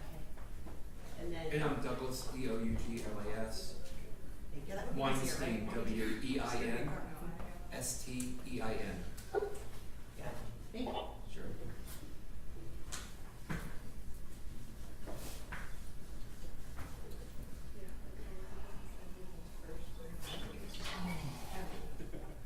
We go through this. This unholy mess. This unholy. But aren't a lot of patent cases also unholy messes? Not since they changed the laws and don't let you sue like 20 judges all at the same time. See, I think it was like my worst, it was like my worst grade in all of law school. When we first started passing, yeah, we would have like. That was like one of those things like in class. They changed the. I know, don't you hate waiting? Not even on trials. I love being in trials. I hate. You love being in trial still. I love it. Yeah, like the, you print is really cute. Yes, that's without doubt. But, Do they care? the part I hate is whenever we play today, and then we gotta sit there and wait for that jury. It's the longest way out. I get drives me crazy. It's the longest You're way not used to it by now? No, they say, well, go get something done. No, that's not happening. Well, they shouldn't offer, like, we're stuck somewhere else, we can't be more than 5 minutes away from the boardroom, the family's all up in our junk, and it's like, dude, I can't make it happen any faster. Yeah, well, no, the first, from 1989, the first year I haven't tried a case was 2000. 2000 or No, I'm sorry, 2020. 2020 was the first year I didn't try a case since '89. And I've tried to count my time, I'm probably about 350. But I spent most of my time as a prosecutor, so many a year is 20 or 25 a year. What is Mike up to these days? Are you still talking? He's the judge, he just got started as a judge. In Cobb. He took Mary Staley's spot. No, he took Kells. Was who? He took Kells. Was it Kells? Yeah, he did not take Staley's. I thought it was Staley. He got the good end of that Staley's, straw. yeah. Okay. Yeah, he took Kells' case. Yeah. He just got sworn in like a week or two ago.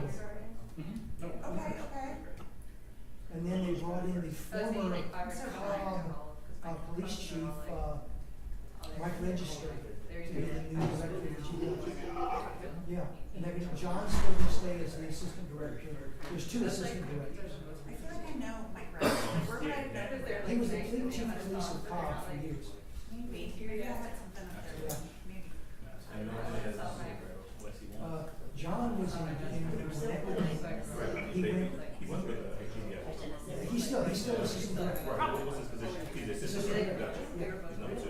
There's 2 yes.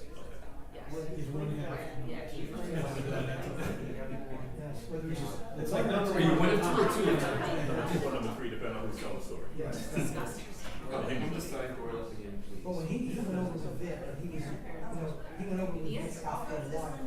Because he stayed, he was the interim DA there for a while. And then I think Vic appointed another assistant director, when John came over to Vic, the assistant director. And I think it was whether John was going to move into Carl's, and I think he decided not to move into Carl. And just followed Vic. I went to the second floor. I couldn't find a thing. I tried to put me in this coffee thing. The new bench, we're in a whole new bench. Oh, yeah. Hey, Miss Jill. Kurt Ellie, Stone Brown. Yeah. The guy, his name evades me right now. His wife's a partner, King Stone. He's in the Supreme Court. No, he's. Who was the DA or? No, he was one of the ADs. Right, he was now Superior Court. He's now Superior Court Judge. He was, his wife said, I think he was yeah, and then of course Harris, she ran from that office. And then, gosh, the guy that got appointed right after I got there, Henry went to be one of the state court judges, but the lower level. He just got moved up to Superior Court. Yeah, he got moved up to Superior Court. Okay, I didn't know that. Yeah, and when we say that, I believe that she is. Okay, I remember him from the DA's office in state court. Nice guy. Cause I got over there, January 1st of 13, and Ruggs started the murder trial on the 14th or something like that. Henry got appointed a judgeship on the 12th, and it was his murder trial. And Ruggs said, "Send me an attorney, I don't care. Let's go." So I tried to murder him. We can do that. Give me a mic. You know, it was a dead. Okay, I can do it. Yeah. Yeah, only still faces all over the place. I mean, I don't even recognize him. And I was up there a year and a half ago doing things, and I don't recognize him. You can have evening and evening. I have about 50 attorneys up there. I think there's less than 15 that were there. Year and a half ago. Yeah. When Danny walked out the door, out of the 50, there's probably 12 or something. I mean, Adams. Yeah, that's right. Is up there. I think he's vice president or sitting next to me. I still don't know what his title is. I think he does, you'll have the conviction integrity unit here. Yes. I think they're doing Gwinnett now too. Okay. I think that's what her does. I think, maybe. I don't know, man. I'm trying to cut down. Okay, just stay in. Get it to us as soon as possible. Trying to get where we're around as possible. You know, that's when I started having people calling me. When I left, just under half of the case, my clients were police officers. Really? And I was all taking this stuff. And I said, I'm sorry. I can't just do that. Yeah, I'm referring a lot for a couple different reasons, but the main reason being, the main reason being I just didn't focus. Yeah. The second biggest reason being just getting older. I'm tired of driving up the cloud, driving up the man, you know. How old? This term, I'll just turn 60. And I know you feel it, like I do. You know what pain is when you get up? When you were at Clayton? It lets you know you should live. Get a little slower. Okay. She just lets you know you did 9 or something. That's right. I guess that's the good part. If you're hurt, you're still You know, alive. when it hurts, you know you're dead. Still alive. Yeah, no, I don't even do anything. Really? That's right, Pops. I thought a career as a motivational speaker. Is there such a thing as a demotivation? That's right. I can do that. I have skills. Yeah, I don't even touch, well, I don't say I don't touch, I'm bringing in, but I have the attorney also handles all the Clayton, Douglas, Henry stuff. That's, I'm the cab, maybe Rockdale, and that far. I tried to share, I tried to stay just in time. And I was probably 90-some% successful. It's hard because just when you say I'm not going to college anymore, and something comes in just the right inducement. Yes. Make you say, right, I'll take your job.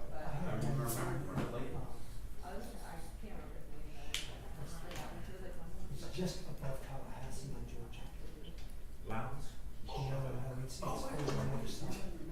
God, it's got, it's the different town. But it's got, that's good. It's got 13,000 people in the town. And the county has 15,000 people. So, I mean, and that's like it. Please, emergency, court of order. Police officers down there.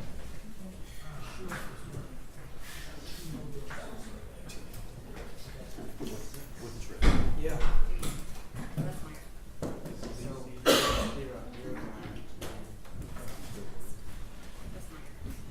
He's in this same dorm.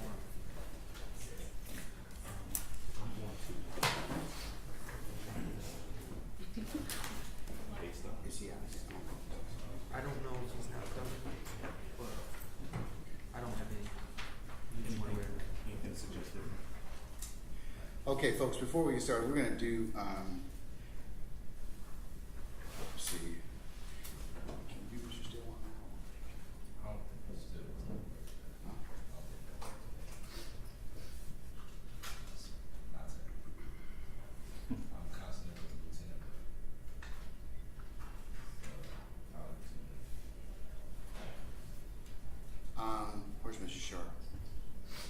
Short, we're having some, are you ready on the issue? On the... Your client? Oh, am I aware of the issue? Yes. Mr. Stillwell? Yes. Yes, I'm aware of the issue. My suggestion is that maybe we table him for today, and let's just put him back on for Mr. Chamberlain, Mr. Kearns. I think that we're gonna probably put the ones for the jail back on for the 13th. People in the Department of Corrections custody, I think Mr. Stillwell's in the Fulton County Jail. We're gonna put those people back on. That's my regular assigned day, is on the 13th of October. That's the next time we can kind of bring him over here. Okay. Maybe you can go out and talk with him in person. I'll definitely. And save some of his issues and, concerns he might have. Okay? Yes. All right. So, just want to let you know that's the only reason that we're we've been waiting. I was going to do him last to see if we can arraign him and take care of the other waiver issue, but we're not going to be able to do that today. That's what the jail staff's telling me, all right? Okay, Your Honor, and I acknowledge that he is not present. There was one objection that I wanted to put on the record. I can waive his presence of an issue that was discussed today. Would you like me to do What was that in regards to, sir? It was in regards to the proposed order with the delayed disclosure of cooperating witnesses in their statements to our clients. And just on behalf of Mr. Stillwell, also known as Mr. Jackson, in his absence, I waive his presence for the purpose of making this objection. But we too feel that disallowing the attorneys from discussing the statements of cooperating witnesses until the end of November. November the 25th would be right. And with the trial coming up in January 9th, we anticipate that the statements of cooperating witnesses may be the crux of this case, and obviously a lot of the information that is pertinent in drafting a defense and coming up with a defense is involves input from our clients. So we would also object to, and of course we're going to abide by the court's order, but we would object to that delay in being allowed to discuss the evidence against our clients openly. Well, you need to be more particular. It's confidential information, okay? It's not just there'll be other things you can talk with your client about, but this is particularized to issues involving confidential other information. Right, the cooperating witnesses. Yes. Yes. All right. Anything else, sir? No, that's it for today. Okay, all right. Your objection's been noted for the record. Thank you, Your Honor. Okay, all right. All right, so, Mr. Chamberlain, where are you, sir?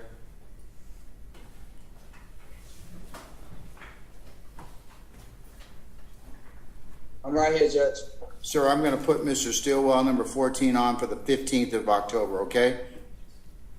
13th, Judge. 13th, you're correct, sir, the 13th. Yes, okay. All right, thank you. You're welcome. All right. Your Honor, may I? Sure. That was the only other matter that Mrs. Steele and I had in regards to Mr. Williams, and of course we waived his presence earlier. Yes, sir, did you wish to remain, or you're welcome to do so, or would you like for the court to excuse you? I'm asking for the court to excuse me. I'll probably go back to my office and maybe chime in virtually. You're welcome to do so. Yes, sir. All right, thank you. Okay, all right. Ms. Sharp, you're excused as well, sir. Thank you. Thank you. Okay, all right. All right,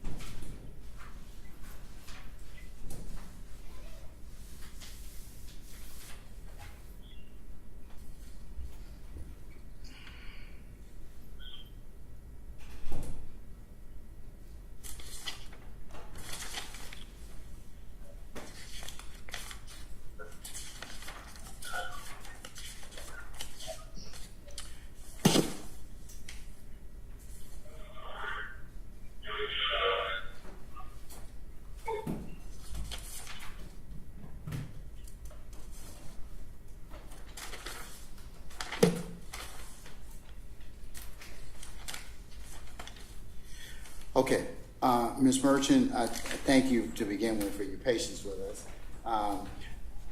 To begin with, and let me go ahead, and you have several motions, but can I deal with the issues involving the motion to dismiss and plea and bar, and then the double jeopardy issue? Yes, Judge. Okay, and then I'll transition into the motion to sever, and I'll let you and the others who are here who have severance issues they want to talk to me about go ahead and do that at that time. And we are happy to hold on the severance issues. We were given some additional discovery by the state on Friday, which I think bears to the severance issues. It was the discovery for the new indictment. So okay. We've never seen that up until last Friday. I've worked through it, but there's hundreds of hours of videos, and there's been 2 business days this week since I've had it, and I haven't gotten through that. So on the severance, I will let you defer that until a later time then. Great. Okay, all right. But okay, so let's take up. So we'll table that one. The motion, your motion to sever. I'll let the others decide accordingly whether they would like to do so as well. But go ahead and let's talk about your motion to dismiss based on statute of limitations and the double jeopardy issue. And Judge, where would you like me to be to argue? Any place is fine. Okay. You can remain at the table. You can sit down. You can come to the podium. Whatever your pleasure. Thank you. I know that courtroom logistics have changed somewhat. Yes, so ma'am. I just wanted to ask. Okay. Thank you, Judge. So we filed 2 motions. One of them is based on the statute of limitations, and one of them is based on double jeopardy. I filed them under the old indictment, and then there was a new indictment, so that added some other counts. So the argument is somewhat different because of those new counts, but I want to focus on the 2 predicate acts that were alleged in the indictment that we believe are barred by double jeopardy in the statute. And just to clarify, I did sign an order authorizing the current motions that were filed under the old indictment to be reincorporated in the new indictment ending in 572. So to perfect your motions and argument, we've already that they will pertain to this indictment. Anything else you add? Okay. Thank you, Judge. Okay. So there's really 2 incidents that I want to focus on, and I want to just talk a little bit about the facts first because I think that's helpful. My client was first arrested in a case that is alleged in Act number 11. So in the indictment, the new indictment, it's on page 17. It is Act number 11. It's alleged to have occurred on September 18th of 2014. That count says that as an associate of YSL, he committed a felony and aggravated assault with a deadly weapon against a person named Michael Castellini. And that is an act of racketeering activity and an overt act. So they're alleging that it's an act of racketeering and it's also an overt act. That case, the aggravated assault was dismissed. It was null-prost. And my client pled guilty to a reckless conduct. He received 12 months probation on that case. That was in. Okay. All right. Go ahead. That was in 14 SC 131032. And again, the aggravated assault was null-prost, and he was convicted and adjudicated guilty on lesser included on count 3 of reckless conduct, and received and successfully completed 12 months probation. The firearm charge was also null-prost. Moving forward, he is charged then on page 22 of the indictment. He's charged in Act number 29, along with a couple other folks. That act is not alleged to have been a crime. That is only alleged to be an overt act. So that's not one of the ones that we're arguing about double jeopardy pertaining to, because that's not actually a crime. But if you fast forward to page 30, acts number 56, 57, 59 are all part of an action that happened on October 1st, 2015.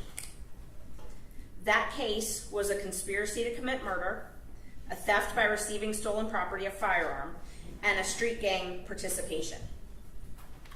My client is currently under first offender probation for that case.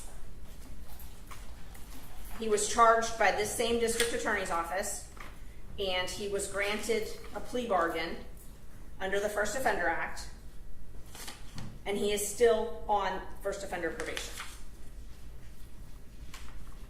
My client is then charged with another overt act, but that is not alleged to be a crime, on page 40, number 97. Also on page 43, number 111, he's charged with a photo. That's another overt act. Again, not a crime, not a criminal act specifically. And then page 48, he's charged in 131 and 132 with additional overt acts, not crimes, about a YouTube video and a conversation. So those are essentially the crimes that he's charged with up until the May 9th case.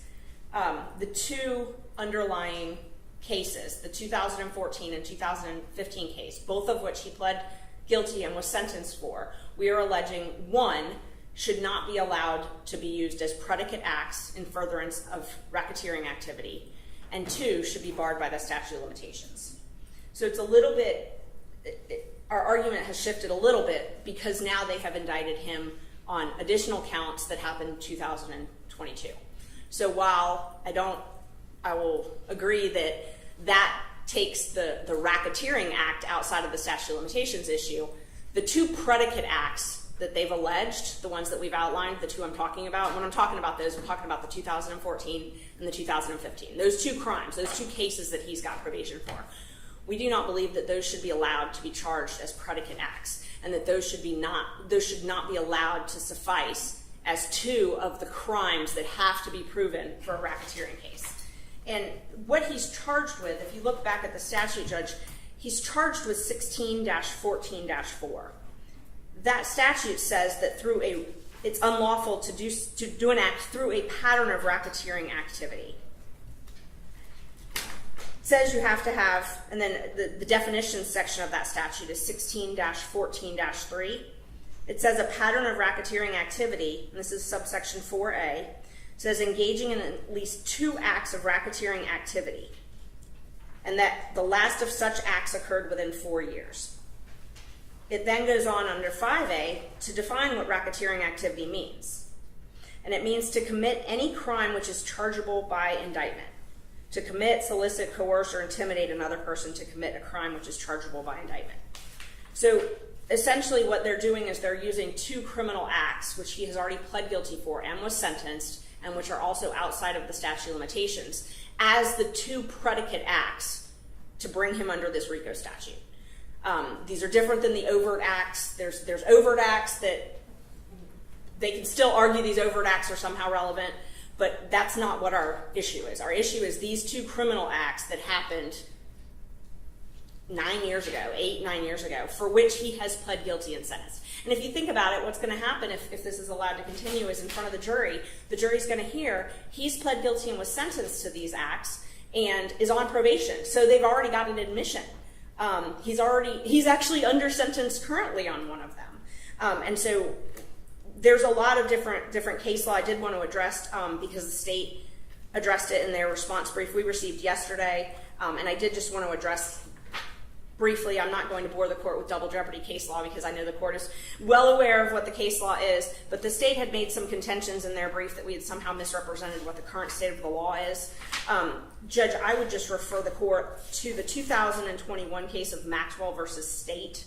That is probably the most recent double jeopardy case out of our Supreme Court. That case specifically cites the cases that I've cited in our motion. What's the citation for Maxwell versus? Yes, Judge. It is 311 Georgia 673, and it was decided June 1st, 2021. And at the time, Chief Justice Melton found it important to cite the same cases that I cited in our motion that the state has said it was improper somehow for me to cite. On page, in that opinion, they cite Estevez, which Estevez was overturned as far as whether we use the required or actual evidence test. Yes, but they cite the exact statement of law that I cited in my argument. And I think that case, that Maxwell case, is really the most instructive. And it talks about procedural double jeopardy and the factors that must be satisfied. The factors that it talks about that must be satisfied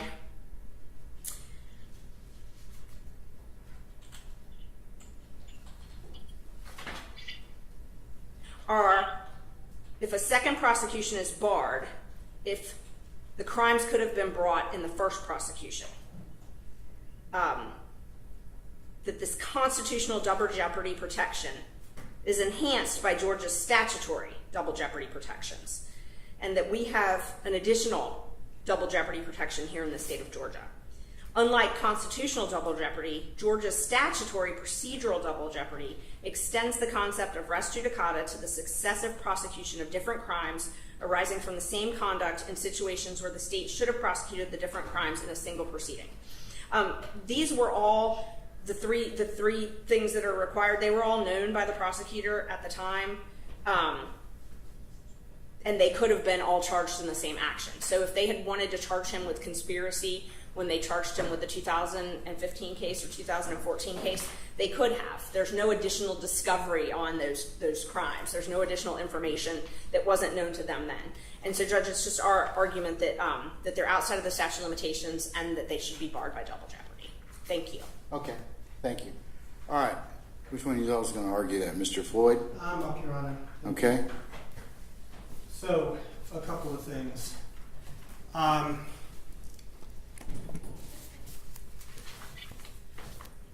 For this to make sense, I have to start by untangling what's just been said. Problem number one is that under count one and the analysis of the elements you've just been given, counsel's looking at the wrong part of the statute. She mentioned 1614.4. There are 3 violations listed under that. Sub A and Sub B are substantive. They each require, as an element, a pattern of racketeering activity. The argument you heard about how there has to be a pattern of racketeering activity, you heard the definition of racketeering activity out of 1614.3 sub 4A, I believe it is, doesn't apply. This case is under 1614.4C, a conspiracy case. Now, counsel acknowledged that it's a conspiracy charge, but then kept citing the elements of the different subsections of it. Okay? A conspiracy does not require proof of a pattern of racketeering activity. That is absolutely clear. When you read the text of the statute, which says, while A says there must be a pattern of racketeering activity, conducting or participating in an enterprise through a pattern of racketeering activity, B says obtaining control or an interest in an enterprise, real property or personal property through a pattern of racketeering activity. C does not use the phrase pattern of racketeering activity.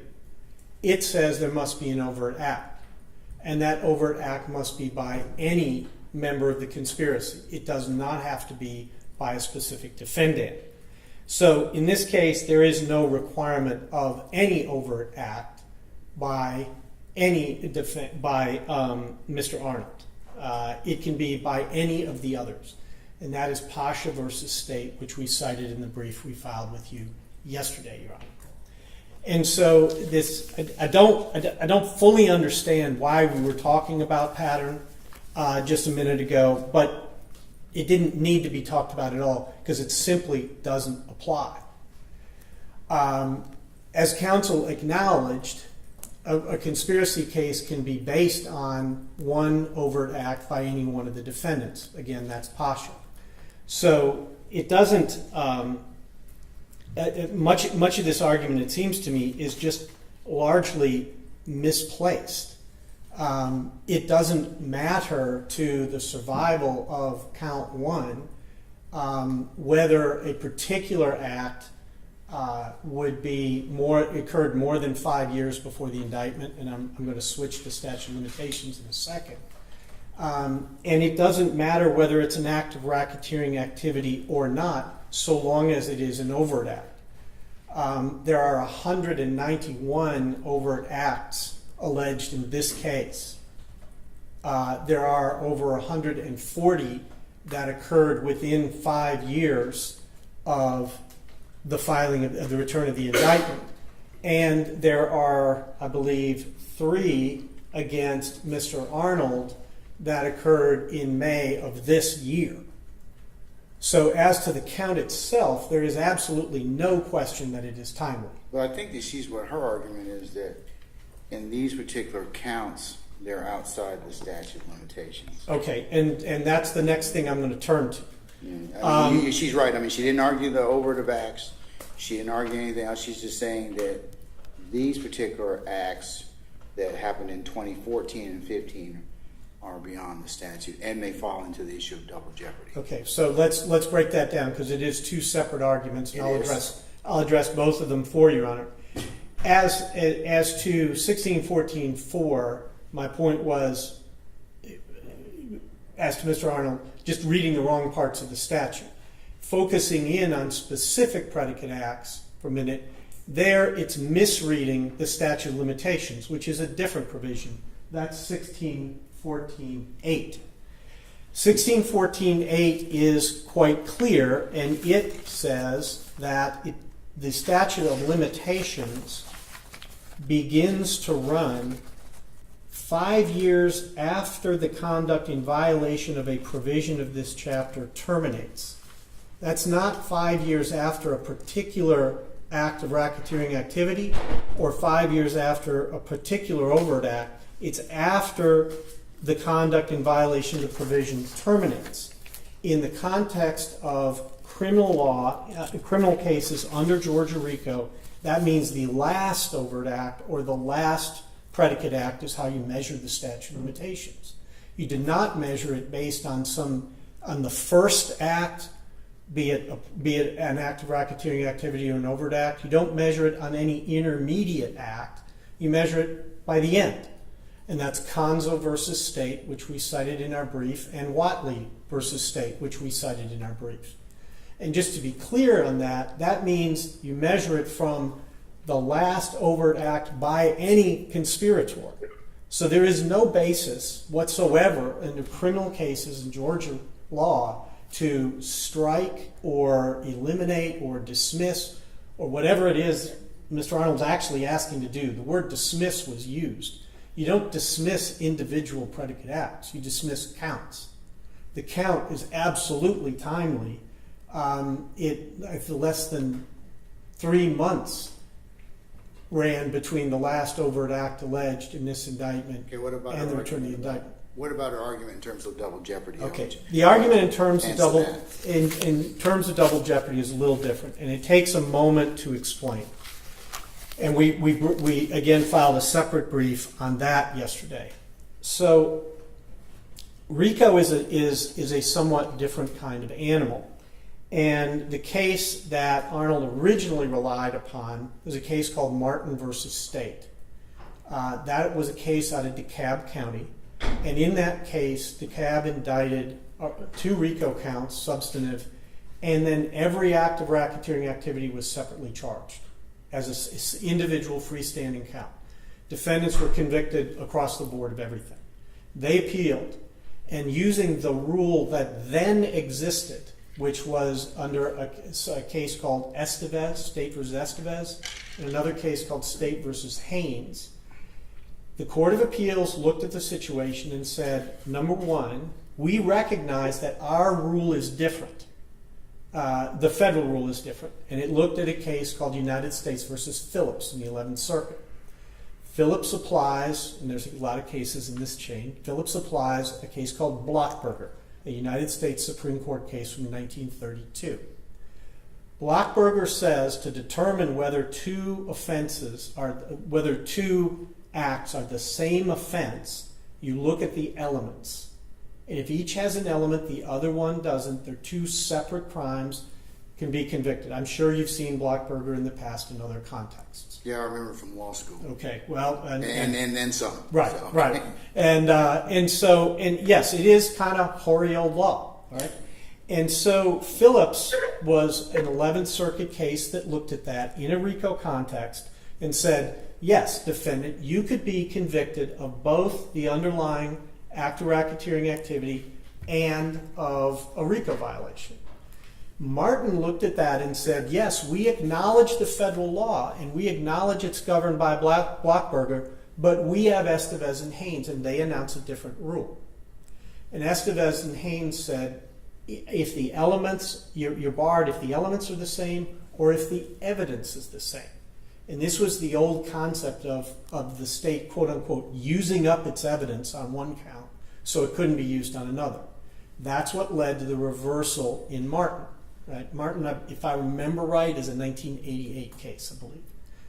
It's prior to 1990. So there Martin sits until along comes Drinkard.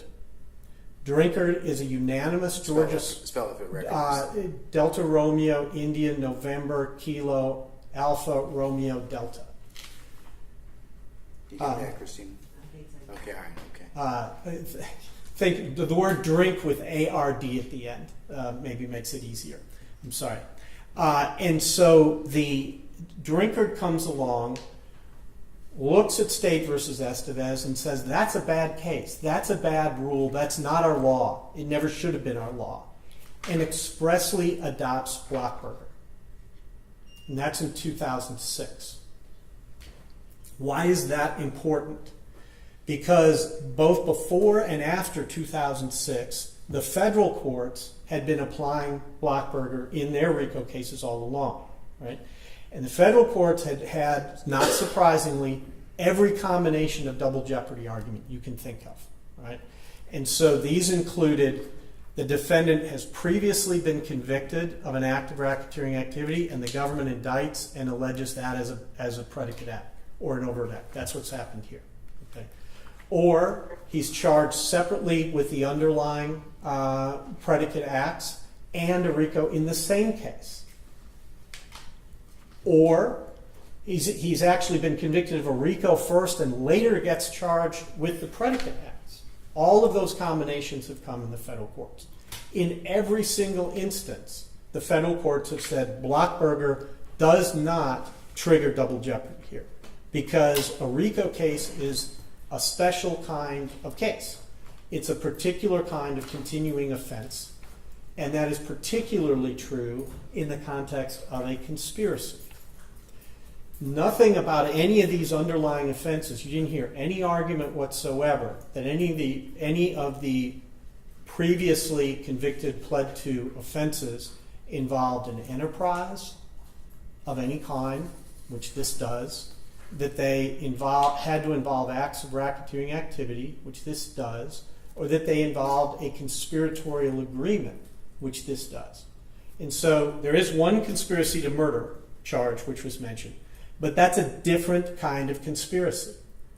And so the reason that you don't have double jeopardy here, and Blockberger is the controlling test, the Court of Appeals used it in an appeal out of the Atlanta Public Schools conviction very recently in a case called State versus Cotman, a RICO conspiracy conviction, and said no double jeopardy there. Right? And it did the Blockberger analysis. And the point was the underlying offense is not an essential element of RICO because a RICO could be based on any one of 70 other types of underlying activity. The RICO, and expressly both Cotman and a prior case called Redford, Georgia has aligned itself with the federal cases to say that acts of racketeering activity are not lesser included offenses of RICO. And so you come down to the fact that they are just plain and simple different. And in fact, even in circumstances where defendants have been tried and acquitted for an underlying case, which of course can also try double jeopardy, that conduct can still be used as an act of racketeering activity or an overt act here. And the important thing, following up on what I've said about the structure of RICO and why it's different here, Your Honor, is that Mr. Arnold is not going to be separately convicted of the acts he's talking about. They are not freestanding counts. He will not be, if convicted, separately sentenced for those. So he will not be sentenced again or punished again in this. This is, in effect, evidence of how the RICO can be proved. Now, we have cited for you in our brief a series of cases as examples of this, which include Give me just a moment.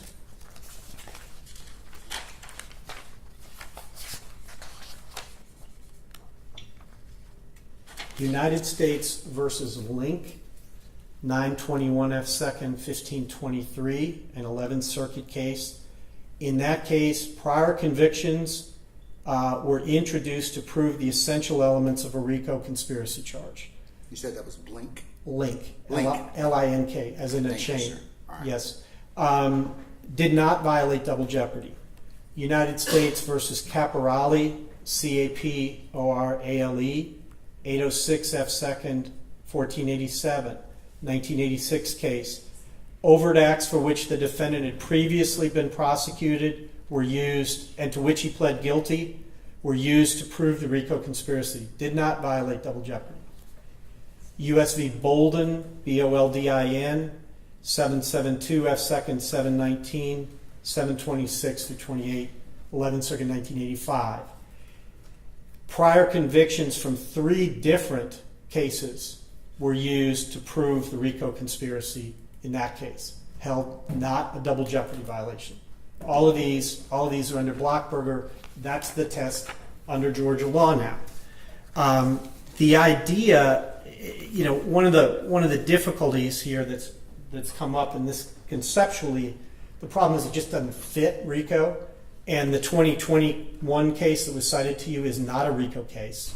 The Supreme Court case that doesn't deal with RICO at all. But the Georgia courts have said RICO is a particular kind of compound offense. This is not like a situation, say, where you have a DUI that results in a car crash and a death. And the solicitor takes the DUI, takes a plea to it, and then later on the district attorney wants to charge vehicular homicide, where it's exactly the same act, exactly the same moment.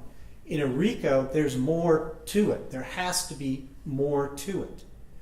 Here, the defendants are charged with conspiring to obtain property through a pattern of racketeering activity and conspiring to conduct and participate in an enterprise through a pattern of racketeering activity. That enterprise being YSL. It's fundamentally different, and it's the thing that by its nature takes place over time. And so no one, literally no one in this country, in the context of RICO, has endorsed a rule that says that prosecutors have to bring the RICO as soon as they have 2 predicate acts, which is basically what you're being asked to do right here. And putting a hair trigger on RICO and hanging double jeopardy over it doesn't make any sense at all and isn't good for anybody. And there is no case in Georgia that has applied that rule here. There are cases federally, this exact argument wasn't contained in the briefing, so I haven't fleshed it out in our briefing. But there are cases at both the federal level and in other states that have looked at the same rule that basically say that wouldn't make any sense at all, because prosecutors would be given an instant use it or lose it rule on RICO, which would mean that in any circumstance in which we might have 2 acts, we would have to bring that charge. Your Honor, I've done this my entire career. I've written a book on this subject. I've literally read every state RICO decision there is in the United States. I don't know of one that endorses that approach. They all say that's a bad idea. On the flip side of it, when we look at the application of Blockberger and the cases that follow it, the authority is absolutely overwhelming. I mean, we cited a couple of cases for you on that collected cases from other jurisdictions. We cited several from the 11th Circuit. I didn't go past the 11th Circuit because it would be a footnote that would run to pages on the cases that have rejected these types of double jeopardy arguments.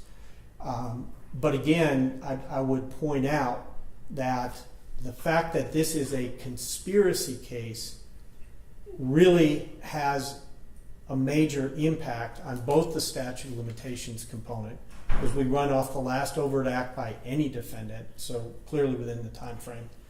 And secondly, on the double jeopardy, we have cited to you case after case that has rejected these arguments under Blockberger. Both of the double jeopardy arguments that were made to you relied principally on Martin versus State. And the fact of the matter is, it just comes down to this: Martin has been dead and gone for 16 years. It is not the rule.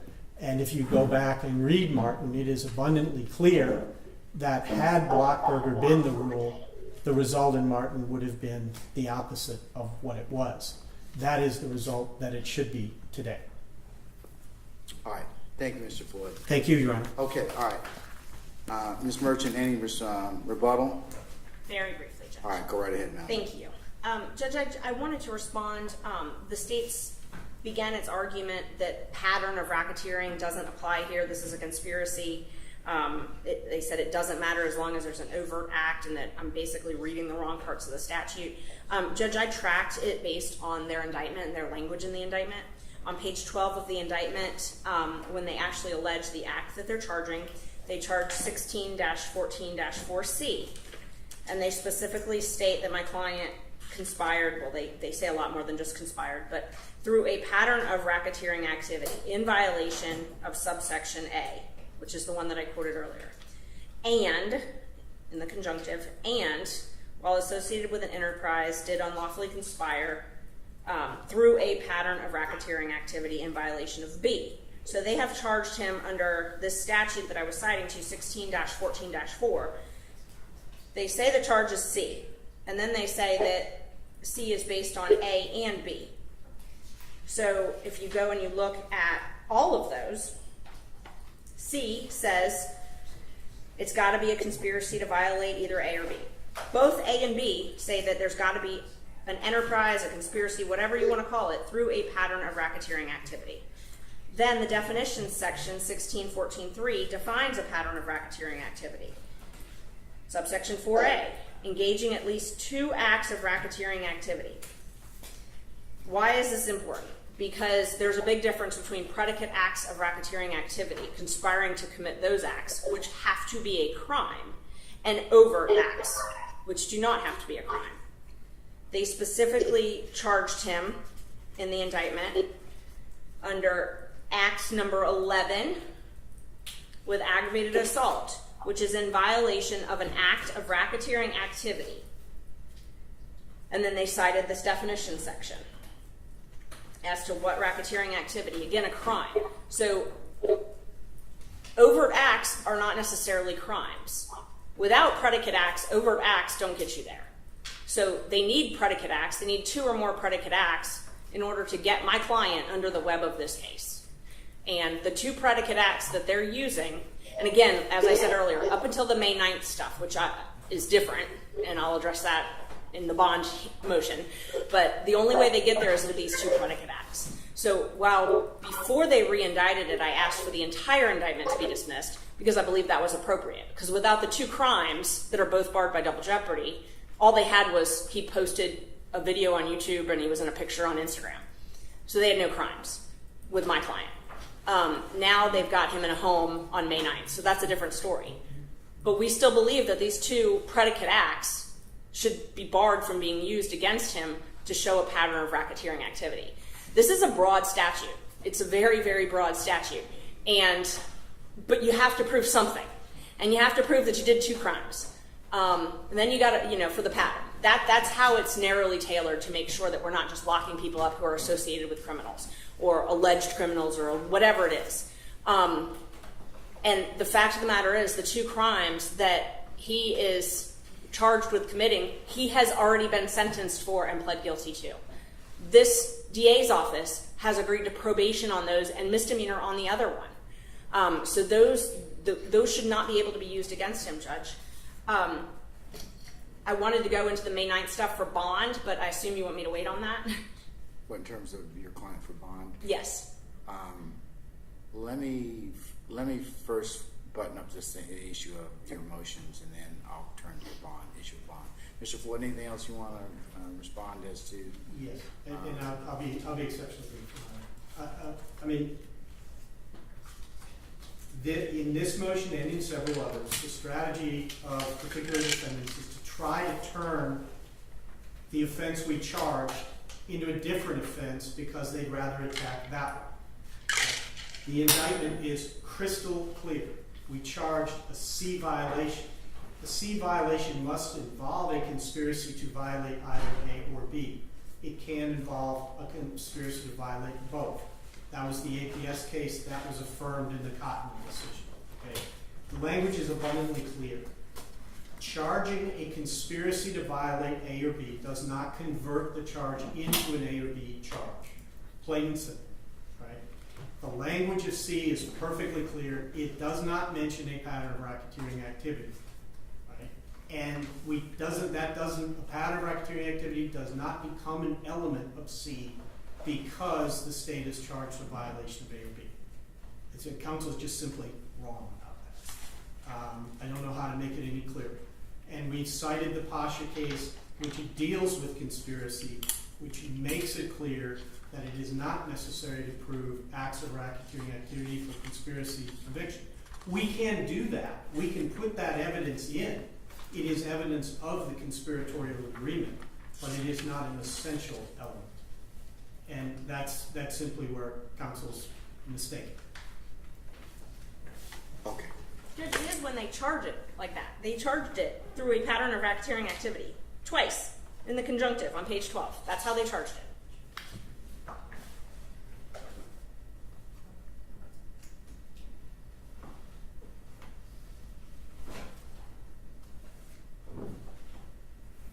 Okay, I see it. All right.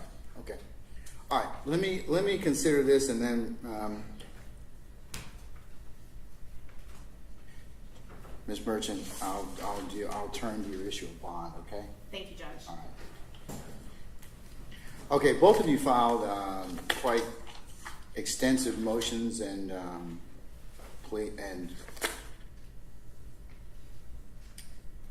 law on this particular issue.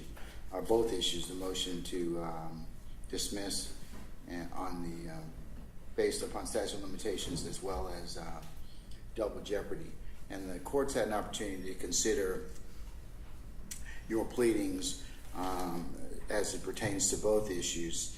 And in particular, it's had an opportunity to take a look at Maxwell versus the State, 311 Georgia 673, as well as Martin versus the State, Estevez, Hayes, and Drinkard, and Cotman. And Cotman is our Supreme Court's most recent pronouncement in regards to RICO and analysis, as well as gives the court some guidance in that respect. And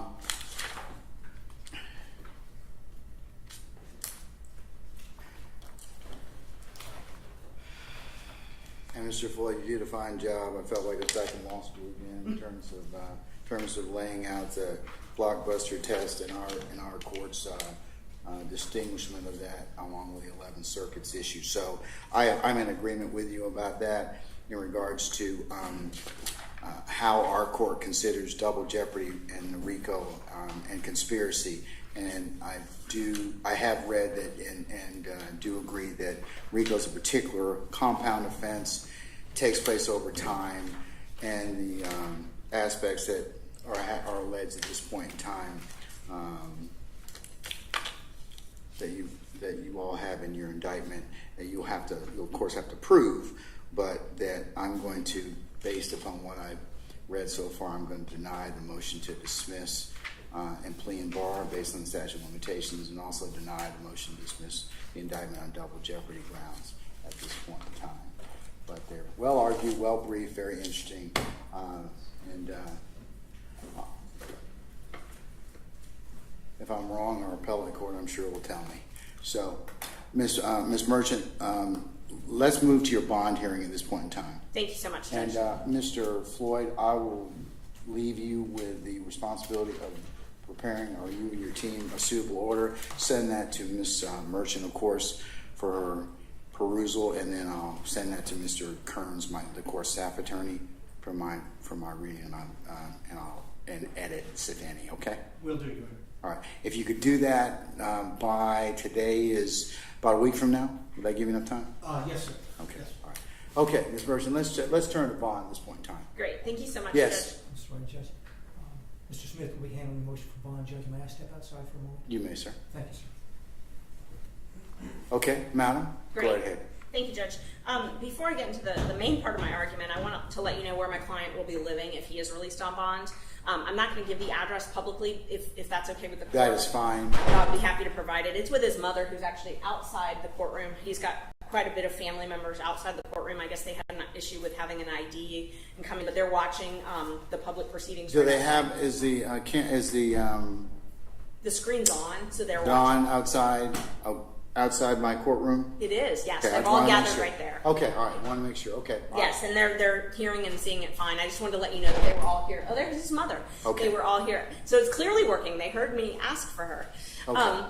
But he went to Carver High School, Judge. His mom, the address that he would be living at, has lived there for 10 years with his grandmother. His sister is also in the area. Her name is Jaquita Arnold. She's a manager at a local Walmart. So he's got ties to the community, Judge. I think what the big issue for the state was originally in the court was his criminal history and these charges. And so I want to focus my argument on both of those. Judge, you've already heard our argument about the double jeopardy, so you know about the two prior crimes that are serving as the two predicate acts. But I want to talk about the other things that he's charged with here, just so that you understand fully, because it's hard. It's hard for me to separate when you lump a lot of things together. So I want to make sure that you understand what he's specifically charged with. Outside of those two predicate acts, the one that he received a reckless conduct plea for and one he received first offender, he's charged with an act of posing for a photo on a Mr. Garlington's Instagram account, and that is an overt act. He is charged with another overt act of appearing in a YouTube video where I believe it looks like somebody is rapping and he's on the video, a public YouTube video. Another overt act is that he posed for a photo on his Instagram account, and he had a shirt that said slime on it, and that's an overt act. Then he's charged with one other YouTube video where there's apparently some rapping going on, and he's in that. And then there's an overt act number 132. It says that he engaged in a conversation where Mr. Williams made some statements, but doesn't say anything about how Mr. Arnold participated in this. It just says that this was an overt act, that Mr. Williams made some statements during this conversation. Up until May 9th, that's the gist of what we had going on in this case. May 9th, when he was arrested on the grand jury warrant, they raided Mr. Williams' home. We were provided that discovery on Friday, and I was able to go through it, and it was very enlightening. My client is charged with several counts with that, but I think that the counts are somewhat disingenuous. In count 57, he is charged along with Mr. Kendrick and Mr. Williams with participation in a street gang for having marijuana, codeine, cocaine, and a firearm when the house was raided that day on May 9th. He's charged in number 58 with possessing marijuana with intent to distribute. Okay, so the street gang charge is based on all the individual charges. So I'm going to tell you about the individual charges. So marijuana with intent to distribute. Marijuana was found in a cabinet above the fridge, a kitchen cabinet. It was not in plain sight. It took the officers actually searching the home to find it. This is not Mr. Arnold's home. There were 20-something people that were taken outside, and on the videos, which I've arguably only gotten through about 8 of, on the videos, they knock on the door, SWAT raids the house, they take everybody outside, okay? So everybody's outside. Mr. Arnold's in a police car. Then they go in the house. The only thing they see when they go in the house, in plain view, they say, is a gun on a kitchen counter. There's no mention anywhere about where Mr. Arnold was in this house. This is a big house. Where he was. If he was even in the kitchen. If you come in my front door and you're in my dining room and my living room, you don't see my kitchen. You don't even go to my kitchen. Marijuana, 1,299 grams. Inside a kitchen cabinet above a refrigerator. Closed. Officers didn't see it. Count 59. codeine with intent to distribute in a secret compartment. The police report says it was found in a secret compartment in Mr. Williams' home, not Mr. Arnold's home. Count 60, possession of cocaine. Again, secret compartment. Count 61, this is the firearm count. So there's quite a few they've lumped in the same count, so I'm going to walk through where all these guns were found because I think it's very relevant. The state indicted and told the grand jury that Mr. Arnold had on and within arm's reach a Glock 30S. That Glock 30S was actually found in a secret compartment in the pantry. They said that he had on and within arm's reach a Glock 357. That was actually found under a bed in someone's bedroom. They said he had a Glock 19. That was actually found inside a closed kitchen cabinet. They said he had a Smith & Wesson M&P, and he's also charged with that, because that's a machine gun, in count 62. They said he had within arm's reach or on his person, but yet that machine gun was found inside a kitchen cabinet. Finally, he's charged with a Glock 45. That Glock 45 was found downstairs. The only weapon that was in what could arguably even be called plain view in that home was an FN, which is registered to a Shazmeen Carroll. There were 20-something people at that house. You can hear, if you listen to the police talking, that the people that they felt they could arrest for the guns and drugs were either people on the grand jury warrant or convicted felons. My client's manager was there, and the cops are talking about how we need to run his history to see if he's a convicted felon so we can tag him with these things. The only reason he was charged was because he was present in a home that these items were found. There is absolutely no evidence he had a clue about any of these items. So these are all the new charges. You know what he did have on him? He had 3 grams of marijuana. That is 0.1 ounce. That is well below the legal limit. That's what Mr. Arnold had on him. So the state, I believe, will argue that all this supports that he's part of this criminal conspiracy and that he's a bad guy and shouldn't be released on bond. But the truth is, the same DA's office believed a few years ago that he should be on first offender probation. And he has successfully been on first offender probation. He has several marijuana arrests. He has been arrested. Every single one of them was dismissed, except for the ones I'm about to tell you about. In 2005, he had a forgery that he got PTI. It was dead docketed by Judge Schwall. In 2007, he completed 12 months of probation for a disorderly conduct. Successfully completed. Successfully appeared for court, successfully completed probation. In 2020, he successfully completed 12 months of probation for marijuana less than an ounce. In 2015, one of the cases that we talked about on the Predicate Act, he successfully completed probation for 12 months for a reckless conduct charge. All of the felonies were dismissed by the same prosecution. In 2016, the same prosecution agreed to first offender probation. So you can't say he committed new crimes while he was out on probation, because the crimes he's alleged to commit in the indictment are the crimes that he's on probation for.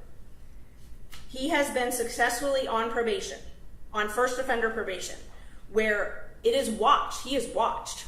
And he has not failed to appear. He hasn't failed to appear in court. He hasn't committed any new crimes. Hasn't done any of that stuff. He's being charged with a crime he already committed. Well, arguably, in all fairness, he had 3 grams of marijuana on him on May 9th. So he did commit that crime, because that is still a crime in Georgia. So arguably, he did commit a misdemeanor of having marijuana on his person on May 9th when he was arrested. But that's it. He is not a convicted felon. He has significant ties to the community. We believe he is not a risk of flight, not a risk to intimidate. There's been no allegations that he's intimidated anybody. He's not part of that, whatever those allegations are. We're not privy to any of that. And so we don't believe that it's fair to lump him into that, because the case against Mr. Arnold is very, very weak. And leaving him in jail without a bond while he's waiting trial is unfairly punishing him for something that he is very likely not going to be found guilty of, Judge. And so we would just argue that he should be given a bond. We'd ask for $50,000 or fine, house arrest, whatever satisfies the court's concerns for him. But he's not a risk, Judge. Thank you. All right, Mr. Smith, what say you? Good afternoon, Judge. Good afternoon. Judge, I would respectfully request that you deny defense counsel's motion for bond at this time for the following reasons. I would submit to the court that Mr. Arnold, he's a documented YSL associate, Your Honor. He's demonstrated his commitment to the gang, not only through the alleged offenses, but also through his prior convictions, Your Honor. As counsel has pointed out, Mr. Arnold has an extensive criminal history. His GCIC shows 17 cycles, and one of which even including a FTA from Fulton from 2016, I believe it is, Your Honor. I would submit to the court that the defendant, he poses a risk of committing additional felonies pending trial. As counsel pointed, the defendant was indicted and he was charged with only one count of racketeering. Following his arrest, as counsel also pointed out, he was charged and subsequently indicted with 6 additional felonies. Those are counts 57 through 62 of the current re-indictment, Your Honor. Those charges, those additional felonies involve possession of drugs, and possession of firearm, and possession of a machine gun. But counsel didn't point out that those are distribution amounts of drugs that he was possessing. What the 3 grams of marijuana? What is that? That's what was found on him, right? That was found on him, but within the home there were distribution amounts of marijuana as well as. That's Mr. Williams' home, right? That's correct. Okay. Mr. Arnold was not just merely present in the home, Your Honor. He had a bag that belonged to him within the home, and at the time of when officers were attempting to search the home, well, when they came and knocked on the door, it took them a while to answer the door, Your Honor. They could have hidden the drugs and everything at that particular time, Your Honor. He was also charged with possession of a machine gun. That was the Glock 45. I think counsel inappropriately or incorrectly indicated that the MP was a machine gun. It was actually the Glock 45 that was a machine gun. Your Honor, based on the facts and circumstances. Was that on him or was that found in the home? That was found within the home, Your Honor. Was it within his arm's reach, or? If I'm not mistaken, I believe it was within the common area. What county are you referring? What county? Common area. What county is that, sir?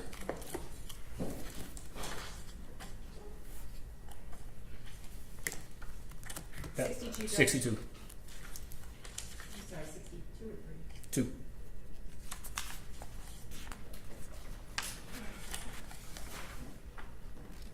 Or it's count 63 if you're looking at counts. My client's not charged with that. Count 63 is not my client. Oh, I'm sorry. That's count 62 then. Yep. That's Mr. Arnold.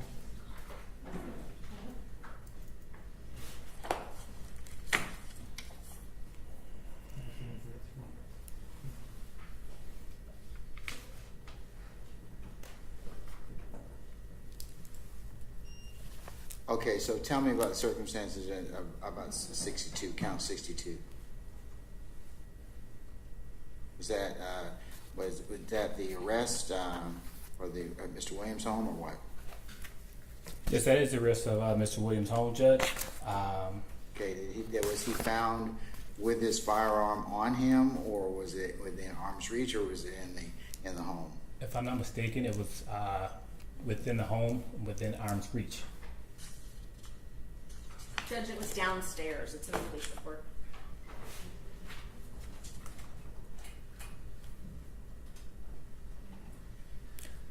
Is that true, Mr. Smith? One second, please.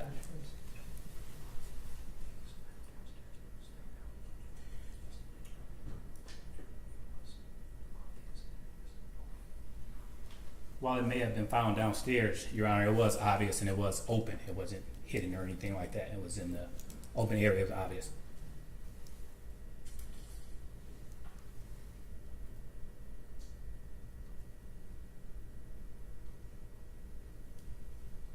Okay.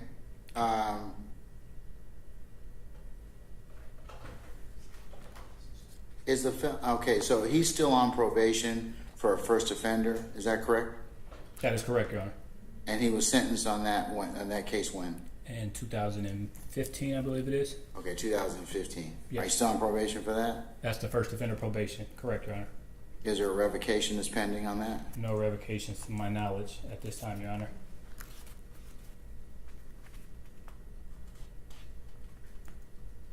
Who is that case with at this point in time? Which one of my colleagues, or is that with me? Judge. Hold on one second, let me answer. The 2015 case.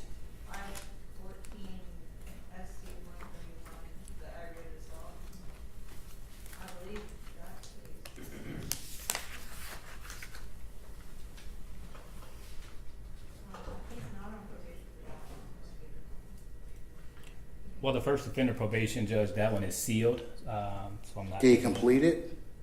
No, he's currently in process of it now. Okay, that means he's still on probation. Correct.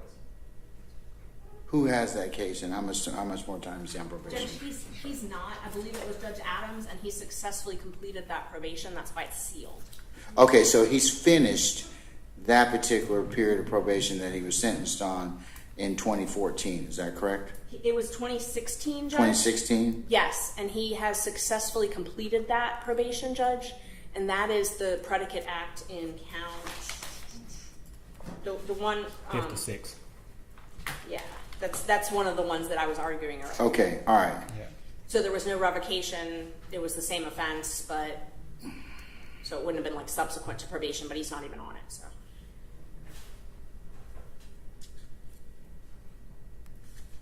May I continue, Judge? Yes, you may, sir. Absolutely. Thank you, Judge. Thank you. I would represent to the court that based on the facts and circumstances of this case, he poses a risk to the community and intimidating witnesses, Judge. At first appearance, Judge Wolf denied bond, citing basically that he was at risk to commit additional felonies as his basis for denial. May 23rd, this court denied bond, citing all of the Ayala factors as its basis for denial. There has been no change in circumstances, Judge. And I would respectfully request that you deny defense counsel's motion for bond and the defendant remain in custody of the Fulton County Sheriff's Department. So you specifically say he's a risk to the community. Any other things that? And a risk of intimidating witnesses, as well as a risk of committing additional felonies. Has he contacted anybody since this indictment in jail, or are they in any other location? Not to my knowledge, Judge.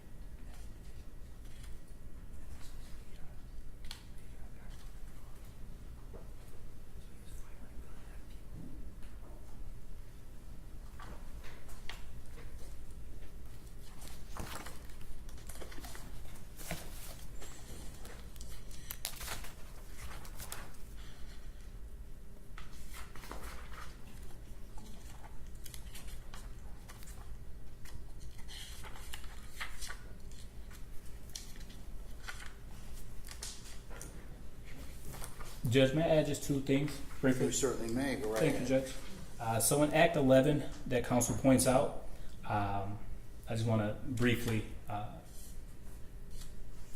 give you some background as to the allegations in that, the facts in that particular case. He was actually shooting in public in daylight at the victim in that particular case. I believe, if I'm not mistaken, that was at Lenox Mall. You said that's count 11? Yeah, not count 11, Act 11 of count 1. Is it Act 11? Act 11. Yes, sir.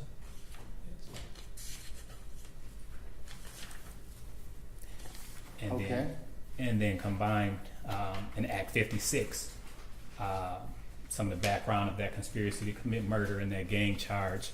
He was actually apprehended in rival gang territory in the process of going to basically commit murder in retaliation for a shooting against a rival gang member, Judge.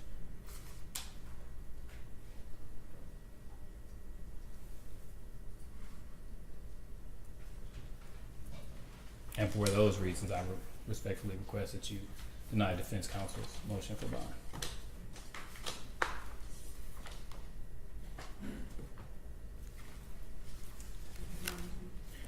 Okay. Ms. Merchant, you want to address that? I'll give you one more opportunity to address that issue. The state's basically saying he's a danger to the community. I mean, because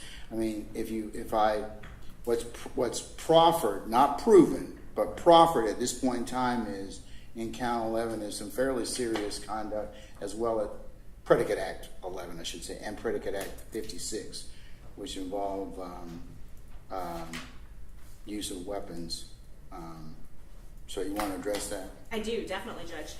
Judge, the same prosecution office dismissed the aggravated assault with a deadly weapon in count 11. They null-prossed it back in 2015. I believe it was February 2015. That's in case 14 SC 131032. So I know that now they're arguing that it was serious and he was dangerous, but they dismissed it. And But that could be for any number of reasons. it could be, but they agreed to a reckless conduct plea of guilty. And then subsequent to that, they offered him first offender probation.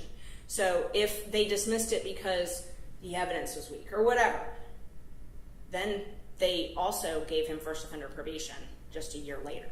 So one would think that if he was such a threat to the community and so dangerous that he would not then get first offender probation less than a year later. Well, that's the court's decision, of course. The state gets an opportunity to weigh in. So does your client. So does the accused, as long as they're not statutorily prohibited, meaning they haven't taken first offender some other place, location, basically anywhere in the world. Then the court can, depending upon the facts, determine whether they want to take a first offender sentence. I'm glad you pointed that out, Judge, because it's even better. The judge found that he was eligible for probation and sentenced him to probation and found that that was appropriate. So he was an appropriate candidate for probation. If you are a danger to commit felonies or intimidate people or wreak havoc on the community, a judge and the district attorney both were in agreement that he should receive probation after this 2015 case. So the 2015 case that serves as Act 11, which they're saying shows that he's this dangerous person, he gets a guilty reckless conduct in that. So then we move on, and in 2015 he's arrested, and he takes a plea in 2016 to the first offender. He's given 5 years probation and successfully completes it. So everybody was in agreement after all these acts had happened that he is a great candidate, and he was a great candidate for probation. He did exactly what probation is designed to do. He successfully completed it without any infractions. The judge, one thing I did want to just mention, the state said he had an FTA in 2016. A quick check of the clerk's file will show that that was dismissed because he was not sent notice. So it was actually set aside. So that was not his fault, and I don't believe that that should be used against him since it was not his problem, and it was not his fault that he was not sent notice. It was quickly set aside, and that is the case that he received first offender on. So I just wanted to make sure that was cleared up. The court had some questions about the guns and where the guns were found. Again, there was nothing found on him other than these 3 grams, which is 0.1 ounce of marijuana. Thank you. All right. Okay.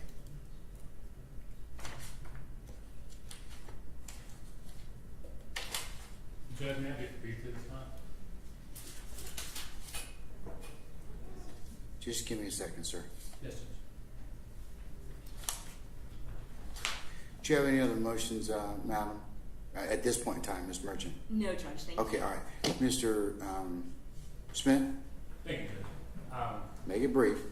Very brief. As I mentioned previously, he continues to demonstrate his commitment to the game. Guns in 2014, guns in 2015. He continues to show that he's constantly involved in this dangerous activity, Judge. I would ask that you affirm the magistrate's court's decision that he's a risk to commit additional felony and reaffirm your decision, Judge. Thank you. All right, I'm going to just take a few minutes. I need to take a comfort break, and I'll come back and I'll give you my decision at that point in time, okay? All right, Thank you, we're Judge. in recess.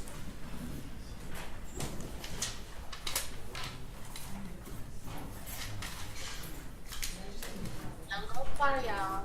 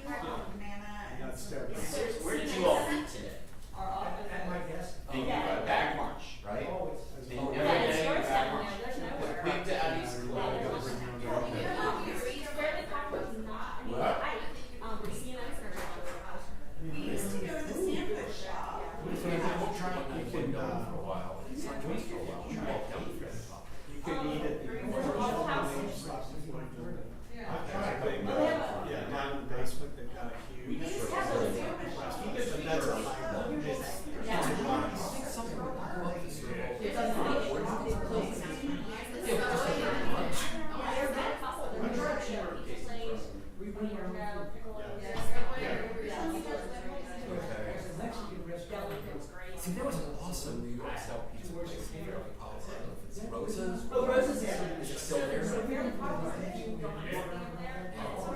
Sidebar still there by the 11th Circle? I've been there a couple years. Was there the last time I was? There's actually a couple more bars that put up around that area. That's kind of open now. I like Sidebar. I like Sidebar a lot. It was like it was a Gator bar. Like we used to watch games there. Yeah. There's a couple places over there. See, when I was growing up, like, so we weren't cocky like you guys. We were just And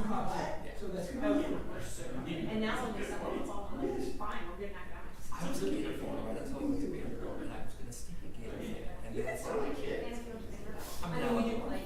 I moved to well, we beat. I know. We beat Florida when I was a freshman. We were 8-3 in 1982. And we beat Florida like 43-17. But no, when I graduated, Vanderbilt, I went to work for USC in Alabama. And they're like, pick a team. I'm like, well, I have a team. Yeah, they're like, no. Pick a team. I'm like, okay, Alabama. Oh, Because that's my God, grandfather's team. no. Very surreal. My family's from Albany County.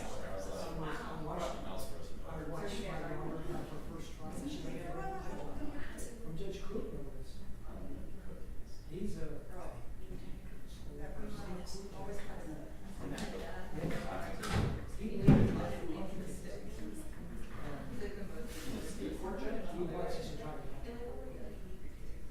I used to know the state court judges out there.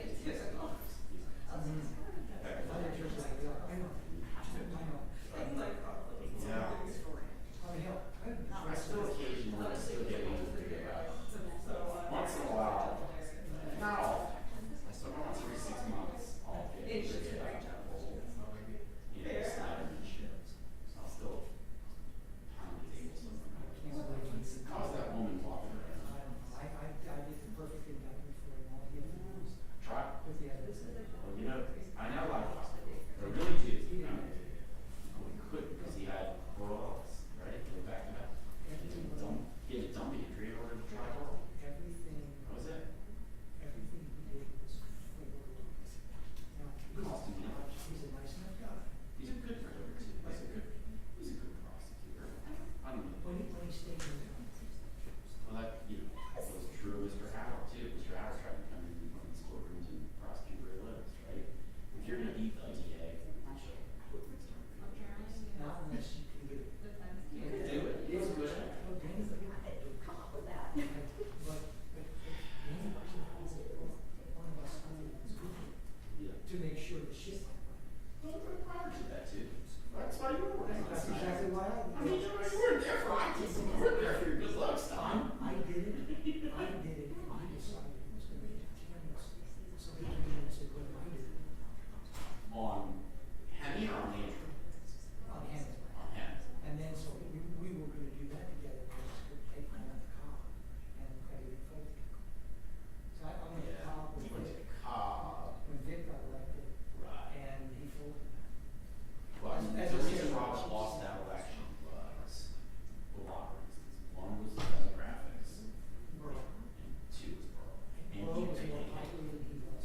Yeah. And Did you the thing just about get it right? Burrow was the thing that Sorry, I had, angry. yeah, later, because I think every single law Well, you're in all this right. courthouse Here. has ears, yeah. It'll be hard with walls and everything else. I can't believe she could hear us whispering in the lab. He was the socialist. Burrow denied his budget, and he raged over that. Not only that, but he used to like sneak around in the courtroom. Jackson Bedford. Did you ever try? Oh, he was like, I was his I have some funny Jackson Bedford. Whatever, I'm sure he loved you. You see that?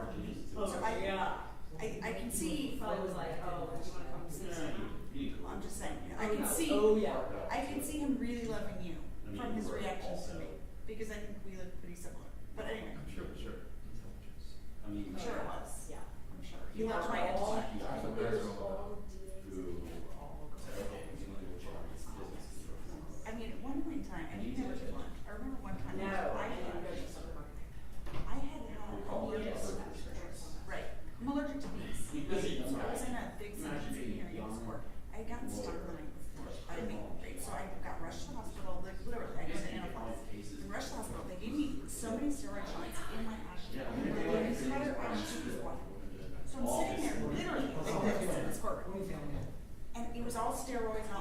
they just make you so sick. So I about 2 or 3 o'clock in the afternoon, I turned physically green, sitting at counsel's table, and he calls me up to his desk, and he's like, "No, counsel, are you okay?" And I'm like, "Well, Judge, I'm a little sick to my stomach because just this extenuating circumstance with being home full of drugs last night." He brought me like in chambers.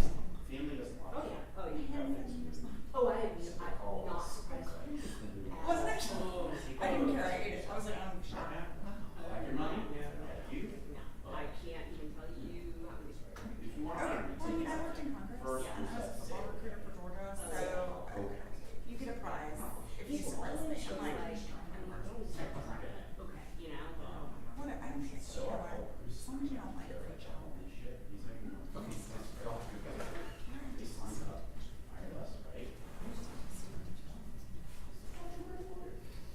Right. So anyway, it's and that's a long shot. We've been in our people and James like, "Are you sure you're okay?"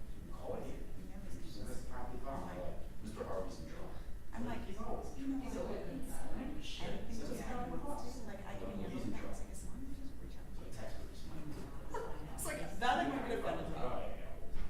If you reached out like under my breath, like then I might like punch you in the face. But short of that.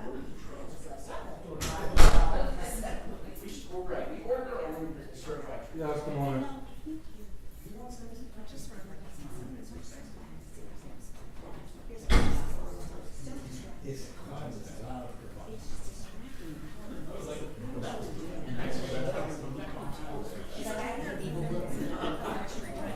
You look it up. Welcome to order.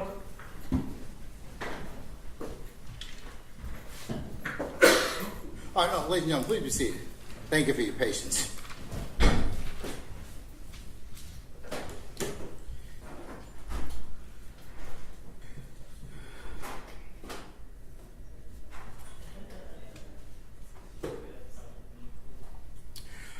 Okay, the court's had an opportunity to take a comfort break as well, but ponder the issues in relates to bond in terms of Mr. Martinez Arnold in indictment ending 572. And I have considered under the bond statute 17-6-1,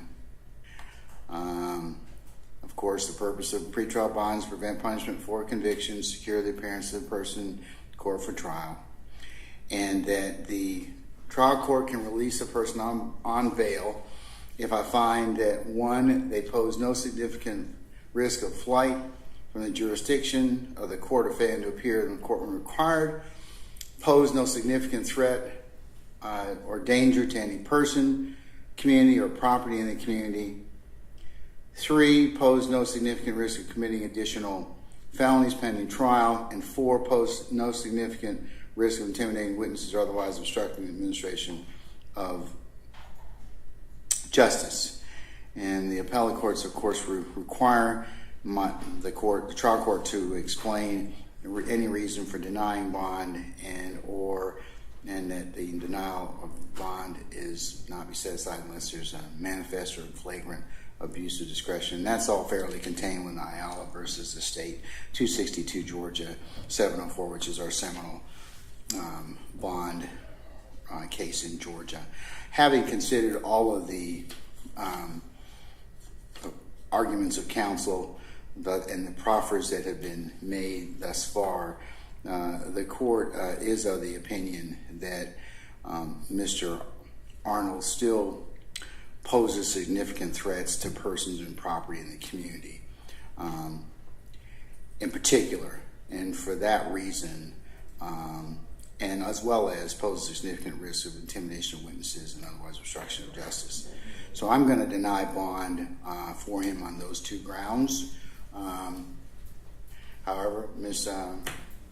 Merchant, if you should have a change in circumstances or any other conditions are brought to the court, I'll of course reconsider bond accordingly. Okay. Great, thank you, Judge. All right. Okay. All right. Madam, you are welcome to stay. I've still got some other matters I need to take up, Ms. Merchant, but you and your client are welcome to remain on the Zoom call as well as the in court. Thank you, Judge. Okay. All right. All right. Mr. App, sorry that it's taken me so long to get back to you, but as you can see, I've had a lot of things to deal with today, so I appreciate your patience. Let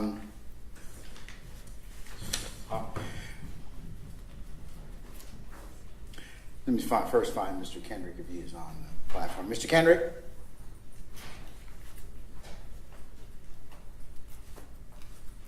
Mr. Kendrick, if you're on our platform, please raise your hand. Okay, Mr. Kendrick, you are an N506 at this point in time. All right. And as I said before, but I'll reiterate to the court, Judge, we're always here at the court's pleasure. So we appreciate the court saying that we've been patient, but we're here for the court anytime the court wants or needs us. All right. And I appreciate you saying that, Mr. App. What I'm going to do is, okay, first, you have I've enumerated your motions that you have pending at this point in time. Do you still wish to have your motion to sever, or is that something that you wish to table for the time being? So, and I mean, again, I said it before, but I'll also reiterate what I said, another comment I made earlier. I mean, no disrespect to the state. I have tremendous respect for Mr. Gary and Mr. Floyd and Mr. Smith and Ms. Rosenwasser, who is here as well, and their team. I respect them professionally. I do. However, they filed lengthy briefs in response to our motions. Yesterday, they filed those responses. Do you want some time to ponder those? That doesn't give us a lot of time. And I don't mind it. I mean, look, that's why I asked you. I mean, it's not a thing that I need to necessarily need to spend. If you want some more time to look at and consider that, then I'll go ahead and put that, afford you that opportunity to do so. Yes, please. Would you like to defer on all of your motions, or just the motion to sever at this point in time? I think we're going to defer on all of them. I do want to make sure that the court sort of listed our motions earlier today, but just so the court is clear and the state is aware, I'm going to argue the motion to sever, and I'm going to also argue the special demurrer. My co-counsel, Ms. Hingerty, will be arguing the general demurrer, and my co-counsel, Mr. Weinstein, will be arguing the motion to strike. Can you spell Ms. Hingerty's name just for the record, please? Hingerty.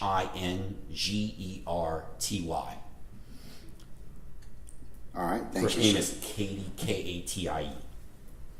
Hingerty? Hingerty. Okay, got it. Okay. All right. Okay, not a problem. We can certainly defer that. I think that given where your client is located at the Fulton County Jail, that Mr. Chamberlain indicated that would probably be the 13th of October. So it will be, we'll carry that until that time, sir. We will be here. And my understanding is the court is going to issue a written order on the discovery issues that were decided earlier today. Well, I'm going to have the state draft that, and I will consider it. But they will certainly send you all pursuant to their responsibilities as advocates for you all to look at before I enter it. And then you should have a copy of that in the morning, Judge, sometime tomorrow morning. And then also, Your Honor, just so I am clear, the other motions the state has filed, there were multiple motions the state filed on juror issues. Those are all being tabled for now. That is correct. The state has a couple of motions related to jurors, and that is their identity, the note-taking and consideration of evidence, and the addressing juror selection and strikes. I'm tabling those for the time being till a little closer to trial. The only one that I am going to go ahead and get you all collectively as a group working is that the court was going to go ahead and do a questionnaire to assist the court with jury selection. So since the state referenced that they were going to do that, I'm going to go ahead and grant that so that that can start to percolate amongst all of you. And just again, so should I be prepared, should I and the other counsel for Mr. Kendrick be prepared to argue any of the other juror motions the state has filed on October 13th? No. Okay. Not on the 13th, no. All right.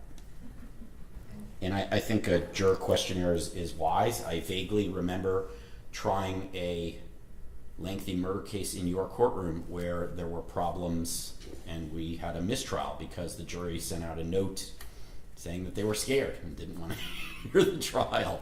And so a juror questionnaire hopefully will alleviate some of those types of concerns. Sir. You want us to prepare an order on the questionnaire? Yes. Would you like a date certain as to when those are due to the I'm open to suggestions. I was just, whatever the last day of the month is, that gives us basically 2.5 weeks to come up with a questionnaire. You want to say the end of October? Oh, I was going to say September to give you time. Here's what I'm looking at, Judge. We've got 4 months from tomorrow. I figured if you got it within a month, and then you could work on it, come out with a final, they're probably going to be sending out notices to this many jurors about 2 months beforehand. So that gives us a month to do it and a month for you. I would say that's correct. All right, so yes, by 31 September. Whatever the last work day is of this month, Judge, we can say it's due to you by COB that day? That would be the 30th of September. Yes, sir. Yep, that's fine. Do you want? You tomorrow, Judge, or we'll send copies to the court too. Yes. Do you want the defense to prepare questions on the juror questionnaire? That's usually how it works, Mr. I mean, you know, look, it's going to be sent. You have questions you want me to add in, certainly, you know, send them, and I'll, you know, before it's actually kind of final, I'll of course entertain any arguments or anything as to what I will and won't add, what I will include and what I won't include. By September 30th? No. The questions are to be submitted. By September 30th? Yes. I understand. And then I'll start working on the compendium. Got it. And then at a date certain, I'll tell you all, hey, come on in and let's discuss what I'm going to give and what I'm not going to give. Thank you, Your Honor. And Your Honor, for October. Now, identify yourself. I'm sorry, Katie Hingerty here for Mr. Diamante. Thank you. I apologize, Judge. Okay. Just for clarification, on October the 13th, is that a 9 a.m. court date here in person? Unless I tell you otherwise, yes, ma'am. Judge. Yeah. Then that is all our business, Your Honor. Okay. All right. Thank you all. And what I'll do is then I'll table those to the 13th of October at 9 a.m. and we'll adjust accordingly. So, Mr. Kendrick. Yes, sir. The lawyers will be back in touch with you, okay? And we'll see you on the 13th of October, okay? Yes, sir. All right, thank you, sir. I'm going to release you at this point. All right, have a nice day. All right, thank you, same. All right, does anybody else have any other business before me?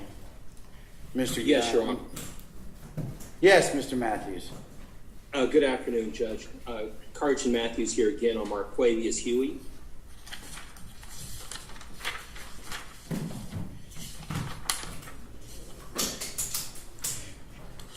Yes, sir. Given the discovery in this case, do you want me to hold you have a motion to sever, motion to suppress, and a general motion to suppress, and a motion to suppress the defendant's statement?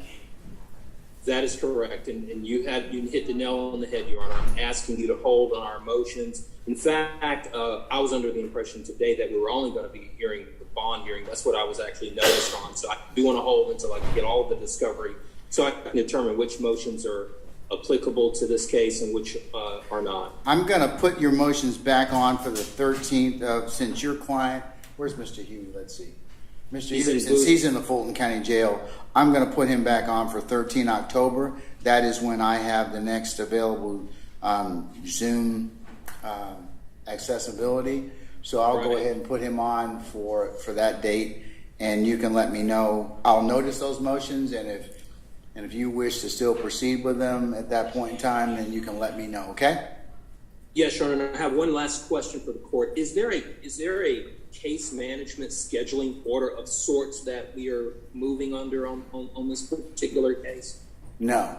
Not yet. Oh, okay. All right. Thank you, Judge. Okay. All right. Anything else, sir? That's all I've got. All right. Unless you have anything else, then you may be excused at this point in time. Okay. Okay. All right. Thank you, sir. Thank you for your patience. You got it. All right. Anybody else on the platform I've not otherwise addressed have any other questions they wish to ask the court? Okay. If not, then some of you will be back before us on the 5th or the 13th of October, and we will send notices appropriate to everyone, notifying them of those dates. All are welcome to participate and listen in, even if you don't have any motions directly on that date. Okay? Mr. Geary, anything else? No, sir. Okay, all right, we're in recess then. All right, sir. Thank you, sir. All right, thank you. Thank you, Judge. Okay, all right. And you should have those two motions. We'll send them out to defense counsel.